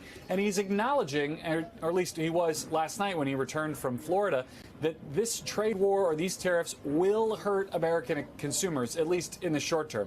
Listen. We may have short term some little pain, and people understand that. But long term, the United States has been ripped off by virtually every country in the world. We have deficits with almost every country. Not every country, but almost. And we're going to change it. It's been unfair. What state am I from? I'm from New Democrats York. have been seizing on those comments, suggesting that this is a broken campaign promise by a president who ran on lowering prices, enacting a policy here at the start of week 3, which can only lead to raise them. We'll see where these other negotiations go today, Chris, because it's clearly a live ball. Well, I mean, look, I want to tell people that we got some notes from the pool. The folks are actually allowed to go into the Oval Office. It's a small group, and then they report back to us. So we got these bullet points. He said he has already talked to the Prime Minister, Trudeau, and that they had a great talk. But he says also, we haven't agreed on tariffs yet with Mexico. We're not well treated by Canada. Nobody is out of tariffs. Is there any level of confidence that folks out in the world who will be impacted like this know what's going on? No, there shouldn't be. I mean, look, Chris, I covered the entirety of Donald Trump's campaign. There is nothing he likes more as a policy tool to solve any particular policy problem than the application of tariffs. If you pick your foreign policy issue, Donald Trump has a tariff that he thinks would be useful for it, or at least to threaten it. And I think that's the space we're in right now. In some cases, I think he believes there are trade issues, the sort of appropriate use, if you think tariffs could ever be appropriately used, with a country like China, for example. But his issues with Canada and certainly with Mexico don't really appear to be about trade at all. Remember, he negotiated a brand new trade agreement with those two countries in his first term. He's been talking about drugs coming over the border. He's been talking about migration. This is an attempt, I think, to use one tool at his unilateral disposal as President of the United States to shake out some results on a variety of different issues. So, Christine, let me go to you, because the last point that we've heard from the pool so far, and again, as Garrett tells us, he's still in the Oval. He may still be taking questions, but Donald Trump said, we don't need Canadian cars, lumber, or agriculture. You have a lot of information about our trading partners and what they do and don't bring to the table, so help us out here. Well, the National Association of Home Builders and other home building groups would say otherwise, that actually the U.S. does rely on a lot of those things right now, and putting taxes on them is going to make them more expensive. I mean, look at these 3 trading partners. These $1.2 trillion of goods the U.S. imported from these 3 countries just in the first 11 months of last year. That is a lot. That means all that stuff is going to cost more money to bring into the U.S. And you talk about Canadian oil. Yes, the U.S. is drilling more energy than it has ever done, breaking records, but it also is importing from Canada. It imports Canadian oil that then is refined in the U.S. and goes into American cars as gasoline. And experts say gasoline prices would increase 15 to 25 cents a gallon if that 10% tariff on Canadian oil goes into effect, as opposed to the 25% on everything else. So you talk about cars.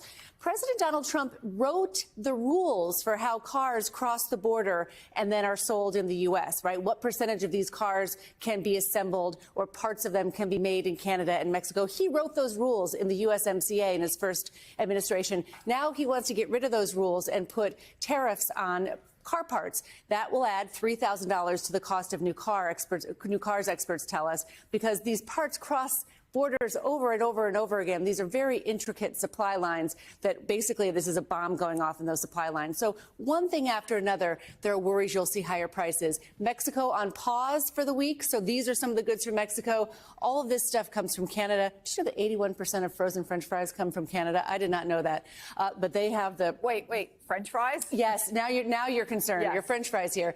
And then technology. If you don't have carve-outs for some of these big tech companies that make their products in China, these tariffs in China will add to the cost of your goods. That's what the Consumer Tech Association says. So it's not whether prices will rise under a new tariff regime or trade war, Chris. It's how much. That's the debate we're having here.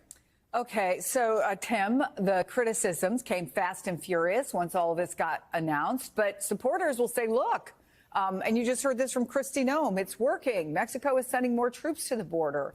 Is this a win for Donald Trump, or is he just going to present it that way?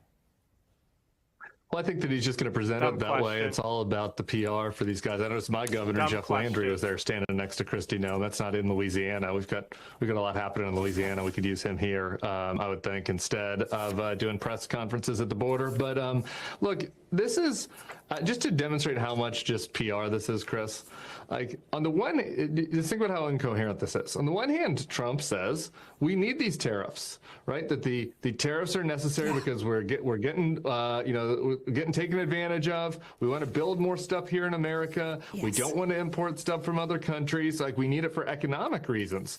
But then the stock market goes down, and he says, "Oh, well, I've cut a deal with Mexico. They're going to put 10,000 troops at the border." But wait a minute. I thought the tariffs were needed for economic reasons. I thought we were being treated unfairly by Mexico on economics. Now you're telling me that just some troops at the border, which, by the way, Biden got 10,000 troops in the border in 2021. She sent troops to the border, or he did. The old president sent troops to the border in 2019 with Trump. So, like, the message is just incoherent. Trump is creating chaos and then taking credit on the back end. And that's what you're saying here. Yeah, here's another thing, Tim. Well, this morning, the director of the National Economic Council said the media has it all wrong. This has nothing to do with trade, that it's 100% about the drug war. Problem is, when you're talking about Canada, the DEA says only, and I say this, only 43 pounds of fentanyl was seized at the northern border last year. That is a tiny fraction of what was seized at the Mexican border. And the reaction of Canadians has not been kind. Take a listen.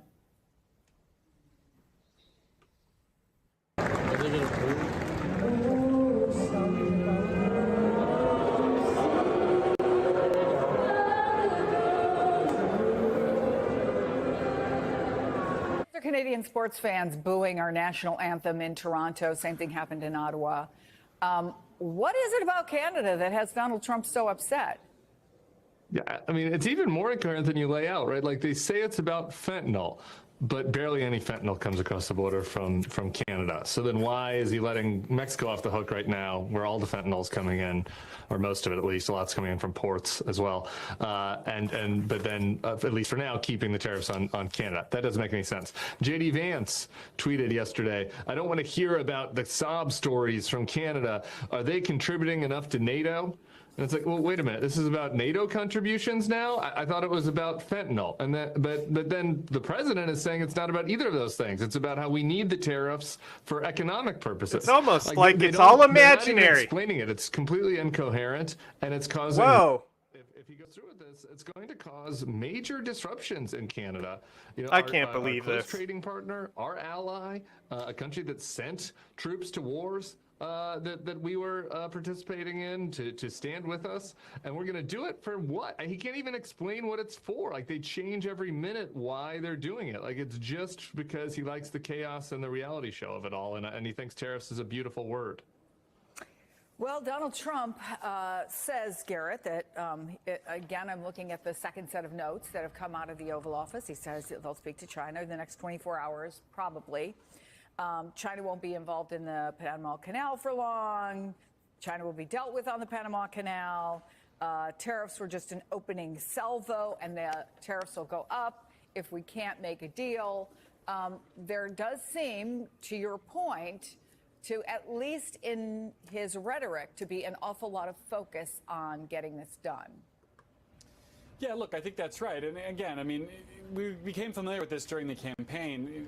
To Donald Trump, it's sort of like the adage of, if all you have is a hammer, everything looks like a nail. He has, unilaterally, as president, a wide authority to implement and to threaten tariffs on adversaries and on allies alike. And he is using that across the spectrum of foreign policy issues to try to achieve a desired result. Now, on Friday, he was arguing publicly to reporters in the Oval Office in a setting much like the one that's happening right now that was not his goal. Right he was now. not trying to negotiate, and that he didn't want anything from these countries on whom he was placing tariffs. He has clearly shown that not to be the case. And so I think we just have to continue to look at all of these threats as threats until proven otherwise. He wants to try to keep lines of communication open, in some cases to appear to have the upper hand. Whether or not he does, it depends on the issue. And I think we're going to continue to see this play out, across the next 12 hours until the first deadline for Canada and China, and the next month for Mexico, if indeed that's where the deadline lands.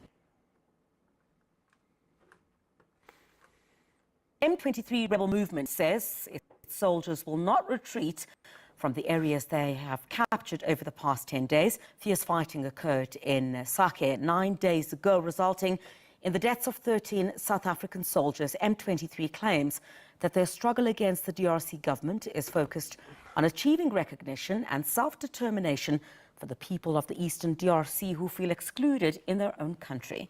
SABC News International News Editor Sophie Mokoena spoke to Manzi Ngrambe, a representative of the M23 in the diaspora. A very old conflict, starting basically with the colonial eras when the European decided to divide Africa, and my people stayed on the side of the Congo. So when we stayed on the side of Congo, and if you see the mountains and the names of the areas we fight, it's areas that is in our local languages. So when we left on the side of Congo, during independence, the constitution say that every Congolese, everyone that independence found in Congo is a Congolese. But it was not for Tutsi people, even Kinyarwanda speakers in general, Hutu or Tutsi. You can see in history where Kinyarwanda speakers have been continually mistreated, and they will be told that they are not Congolese. It is even found in American consul documents that they sent in America, which I will share it with you, and you will realize that the people of Congo started saying that we are not Congolese, other people, other Congolese, that we are not Congolese, and of course they were helped by a Congolese government, and you will see that in '65 we got what we called Kanyarwanda War. That war killed people who speak Kinyarwanda. And then in '72, there was the issue of land where they also wanted to remove us from Congo. In '81, they stripped the nationality from anyone who speaks Kinyarwanda. They said we are not Congolese, Tutsi or Hutu. In '90s, you will realize that there was something called Conférence Souveraine, where they say that everyone who speaks Kinyarwanda is supposed to leave Congo. But this time, Habyarimana, the president of Congo, was already installed a group called Magrivi. This Magrivi got a armed group that they used to call themselves a combatant. And this one, during the 1994 genocide against the Tutsis in Rwanda, they are the ones who received these killers who killed the Tutsis. Since we have the same almost population as Rwanda, the people of Eastern DRC, they continued the genocide on the side of the border, on the side of Congo. This is when we left Congo. Until today, we are still refugees. But I must also mention this. You know that during the genocide against the Tutsis in Rwanda, there is something called Zone Turquoise. And this is a French government that protected the government of genocidaires, and they escorted them until in Congo. This is where either or those people who involved in killing Tutsis and their government, they all ended up in Congo. So this is where you hear this FDLR. It's been all the dreams that they want also to bring these people back in Rwanda. Not only that, but even the guy who used to be coordinating all that zone turquoise, Francois Lacroix, he's the one who is the secretary of operation of MONUSCO, coordinating with the South African forces to come in Congo and start also working with genociders to kill our people. Now, you are saying those in Kinshasa have been denying you the rights as citizens of Congo. But when President Tshisekedi was campaigning in 2018, I spoke to him. He promised to unite all the Congolese. At some point in time, M23 announced that they will support him. Can you briefly tell us what happened? Thank you very much. Tshisekedi started well. But even our team went in Kinshasa to support him. They were in Kinshasa for 14 months. And they spoke about basically coming home, and he's supposed to support them with the logistics to basically allocate them wherever he wanted. So when he decided to go look for the logistics, they went back, of course, to tell their fellow soldiers that they are coming home, they're waiting for the logistics. This is when, instead of bringing logistics and allocating them wherever he wanted, he just started bombing them. And the M23 started fighting back to basically save their lives. Why did M23 engage in a warfare where we ended up losing 13 soldiers? Is M23 rebels movement responsible for the death of these soldiers? Thank you very much. M23 did not attack South Africans. M23 is fighting for its own survival. South African came, I believe you have in your constitution that the South African soldiers could only engage in the South African press has been so good on this because their soldiers were killed. So people are really mad in South Africa. So they've been really putting the nails to these people. Protecting their borders. I don't think it is that case right now. We are in Congo trying to survive, to fight a war that can bring our parents back home that has been in a refugee camp for 30 years, which many of your presidents, including Mandela, Thabo Mbeki, even Tanzanian President Julius Nyerere, talked about the issue that we have in Congo. I remember South Africa president going to meet Putin to talk about the issue in Ukraine. I saw South Africans going to Gaza, to Hague, to fight the Israelis about the issue in Gaza. I do not understand.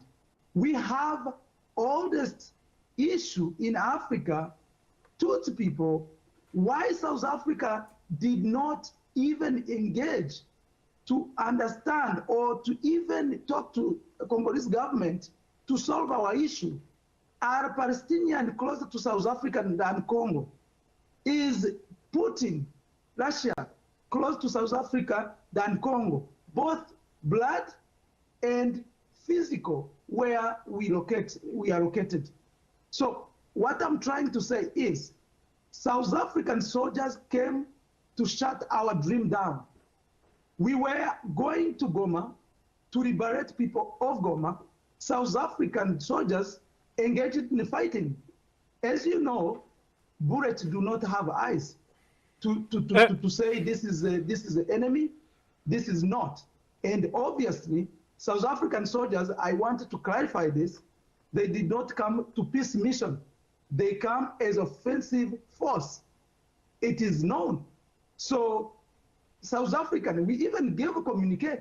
We said some DRC should stop any fighting along with the FDLR, with any Wazalendo, and any mercenaries. South Africa, that just came out of apartheid. Who knows how painful it is to be stateless in your own country? Is the one that is sending soldiers to come and block us from coming home. I don't think South Africans understand this, and I don't think many South Africans support this idea of bringing South African soldiers. I don't even think that soldiers, South African soldiers themselves would choose to come to do what they're doing right now. So, in short, South African can be soldiers who are in MONUSCO right now. The some should go through where the mercenaries passed through, which is Rwanda, because the airport is shut down. Even the dead, they can be repatriated in the same way. They can go through Rwanda and they fly in South Africa. But to say that we attacked South Africans, anyone who is saying this, I don't know where their mind is, because that is Congo. It's not South Africa. Goma is not Soweto or Pretoria or any other place. It's Goma. It's my ancestral. We have never ever had a problem or issue with the South African soldiers. It's a war. When someone is fighting you, you will not sit by and just wait to die, just to freeze them. But South Africa, we have never engaged with the South Africans just to look for South Africans. No. And where they are right now, they are in the areas where we control. If we were bad people, we could have done something bad. Our intention is survival, is not hostility. And if you saw how many thousands of, hundreds of mercenaries, none of them had the issue. We took them and we sent them back home. Anyone who is in Goma who needs our assistance to assist them get home, we are ready to do so. Are you ready to assist South Africa to be able to evacuate those who are injured, those who, the soldiers who were killed? Because the families in South Africa are worried. I know.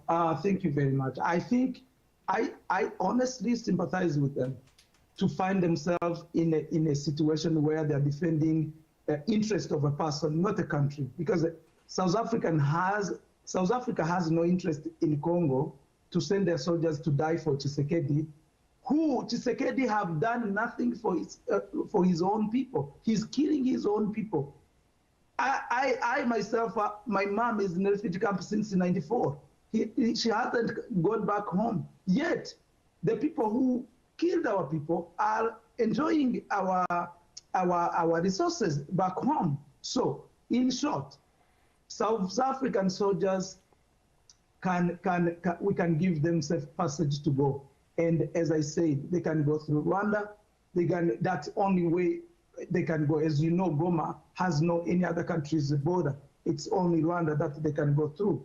Another thing is the people who lost their loved ones in Congo, I sympathize with them, and they need to understand us.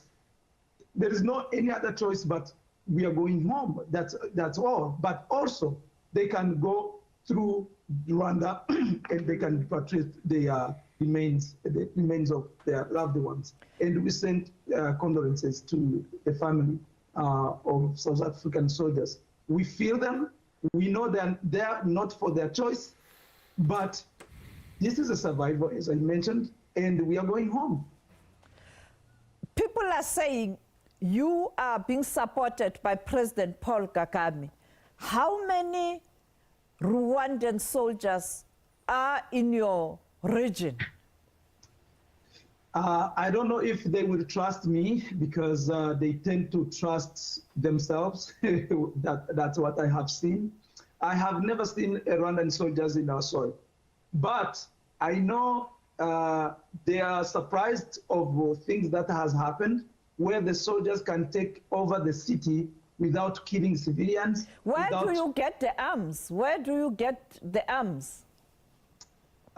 You should know this, Sophia. I believe you should. You know, only capturing Goma, not only that we got enough arms, we got even a Sukhoi they used to use to shoot our population.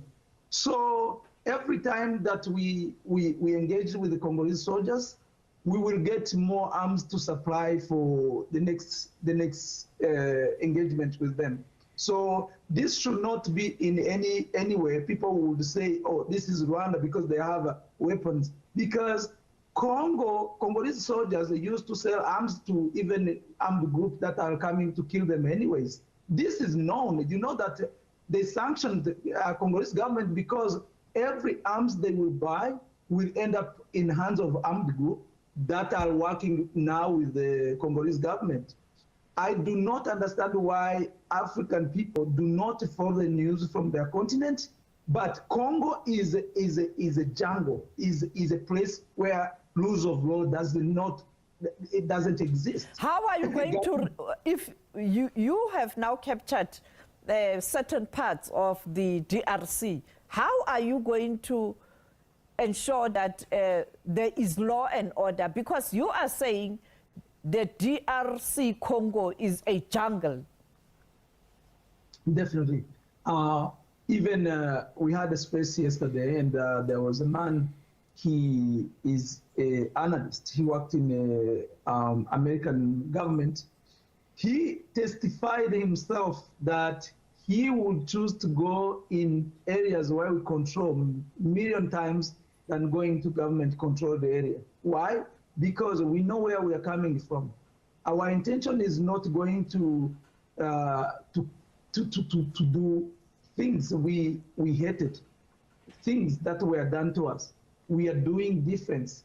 That's what we want to see. We want to see our country developed. We want to see people doing business in peace. Right now in the Congo, there is nothing called a country can need for it to exist. No governance, no security, no economy, no social, where you talk about schools and the hospitals. There's no infrastructure. There is environment is deteriorated. If you see like Rwindi, a place called Rwindi, when you see the Virunga National Park, the FDLR destroyed animals and destroyed the trees in the park until we came, and then the animals started coming back. You can visit. I asked you. I said, come and visit. You will see the difference. You know, we do not want to tell you and believe it. We want you to come and experience it. Talk to the people. Even the people of Goma. You saw how they received our soldiers. They were very happy. Where to from here? Where to from here? Sorry? You now have Goma. Yeah. What is happening now? Are you going to engage in peace talks? Peace talks, I think you have this information that Tshisekedi said he's not going to talk to us. He will talk to Kigali. So you can let him. It's like you have a headache, now you are treating a foot. Because you can't tell me you're engaging, I'm engaging with you right now, but I'm answering the questions of someone that I'm not even seeing in a picture. That is not going to get him anywhere. This is an issue that needed only national dialogue, peace and reconciliation, just for the internal solutions. So we have never rejected a peace talk. You remember when the East African community came in our country, our forces retreated back, and left the empty areas, and to the point where the government started occupying them, even when it was not lawful. And until then, they kicked the East African soldiers, and they said they needed SADC, some DRC, in order for them to come and do offensive. So this is where we are right now. Are you going to retreat? Why do we retreat? Why government cannot retreat? We are in our country. I laugh every time I hear someone from Europe retreat from Goma. And yet, their mercenaries have been there. They never tell them to retreat. They should tell MONUSCO to retreat, because MONUSCO is one of the armed group.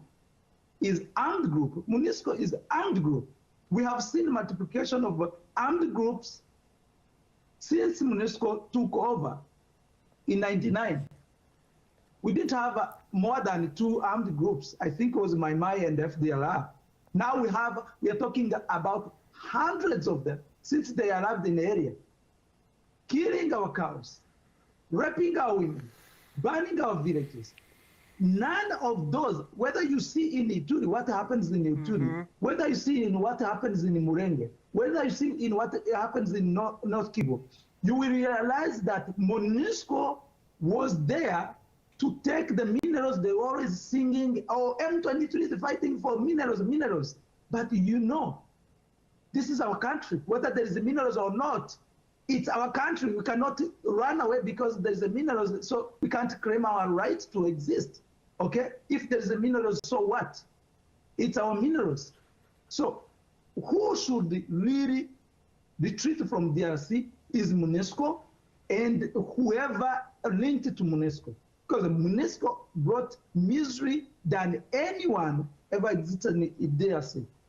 It is the first time we have seen that UN can fight along with genocidaires, armed group, and mercenaries, and still call themselves UN. You know that since 2013 we were not in Congo, but there were something called this military government. They called it État de siège. This is where the Tshisekedi government installed the military governors. So government, basically, the government became military. And the MONUSCO have never engaged with FDLR, which was few kilometers from them. And our people have been dying, kidnapped, and this. MONUSCO was there. So who should really retreat from Goma? Is it the people who are bringing peace or the people who are causing havoc? So in short, we are not going anywhere, and everything else have been tested. In 2013, they said, oh, get out of the Goma, and people did it. Did Goma get peace? Did our people come back? So is human right they always sing about for some people and not for the other? Doesn't UN know that we have hundreds of refugees outside the Congo since '94? What did they do? How long do they plan for us to go back? But I will tell you why they will not do that. Because when there is refugees, UNHCR workers will get employment. When there is chaos, they're thinking about these thousands of MONUSCO who are going, because we are solving the issue of peace, like the insecurity, in days. Like you will never hear this nonsense of people dying for no reason. And when they do that, they have no reason to stay in Congo. So they're scared that we are going not only to expose them because they did nothing with the resources they have and so many military personnel, but they're going to also lose employment. Those who are executive there, they're coming to be cleaners here in their own countries. This is why South Africa should not engage here, because South Africa, we take it as a role model for Africa. They're supposed to stay that way. And they actually engage in dismantling these mafias that comes to steal our resources, while they're accusing those who are defending to the just existence, that they're the ones looting the resources. SABC News international editor Sophie Mokoena speaking to both that discussion that I promised you earlier on. South African Chamber of Commerce and Industry CEO Mr. Alan Mkoki joins us for this reaction. I want to believe that we have him on the line. Not yet. We'll move on to the other gentleman that we have with us, Dr. Thulasizwe Mkhabela. I'll start with you. Perhaps we could start with an understanding of the mapping when it comes to land ownership patterns, the demographics in South Africa, because a lot of what we hear is that the Constitution looks at restitution, redistribution, and the 10-year reform of securing land rights. What picture do the current numbers paint? No, thank you very much, Audrey, and good evening to your listeners. I think maybe before I respond, we just put it in perspective that from what I'm hearing, you're referring to agricultural land. But I think this act that we're talking about goes beyond agricultural land per se in terms of redistribution and everything. So I will confine myself more to the agricultural side in terms of land ownership, because that's where I think I'm a bit more competent than the other spheres of the economy in terms of who owns land outside agriculture. Generally, the vast majority of land in terms of farming has historically been owned by white farmers. We all know the history that we come from as South Africa, and a lot of that land is still in the hands of white farmers. I'll use white and black just to make it clear to what we're talking about in terms of the discussion that we're having tonight. But there is also a substantial amount of land that is all in the hands of the state in terms of what the government owns, that it has bought from the willing seller, willing buyer approach that has been working in South Africa since the dawn of democracy. So there is substantial amount of land that is available, which is in the hands of government for redistribution that the government could also redistribute. And now the numbers are also increasing of farmers that are black farmers that are on commercial land, agricultural land. But I must put a rider there to say that most of those farmers do not own the land because the title deed is still vested in the state. I think I'll leave it at that for now, just as an opening remarks. That's perfectly fine, and we'll come back to try and get nuance to the numbers that you've given us. Dr. Fersig, a lot of what we've heard today is that there's been quite a bit of misinterpretation of what the Act talks about. Some saying perhaps it's deliberate, the misinformation that we've been seeing happening. Do you think that there's been room left for misinterpretation? And if so, where are those gaps and how could they have been filled? Well, thank you. I appreciate you having me on. I think really you have to put this in context in a broader sense of what's going on in South Africa-U.S. relations. So this is one small snippet. Really, you have to go back to Trump's campaign promises and really how he actually won the re-election. So he campaigned on an America First policy. And a lot of it comes down to America right now is in $34 trillion in debt. And we're giving a lot of humanitarian aid to countries. And South Africa is a big recipient of this aid. So a couple of his first executive orders passed on the day of his inauguration was to now analyze and evaluate where this money is going, because America as a country has issues. So PEPFAR is one of the biggest programs where South Africa receives money, and it's been over $7 billion over the past couple of years. So to answer your question, they're really trying to see America's interests. Secretary of State Rubio made it very clear that the American government is not a charity, and that there's going to have very strict stipulations on trade, but also humanitarian aid. So does it make America stronger? Does it make it more prosperous? And does it make America safer? So these are kind of these lenses that President Trump and Secretary of State Rubio are putting up. And when they get upset about certain actions like South African governments, whether it's land or their relationships with China or the way they treat Taiwan or their dealings with Russia and military engagement or Ukraine or Hamas, these are the things they're looking at as a whole. So you need to really take into account all these factors. Yeah. Let's go to the BRICS Business Council now, Mr. Nicolaou. There's been talk that perhaps South Africa is not taking full advantage when it comes to BRICS, that there are other markets that can be looked at. When you look at U.S. President Donald Trump's policy and how his perhaps looking at the Expropriation Act, trying to pander to the right wing, is it time for South Africa to really look into what it can attain when it comes to the BRICS partnerships? So look, I'm first and foremost a healthcare guy, and thanks very much for having me on. And I think I need to start with the aid, and it's quite dangerous to communicate via tweets. So I think we all need to take a couple of steps back.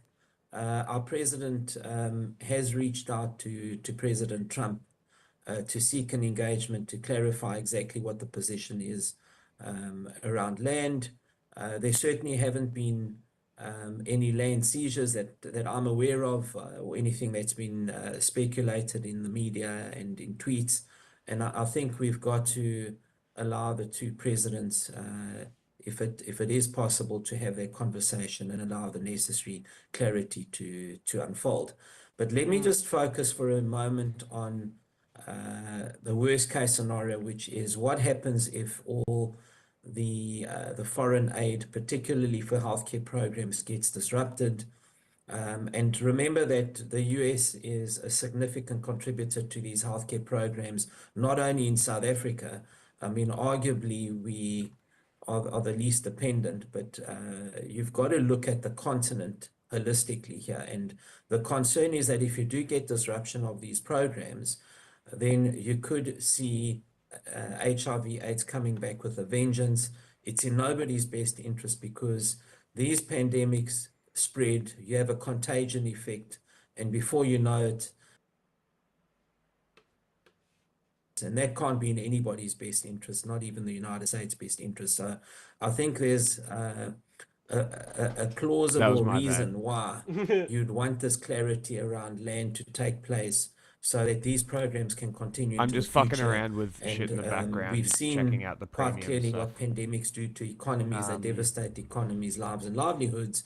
And I think first and foremost, Add that's what we've got the to take logos into and consideration here.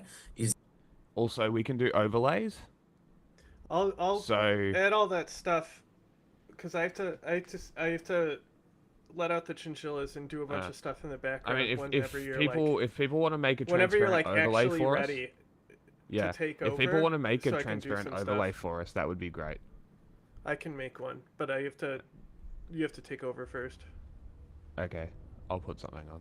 is the human and humanitarian effect, and what that would do if HIV/AIDS were to bounce back. Yeah, we've seen government really trying to clarify their communication when it comes to this act. We had the president's spokesperson, Mr. Magwenya, also a number of media houses today just trying to really debunk some of the theories that have come from this act. When it comes to government communication, how would you rate it as far as we've come to the point that there's been room for this manipulation of what this act speaks to?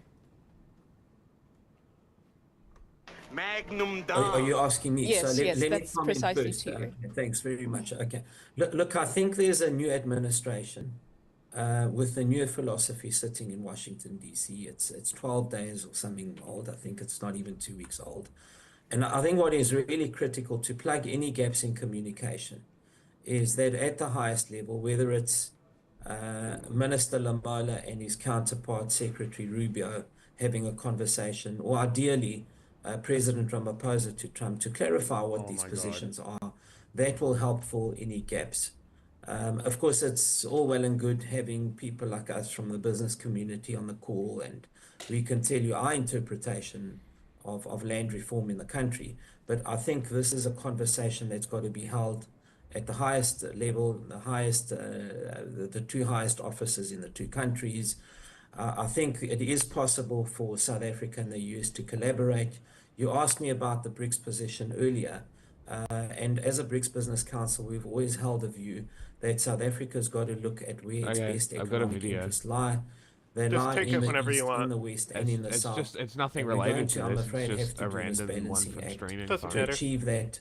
What we seek as a country is we seek to grow our economy at economic levels that are deserving. I haven't added to the list because the I've just potential been that we hold as a country. the and algorithm on the news stream channel is like so good that it's better than the YouTube news algorithm for me now. So I just always look at what's recommended and open up a few videos. And that's what I've been doing for the last 2 days. I haven't even used the lists. I think that's the way we've got to view these things. But the first step here is we have to clarify our position very clearly. There's got to be a building of relationships. Clearly, the relationships are almost at an all-time low. How hard and- do you and think we it would need be to explore get those. that But Miss America lastly, I chick think we that's on need the to make a nuclear rant at the compelling moment? case in this instance why it's not in anybody's I don't know best who you're interest talking that about. there's a disruption Really? of aid. We Interesting. were encouraged as a healthcare sector that there was a waiver I didn't called realize the who it was 90-day when I waiver followed her. I thought she was called, just and the a nuclear resumption scientist. of Turns out some she's of these a programs. I think that's a positive Miss America development. pageant But now winner, we need to put and a good and her plausible topic was case, not nuclear only in science. South So I guess Africa, she's but a as an African STEM continent, major that's why just it would be very immensely attractive disruptive to and both won a beauty Africa pageant and the contest, rest and of that the was her world, thing. including the US. Now If you she's start got getting a a spread fuck of ton of followers and HIV, is pushing AIDS, nuclear and energy, which is TB, very which is cool. the programs that PEPFAR and other foreign aid is particularly seized with. As far as I'm aware, anyway. Dr. Mkhabela, I want us to look at the history of U.S. foreign policy, particularly when it comes to the issue of land reform. I believe back in the 1950s, when you look at countries such as South Korea, that was actually funded, particularly by the United States.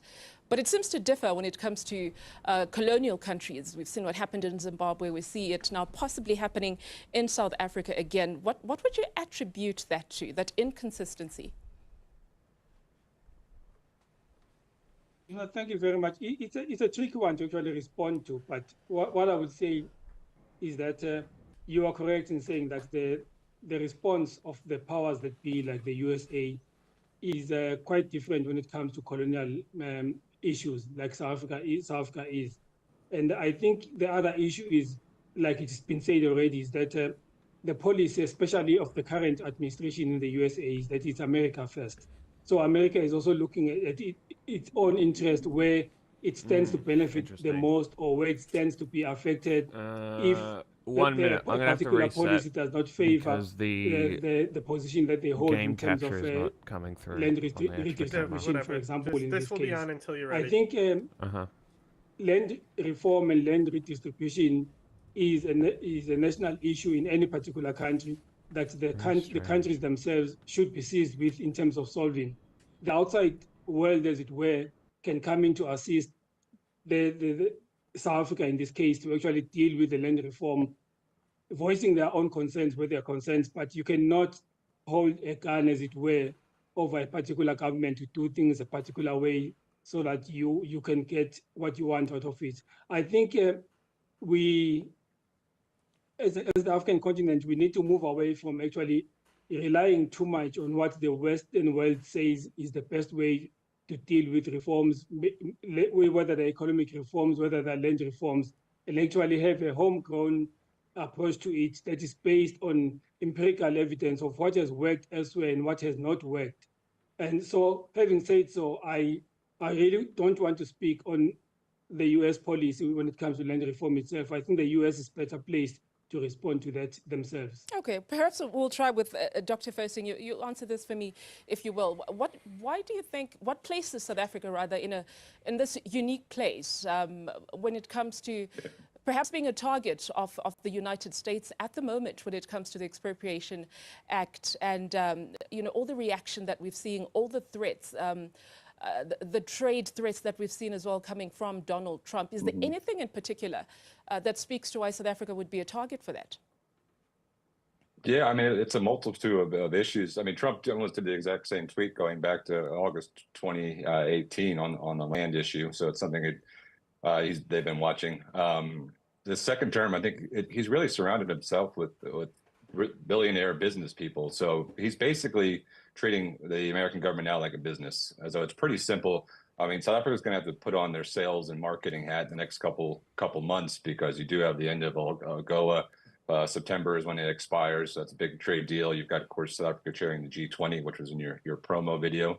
But basically what they need to prove is the return on investment. That's what America's looking for now. And even the American public, while they voted for Trump, is we have issues here, like our U.S.-Mexico border. Why can we not get hit by a hurricane in North Carolina, but we can't help our own people in LA wildfires, but we're giving $100 billion to to the African continent to fight AIDS. So it's really, from Trump, he's a deal maker, he's a businessman, he's surrounded with people like Elon Musk that think of a very similar mindset. He wants to cut wasteful expenditure. So it's really up to the South African government, but also the business community to say, hey, South Africa, we have platinum, we've got certain minerals you need for the future of your technology sector. Speak to those points, and you really got to get into the nitty gritty. Why, if we give healthcare money to the South African government or to the NGOs, what does that do for America? Does that increase business relationships, for job opportunities? What is it? What are the benefits on both sides? And I think if they do that, it's going to definitely go a long way, but it's going to take a lot of sales and a lot of dialogue. Yeah.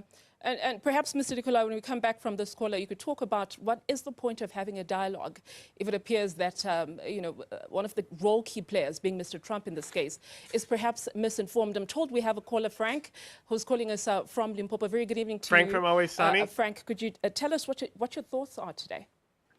Yeah, thank you very much, ma'am. You see, the issue of Trump is becoming very problematic, especially on our country, South Africa, whereby we're being threatened. And if you check, Trump was given this information of expropriation of land without compensation by the left forces, which are the DA. And remember, DA did not support this motion even in the era of Jacob Zuma. So I think it's high time as African countries or South Africa to do things on our own. Because again, if you check on the sanction of that issue of health, where they cut the budget, it's only 17%. I don't think it will affect our country as such. So I think big up to Ramaphosa for standing firm to say Trump must do his own things in America, we'll do our own things in South Africa. Because currently, we're in suffering, whereas we are in the country, whereas there's a budget is coming in the country, but as the poor, far-flung areas in Limpopo, we are suffering even today. We don't see those budgets. So it's fine, let them cut that budget. I don't know why it's not capturing so that we can screen. see whether indeed we're getting the beggings from America. Thank you very much. Thank you so much, Frank, giving us a call there from Limpopo, talking about how perhaps it is time to cut the umbilical cord that South Africa can do without most of this aid. Is that even feasible, Mr. Nicolau? Look, as I said earlier, I don't think the conversation is solely about South Africa. I think what we need to keep in mind is that when you're dealing with infectious pandemics, because you get non-infectious ones like diabetes, etc. But when you're dealing with infectious ones, the reason that PEPFAR was incepted, and I was highly seized with this in the early 2000s and watched this very closely at the time. The reason the US government decided to set up PEPFAR at the time was that there was a concern that Africa was bearing the brunt of HIV and AIDS. And these pandemics don't respect any borders. So if things escalate again in South Africa and the rest of the African continent, the virus in a modified form will jump across the sea into Europe, will jump across the Atlantic into the US. And then you have a contagion effect. And we saw what happens when you cannot control pandemics. We saw that with COVID.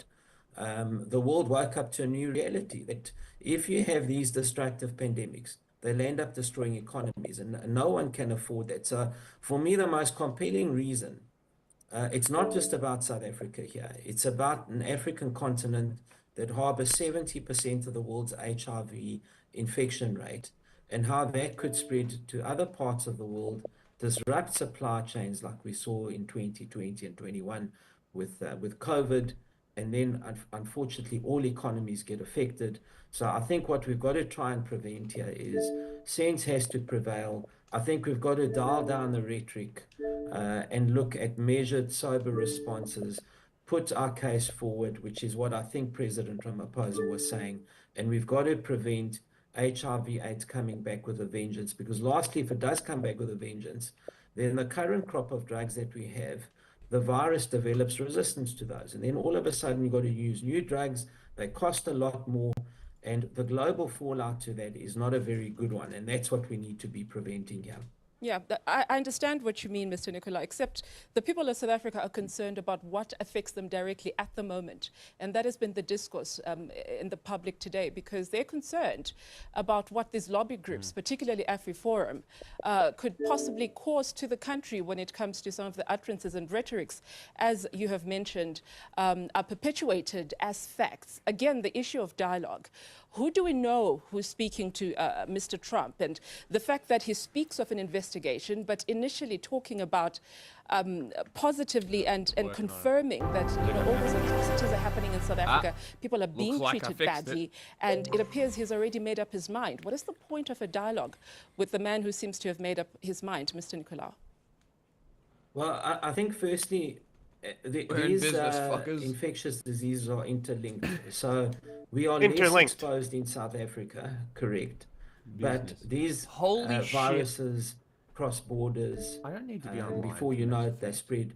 So that's why I'm looking at this as an with African premium. issue, This is what we to can South do Africa, now because we are less exposed Good. in South Africa. But Good. This is what I wanted. Excellent. Beautiful. Now we This don't is need to fucking even great. learn and use OBS with a high Awesome. fucking connection. The understanding is that there is going to be an investigation. And now I'm pretty sure. Rightfully or hold wrongfully, on. This is I'm not great. saying it's We a can right or move wrong thing to do, us but anywhere. we do have an opportunity. Along I think with the we've got an screens. embassy in Washington D.C. And then we've got a newly appointed that gets ambassador. rid of you. That's Our fine. president has reached out to Alrighty. the U.S. president, and I think those provide the go channels and the opportunities to have a reasonable, sober, and measured dialogue, if that's at all possible. I mean, that's our best chance of success here. But we also should look at this relationship very much as Scott was saying earlier. It's going to be a transactional relationship, Hell yeah. whether we like it or not. Right. And we've got to look at what works transactionally on we both don't get sides paid by anyone, as so we I guess forge yes. ahead. And it's not just about foreign aid. It's about that's an old chat. how do we manage a That's an relationship old for chat. the next 4 years with That's what only is likely to be a 5 more minutes old. transactional administration. No, it's not. That's Okay, super old. Dr. Mkabela and Dr. Fersing, I'll come back to you after this call very quickly. We have Dango calling us from Johannesburg. Very good evening to you, Dango. An hour would you ago. like to contribute to this conversation tonight? Good evening. I'd like to say, that South Africans need to be more patriotic. Weird. That South Africans need to act together, and that South Africans acting together can Is that actually loud? present the South African case to whoever it may be. And we don't have... But if I can get up now. If that's good, the Yeah, capture. go for Oh it. my goodness, look what it defaulted to after that. Oh, that's awful.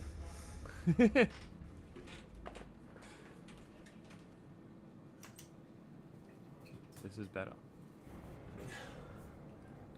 Hold on. Oh, you're in the middle of So- the DLC too. I was about to say, yeah, just we do are. side content. I don't know if I can. Ooh. Yes, us smaller, game bigger. Beautiful. What do we think about that? Above? Side is definitely the winner.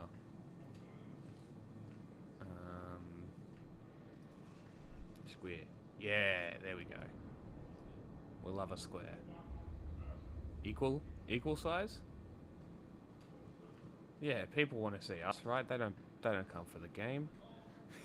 Who comes for the game? Actually, you know what? While we're waiting, I will not play Mass Effect. I will play a different game.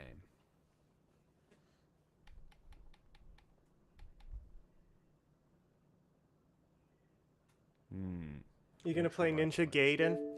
I did not get it downloaded. However, I do have a ninja game. Fuck I have that. this game. Why not you download Ninja Gaiden? I honestly don't have the space. Perfect Dark. Halo. Perfect Dark.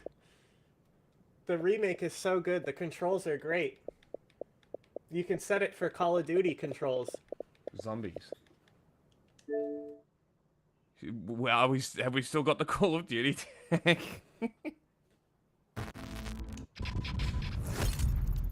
Is it gonna give me cutscenes?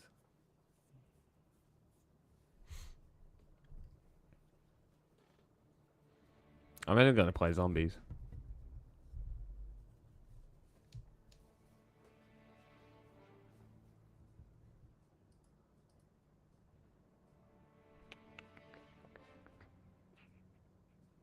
I wonder how much we can edit the lower third here. Not at all. Good. Good, good, good. Good, good. Good, good, good. Okay. Hold on. I think maybe I can edit the tags. Season 2 is now live. I don't give a shit. Give me games. You on Twitch. That one. To a new Avalon. I don't care. I don't care about your cutscenes. I was putting in hay. Uh-huh. And like as I was putting it in, Bishi comes out from the bottom just a little bit, so all the hay that like fell out of my hand fell on his head, and he's just like, funny. "Why would you do this?" It's a personal attack.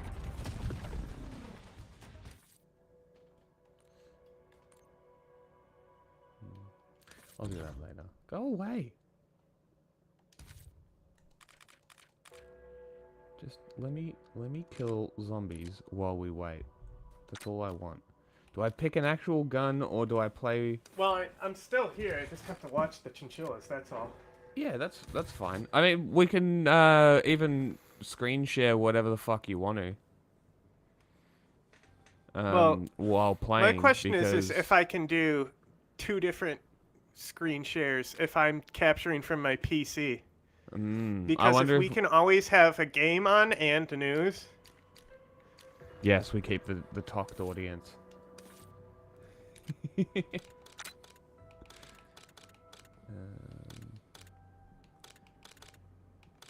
one.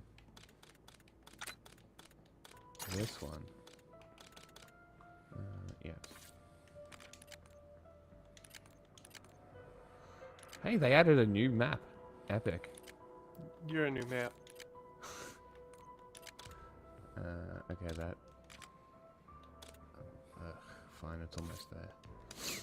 Wouldn't do it with anyone younger than my daughter. Gotta be old. Is that Always Sunny? Yeah, it's the beauty pageant episode. Oh my god. And they should be illegal. So you know how like a lot of rich people like Trump, you know, they have beauty pageants. That's what they invest in. So Frank decides to invest in a beauty pageant thing. Yeah. And they don't realize that it's a child beauty pageant yet. Oh my god. Yeah. And so that's how the sting starts. Is they go, here's the girls in their swimsuits, and all the guys are like, yeah, and then it's all little girls, and they're like, oh no. Oh no. And then they find out that the guy who Frank went into business with just went down for being a diddler. So they constantly keep using the word diddler throughout the show. And that's amazing. And then Frank throughout the show is trying to talk about how he doesn't diddle. And he keeps bringing it up. And they're like, there's no quicker way for people to think that you diddle kids by talking about diddling kids. Yeah. It's the trap of talking about that shit on Twitch, right? It's like Vosh. Vosh always falls into this fucking trap. I don't know why I'm in a group. I don't want to be in a group. I don't know why I'm in a group. Heavily involved. This is bad. We gotta definitely write a song about how we do not diddle kids.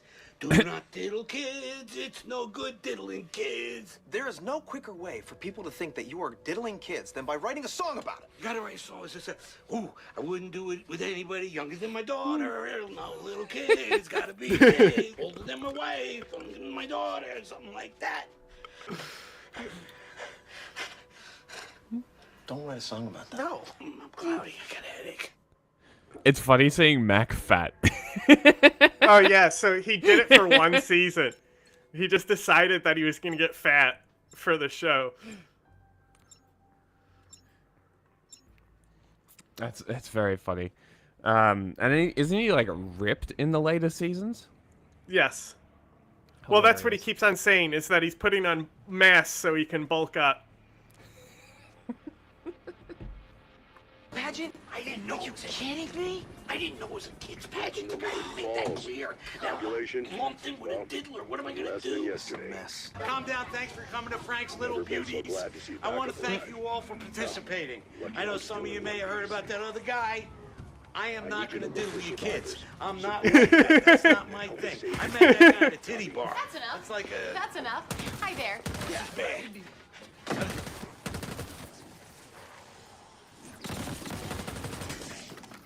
Oh, that's it.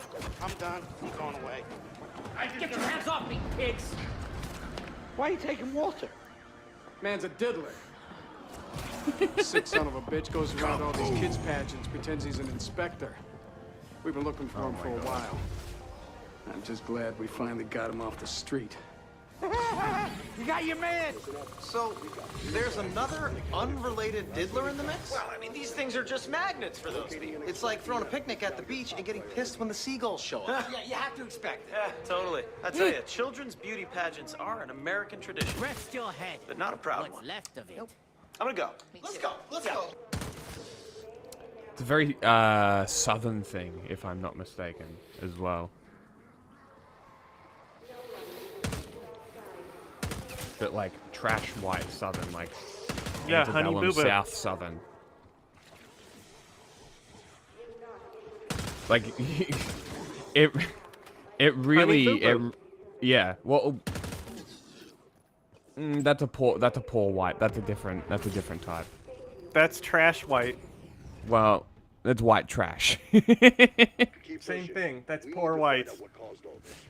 Even if it turns out it was us. They're the ones who don't benefit from it but support that shit anyway. The capitalist, the gaslit, the perpetual NPC.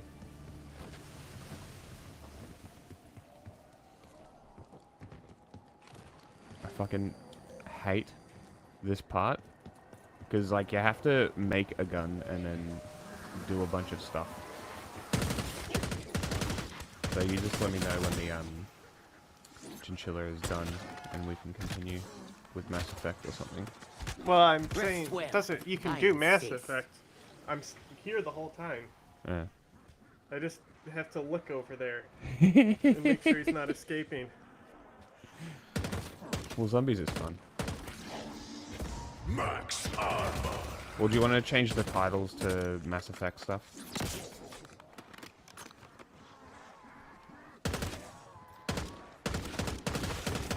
And look, Alan, I'm trying a new look. It's the greaser look.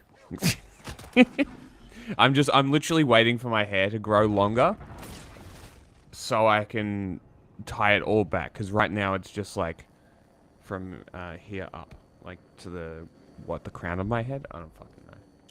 It's the first time I've had long hair. Give me a break.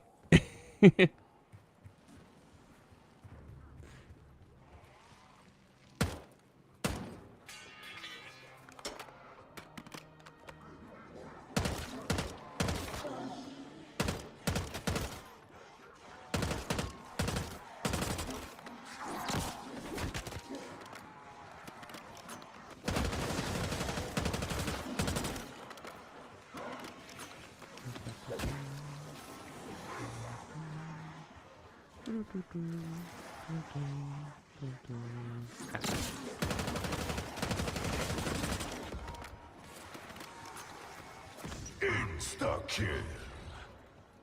That's gonna attract some attention. Keep the hostiles clear. We need to build pressure behind that valve. Go away.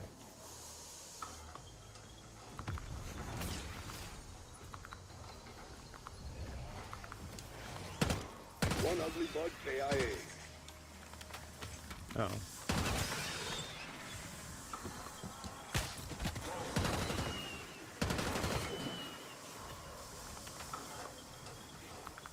Not good.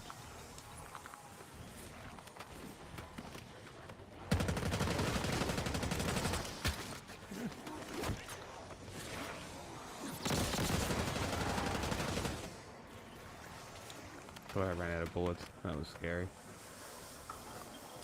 Uh-oh, zombies.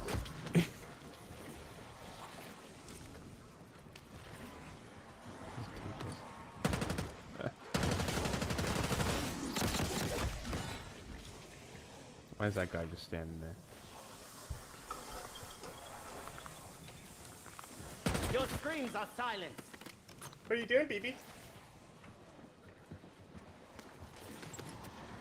Plotting revenge is what he's saying. Oh shit. Oh shit. Administering stim. Oh shit. Oh my god. Oh my god. Oh my god. I'm so close to dying.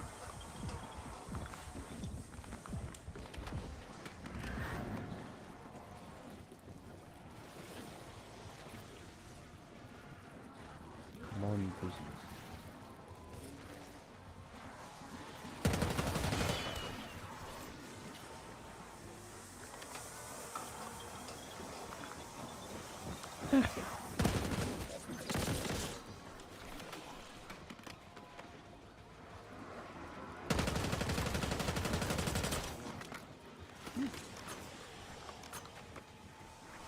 Zombies are scary.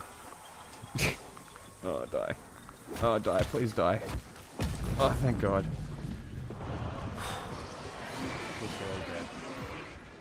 One more item crossed off the shopping list. This better be worth it. Time All to gamble. I ask for is a fighting chance.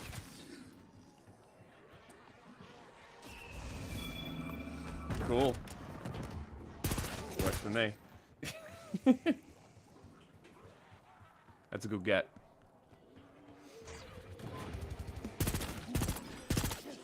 I mean, I'm assuming that we were just doing Mass Effect today anyway, right?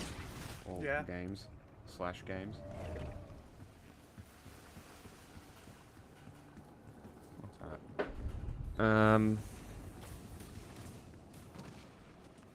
There was that Mass Effect video with a couple from Kyle Hill, whatever his name was. Tear them to pieces.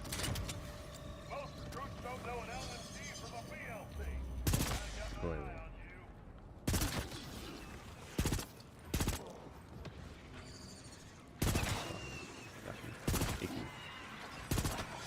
Kill. No. Max ammo. That's Dr. Moline. Join the Write this number down. 23. No, Write it down. I'm busy.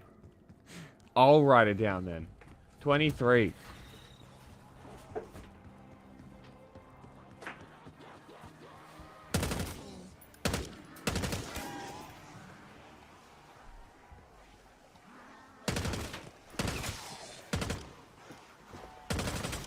Headshots.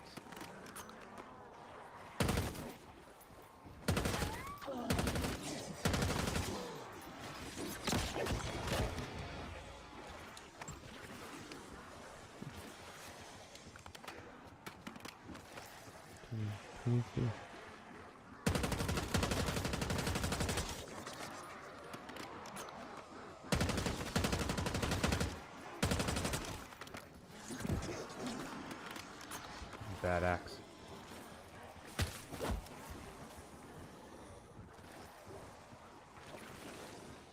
Doggos be woofing.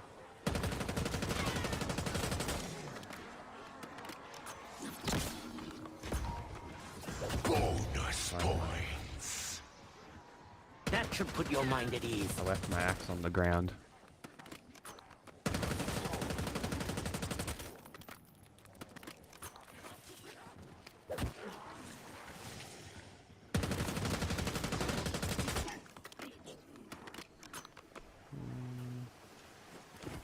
Let's go this way.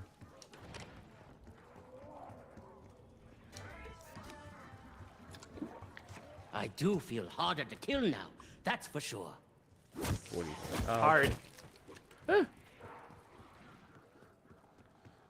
43.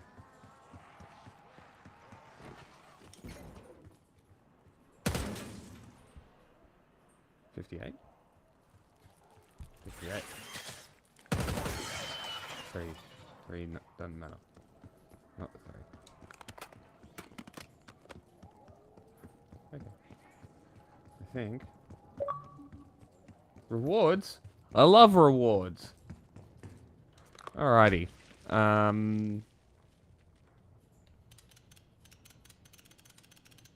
43.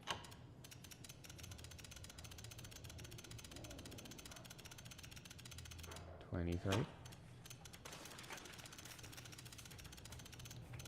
58. Nailed it. No, the money. Where are you, zombies?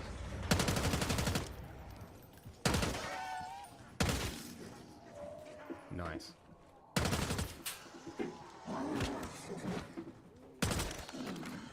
Got him.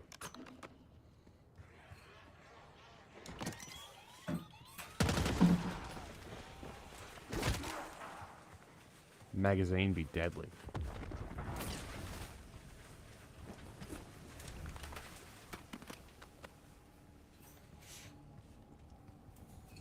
Did you tell the Discord that we're streaming? I will tell them. No, I haven't been doing announcements, and it's been going fine. And actually, our viewers have dropped off since you started playing Call of Duty. That's fine. Announcements. We streaming. Someone joined the Discord and asked. I know, I told them to. Yeah, what was that I already about? took it. Was they just wanted me to join a group or something, and they was just giving them a form of social media. I couldn't figure out how to copy my friend tag to like send, so I was just like, here, go to this Discord server and Yeah. say hi, and I'll find you. Oh, and that works out.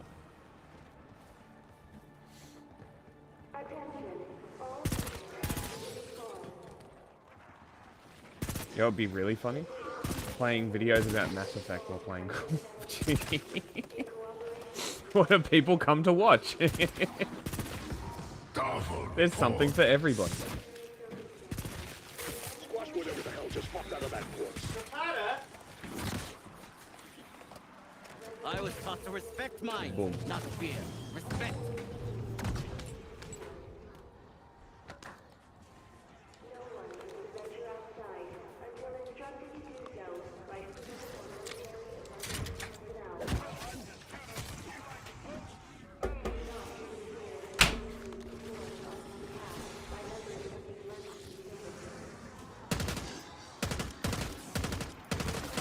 I would be interested if playing COD and putting a political title would do anything. Whether that would actually entice people to join the chat. I'm actually not sure whether it would. I'm not confident that it would. But as you were saying the other day, it's not an awful idea to look at Call of Duty as like a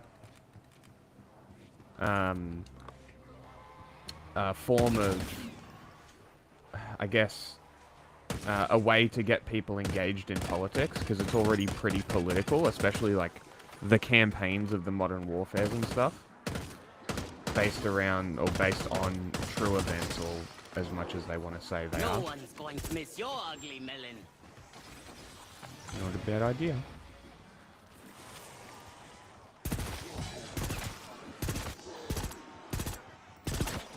I am a very good shot.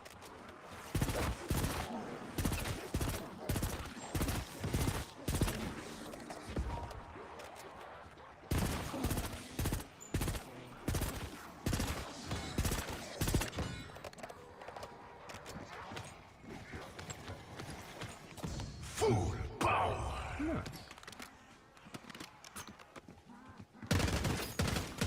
Have you seen my wife?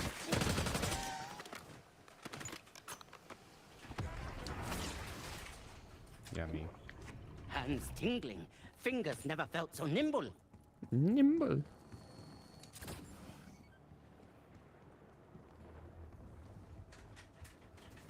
I kind of want to buy the punch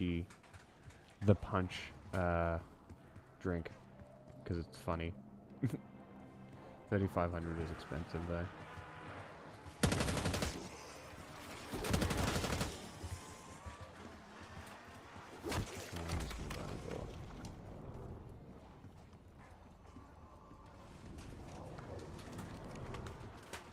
Oh, person. Did I just call a zombie a person? Whoops.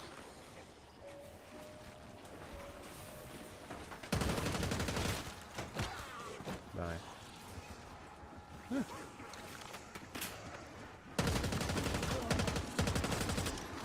Deploying energy-based explosive.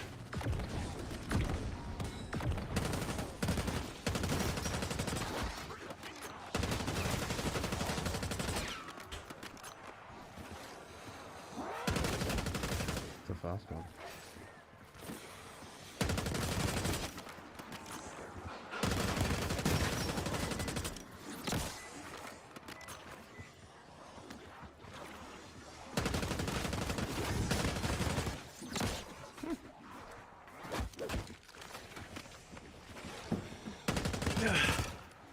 Bullet. It's gonna be so much more effective at killing them. Bonus point. I like money. Extractions available in your AO. There we go.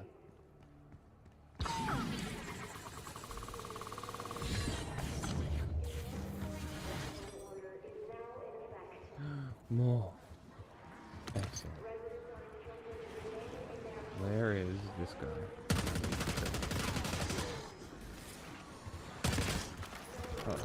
Oh. Oh, fuck me. Oh. It's alright, I'll die pretty soon and then we can move on to Mass Effect. Overall, I'm pretty shit at zombies, so... Took out a whole bunch of trash.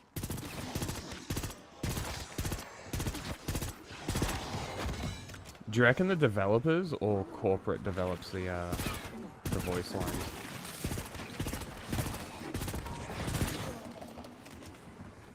It's probably corporate. Kaboom!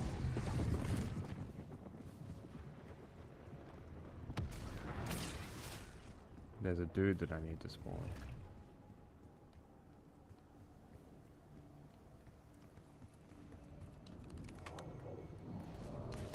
Ordnance upgraded. The mission continues.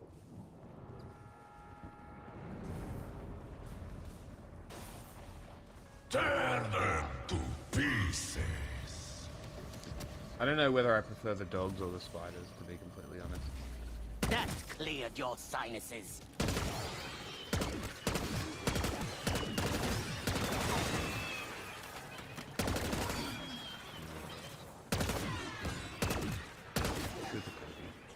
Hey, need to shut down that pickup offer for now, team.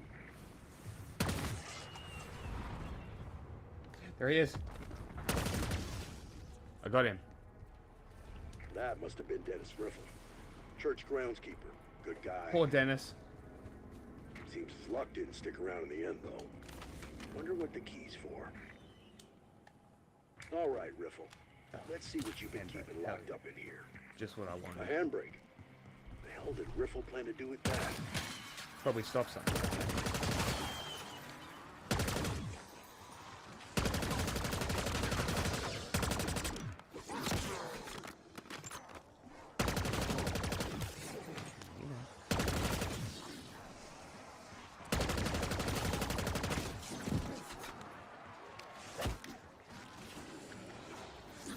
Oh, I missed. That's embarrassing. Oh, I missed.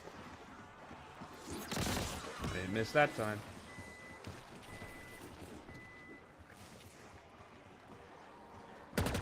Set a food beacon for it.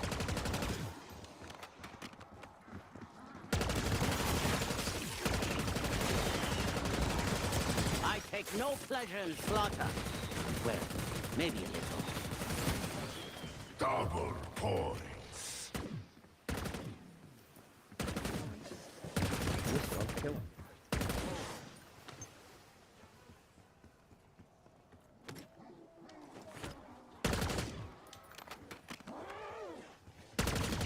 Where'd your head go?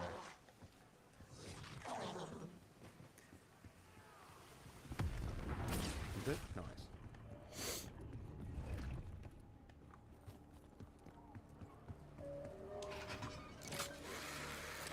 What? It's never here. So frustrating.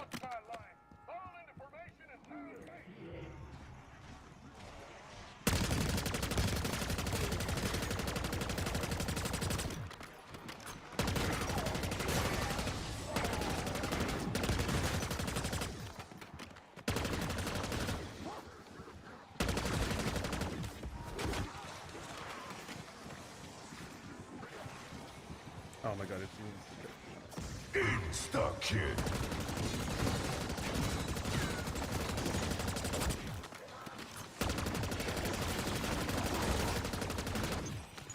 Double points.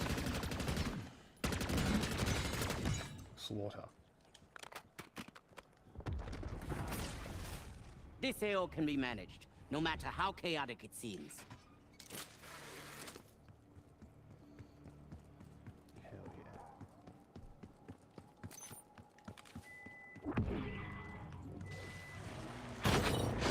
There is no vending machine. Great. Huh. Whatever will I do? There is a locked door. Guess I'll die.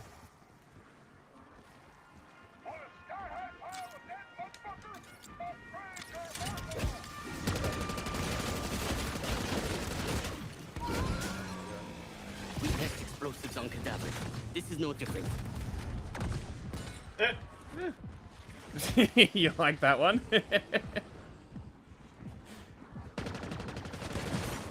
Yeah, because I know people who donate their body to science, and that's what they end up being used for. They're blown up. Yeah, it's fucked up. That is kind of fucked up, honestly. I guess it's science, right? But No. they probably expected something else. It's military. Military science. You know, we clearly don't know what bodies do to, what explosives do to bodies. You know, we don't have extensive record of this. Such power demands This to be doesn't unleashed. exist at all.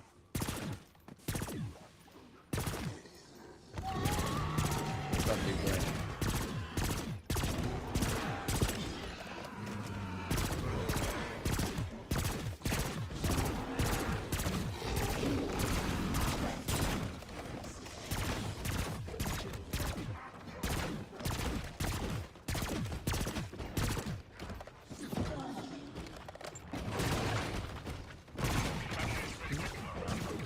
Dial-in. Thank you. Ooh, a loot key. I like keys. I'm gonna buy this now. Ding ding. Oof. That's a punch in the guts. Oh my god, it doesn't. Oh, I'm fucked. Oh my god, how did I survive?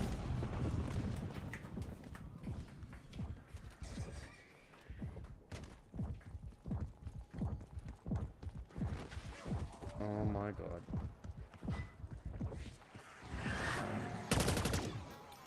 Also, I wasted my money.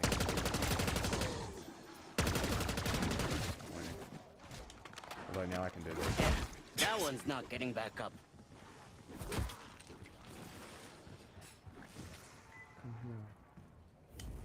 I want to loot. Nazi arc? I don't think it's Nazi zombies this one. I think they dropped the Nazi thing. Yeah, that was only like World at War. Yeah. Oh my god. Why does it do this?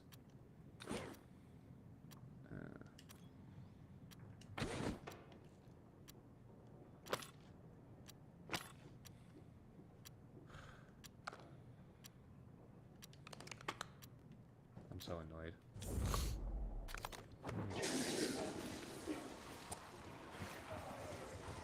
Messy hair and shaving it all. What do you mean? I haven't shaved my hair. I just tied it back.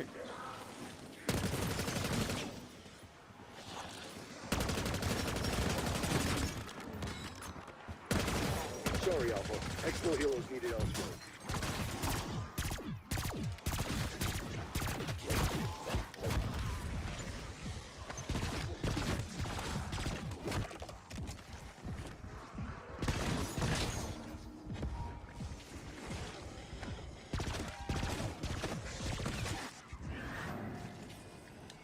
Bonus points.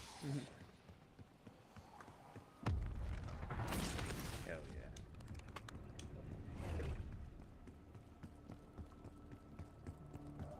Upgrade time. Hopefully I have enough. Probably won't. Definitely don't.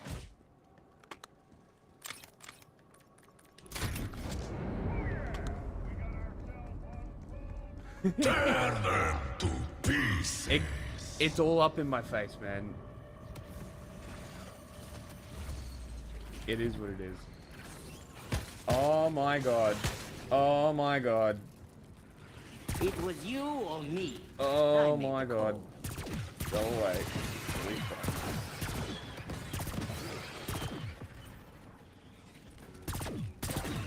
They have little fighting skill, and even less heart.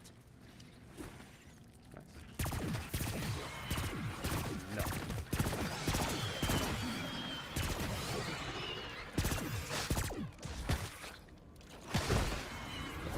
Max ammo.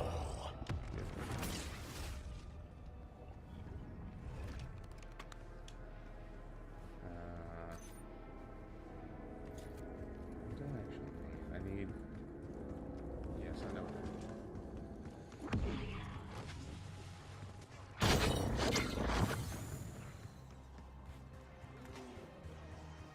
First of all, Run and gun, it's what I do.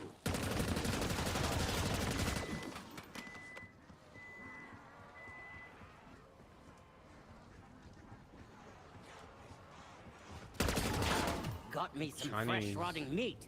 air quality and AI. Like Chinese AI or just AI? Once I die, we'll be going to Mass Effect anyway, so.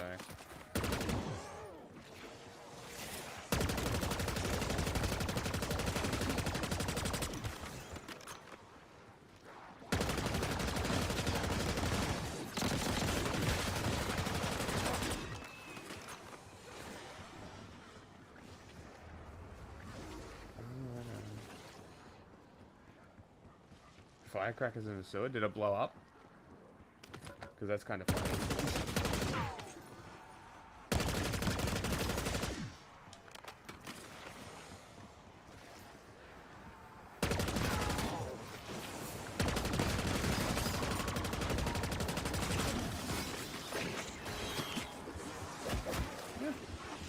You think you scare me? Max armor.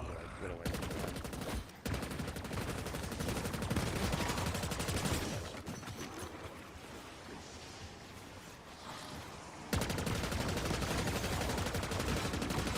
That's a whole platoon of scab lickers.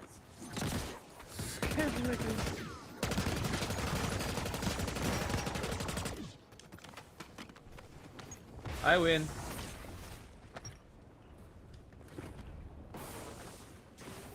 Jack 1, zombies 0.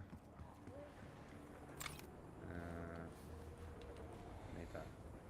30.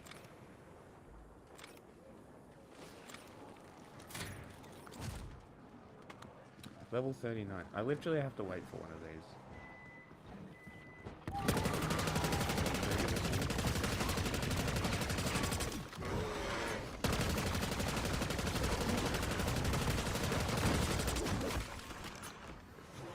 Ow. Ow.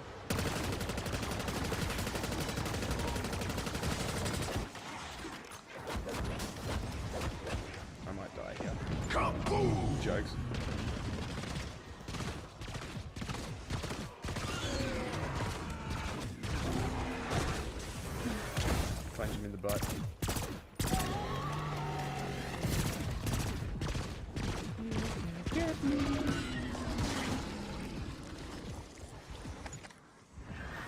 It did not give me what I wanted.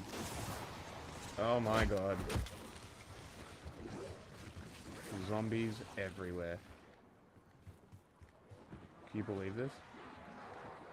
You tried your best. The world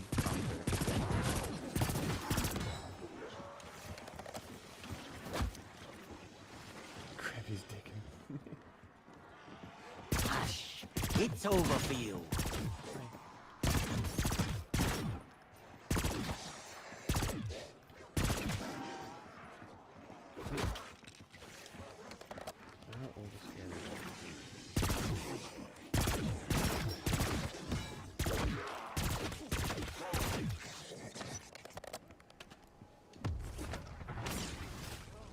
Hey, round 20 is not bad.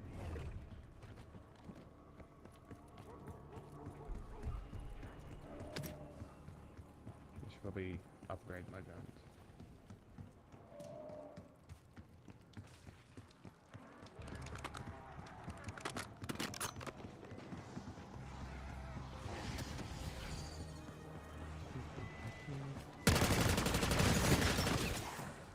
Is that your microwave going off in the background? Yeah, I have to pull the food out of it. It's just reminding me. It beeps every like 2 minutes. Like it was made for me. Okay. Thank you. Body cam signal is break. Your project data security, yes? A so-called rapid response team. Motherfuckers love this game so But I knew you would come. Hell must be getting crowded. So called this dick.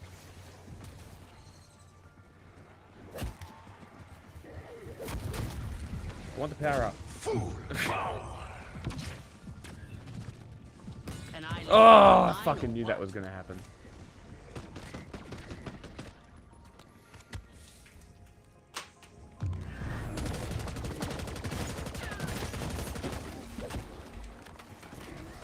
I had a stem as well.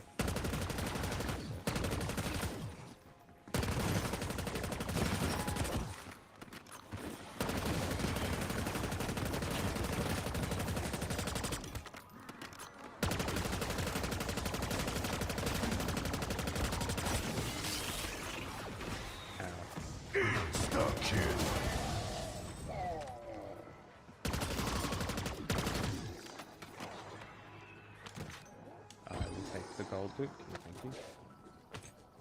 Let's see what gold gives me. If you need to tap out, Exville Hill is ready to go.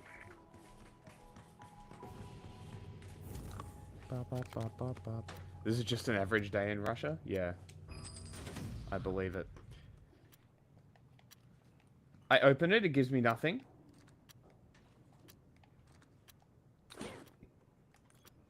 Great. Sure. Okay. Let's... that one. You know what? Fuck it. Let's actually That use... changed flavor 3 times before I could swallow. Ah, fuck it. Machine gun. Bullets.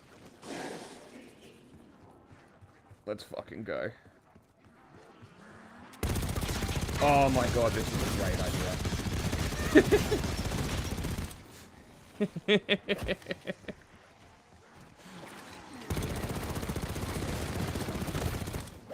is great. Watch me die right now.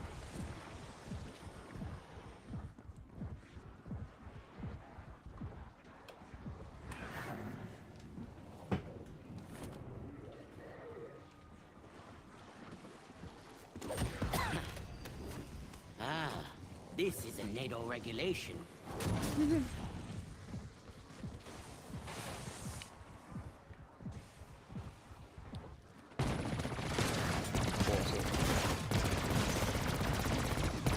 your head out here and you're finished. Fuck yeah.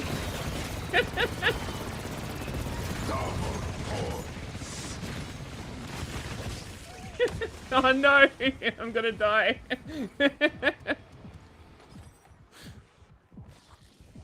Suspending exfil for now, Alpha. You're on your own. God damn it. Oh, you wanna play?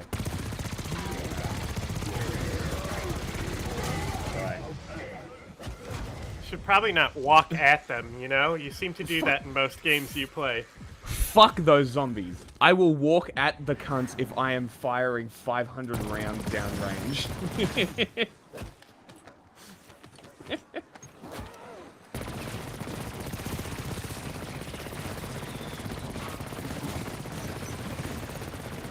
Good luck keeping up with my body count.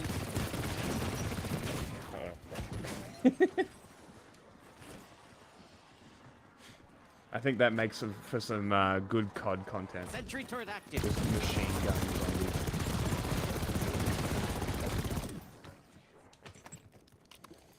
And now, the sentry is going to kill zombies as they walk at me from behind the turret. Is a good plan. Boom. I am running out of bullets.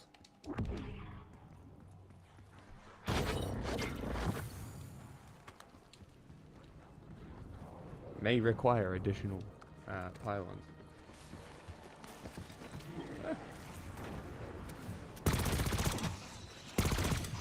Cool. Right. I still haven't got the one thing that I need, which is kind of funny.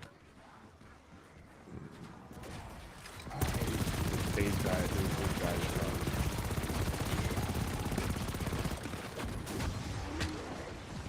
Bonus points.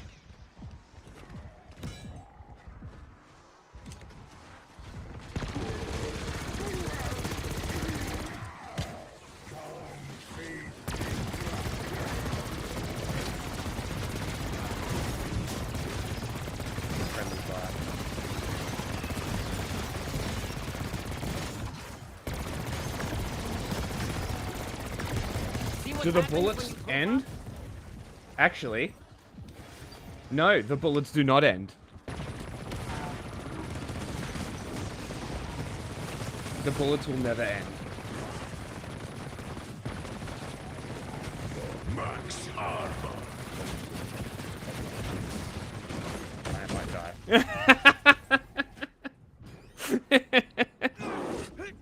That was worth it. That was so fucking worth it.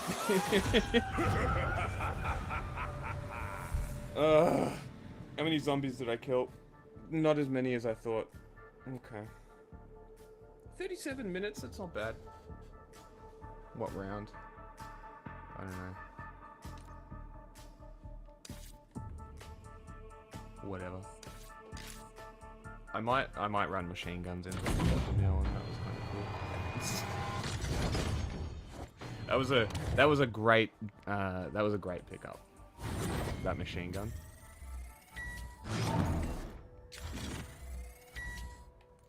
I got the PP.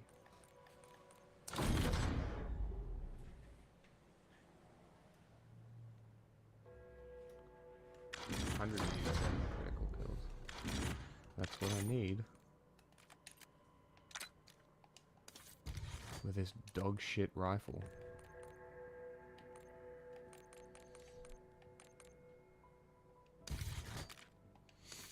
I don't know how I feel about the guns in this game, honestly. Like, they give you this, which is kind of cool.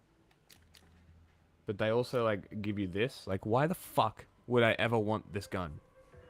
Ever. Stop putting this in games. Stop putting this gun in games. Please. Fuck this gun. Forget it to history. And then, obviously, the AK... which they put the 74, not the 47, which is kind of interesting. And then the AR, obviously. MP5, I guess. Another one of these. 22. This is a staple. I actually don't know. Obviously I know that one, but a lot of them I don't actually recognize. Which is kind of interesting. Did the AI ever have a machine gun platform like this? Do you know? I don't see why you wouldn't be able to box feed any type of gun. I mean, true, but like, was there ever an actual official machine gun? There might have been. It's an since the X is in it. That's normally our experimental designation. Yeah, maybe they added it in from an experimental program. Who knows? It's maybe is that Chinese? It looks like a Minimi. It looks like a mag-fed M247. I think is the same as the Minimi.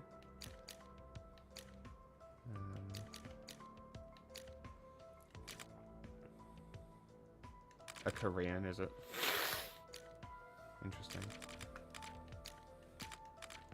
Then, like, obviously, Arctic Warfare, SVD. I don't know what that is. And the Barrett. You gotta have a Barrett. The pistols, I'm not a big pistol guy. Grenade launchers.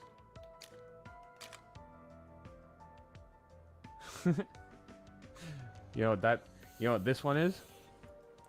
This is the I like my suitcase. I'm pretty sure. Pretty sure. Anyway, Mass Effect time. Let's look at that. Let's look at K2.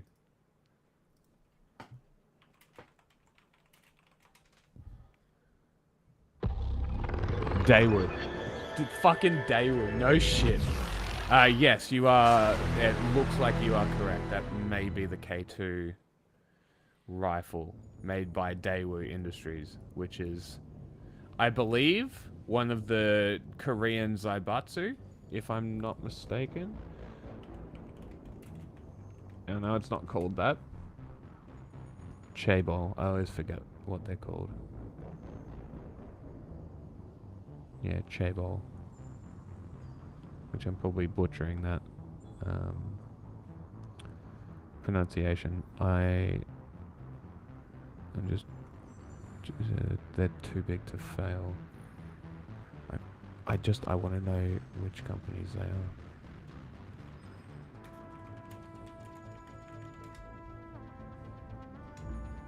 Samsung, Hyundai, LG, and SK Group. So, okay, Daewoo is not one of them.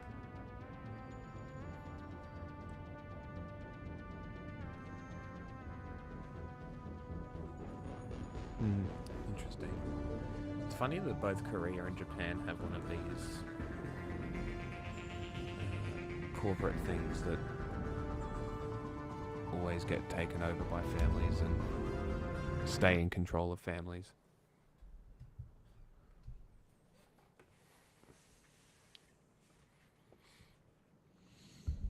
Yeah, I imagine if Korea was a voluntary enlisted force, that they would be quite the force to reckon with. I think. Yes, we're mid Omega, right? Mm-hmm. Shepard. Shepard. Shepard. Who said Shepard?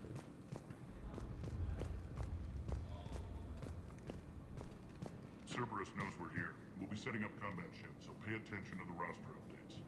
We also want some supplies coming in. This is me saying make every day. When you can spare some time, Commander. What is it? I've been tasked with increasing this command center's control of Omega's operating systems. I've hacked surveillance on many decks, tapped various internal communication conduits, but I can only reach so far.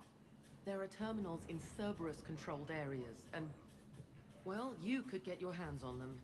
When you find these terminals, a simple input code will give me access privileges and more influence on station systems. Easy enough. Good. I'll keep an eye on my board and I'll let you know when my codes are activated. Thanks. No worries. Az, how are we looking? All systems operational. Full Omega schematics coming online now. Let's take a look. Such a more interesting game to look at than Call of Duty, isn't it? See. Yeah. That's what I was. There's I looked at the Call so of Duty much gameplay, more going on. and I was like, "This is like just noise to me." It's dog shit. Like playing it is fine, but like, there's nothing to watch. I don't understand why it's so 36 popular. of Omega are powered down. I'm betting power is being siphoned to run those force fields. Find the source, priority 1.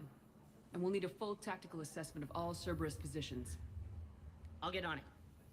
Shepard, we have work to do. Our losses were significant. We can't field an army large enough to face down Cerberus. Yeah, no We need to shit, find you can't. allies. Story of my life. We've confirmed there is a Merc gang that's still active. The Talons are resisting the occupation. They sound based. Not my first choice, but they're all we've got. We'll make them join, one way or another. Perfectly put. Sorry to interrupt. What is it? Stinky. I turned away for a second to offload supplies. When I looked back, You lost her. well, We're locked down. She's gotta be here somewhere. This bunker has secret access points to other parts of the station. Unfortunately, Nyreen knows them. Damn it, Bray. If I wasn't already short on manpower. We have to focus on getting the Talons on board. Shepard, I'll meet you at the armory exit when you're ready to go. Shepard. But don't keep me waiting. If you update the Twitch title to what it will be, I can copy it to the YouTube or whatever. Okay. You can type whatever you want. Rock, you there? I swear, if you don't answer soon. Finally. Where are you? I'll do it Don't directly know? off Twitch. Seriously? Look, just check your Omni tool for the station schematics. What do you mean your Omni tool is broken? Rock, that's not good. Right. I'm not helping you. Sorry. Look, I'll just Okay, I'm talk gonna leave you it in back to the bunker, politics. okay? What was the other time?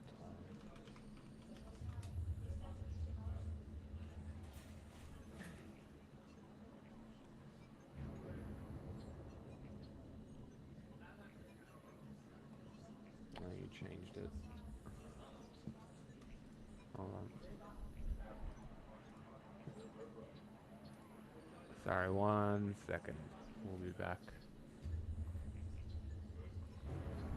Do what now? I just need to go to the actual channel and find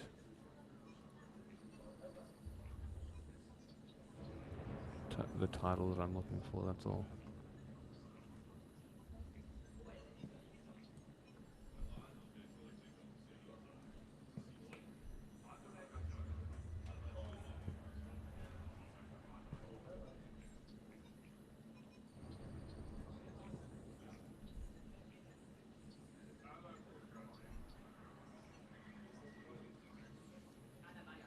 Okay. Boom. Boom, boom. Okay,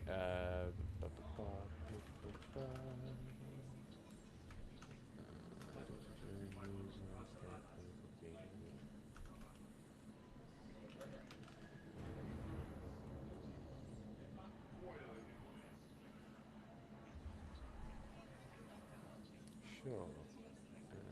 Get rid of that. Get rid of that. Sure. Duty.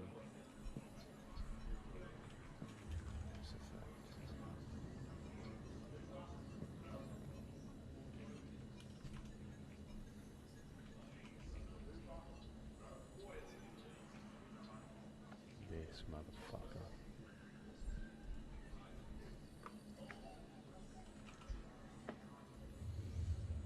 Done.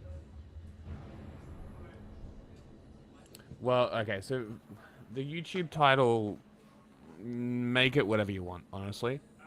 Whatever you think will work, make it that. Because the Twitch one, I just made the basic title, and then trying to use the tags to get people here. You feel me?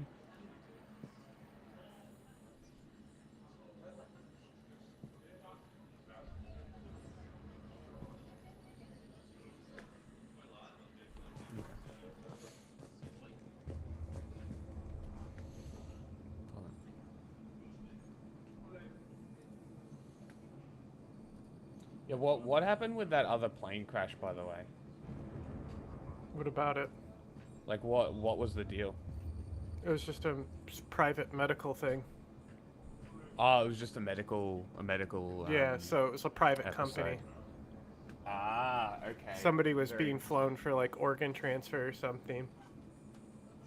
So they chartered a private interesting. flight. Ah, okay. So nothing really to do with the the administration. It's just bad timing, basically. No, it's probably still to do with capitalism, though. Oh, for sure. What was I doing? A YouTube title.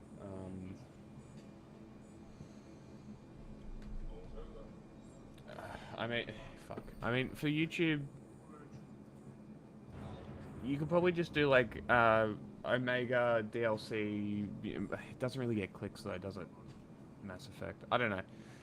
Honestly, YouTube, just make it whatever you think works. But I'll send what the Twitch one is anyway, because I just went back to the default title, because that's what everybody seems to do on Twitch. And if nobody actually reads the titles, who gives a shit?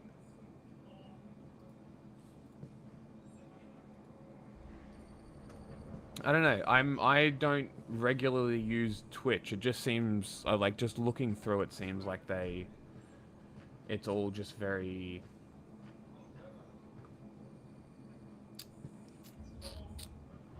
default title. They're all almost always the same. We could maybe at the end of the titles add in some specifics even. At the start. I don't know.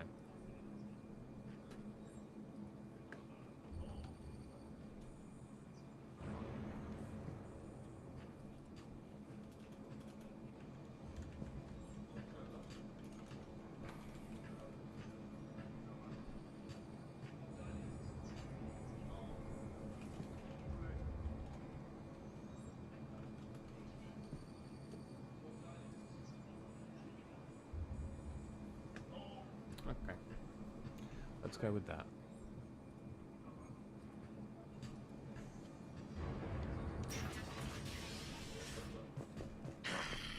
Human. Don't talk to me, rat.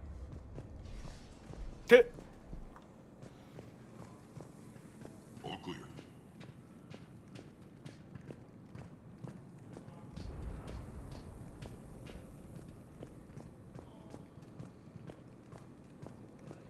Just making Hand sure out there's all the nothing else. weapons. No use holding back gear. Arya probably employs the rest of the Batarians that exist. Supplies are gonna be tight. If we hadn't lost that shipment.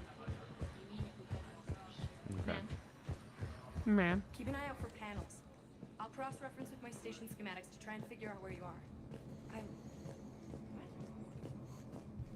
Good luck out there. Sure.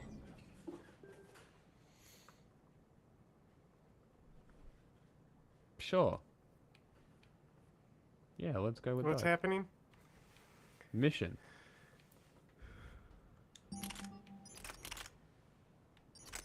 What is this that you sent me? Is that the title that you're using? Yeah, that's the Twitch title that I used. I just put Mass Effect 3 today at the start of it. Do you think... Is Arya good with the Hornet? Well,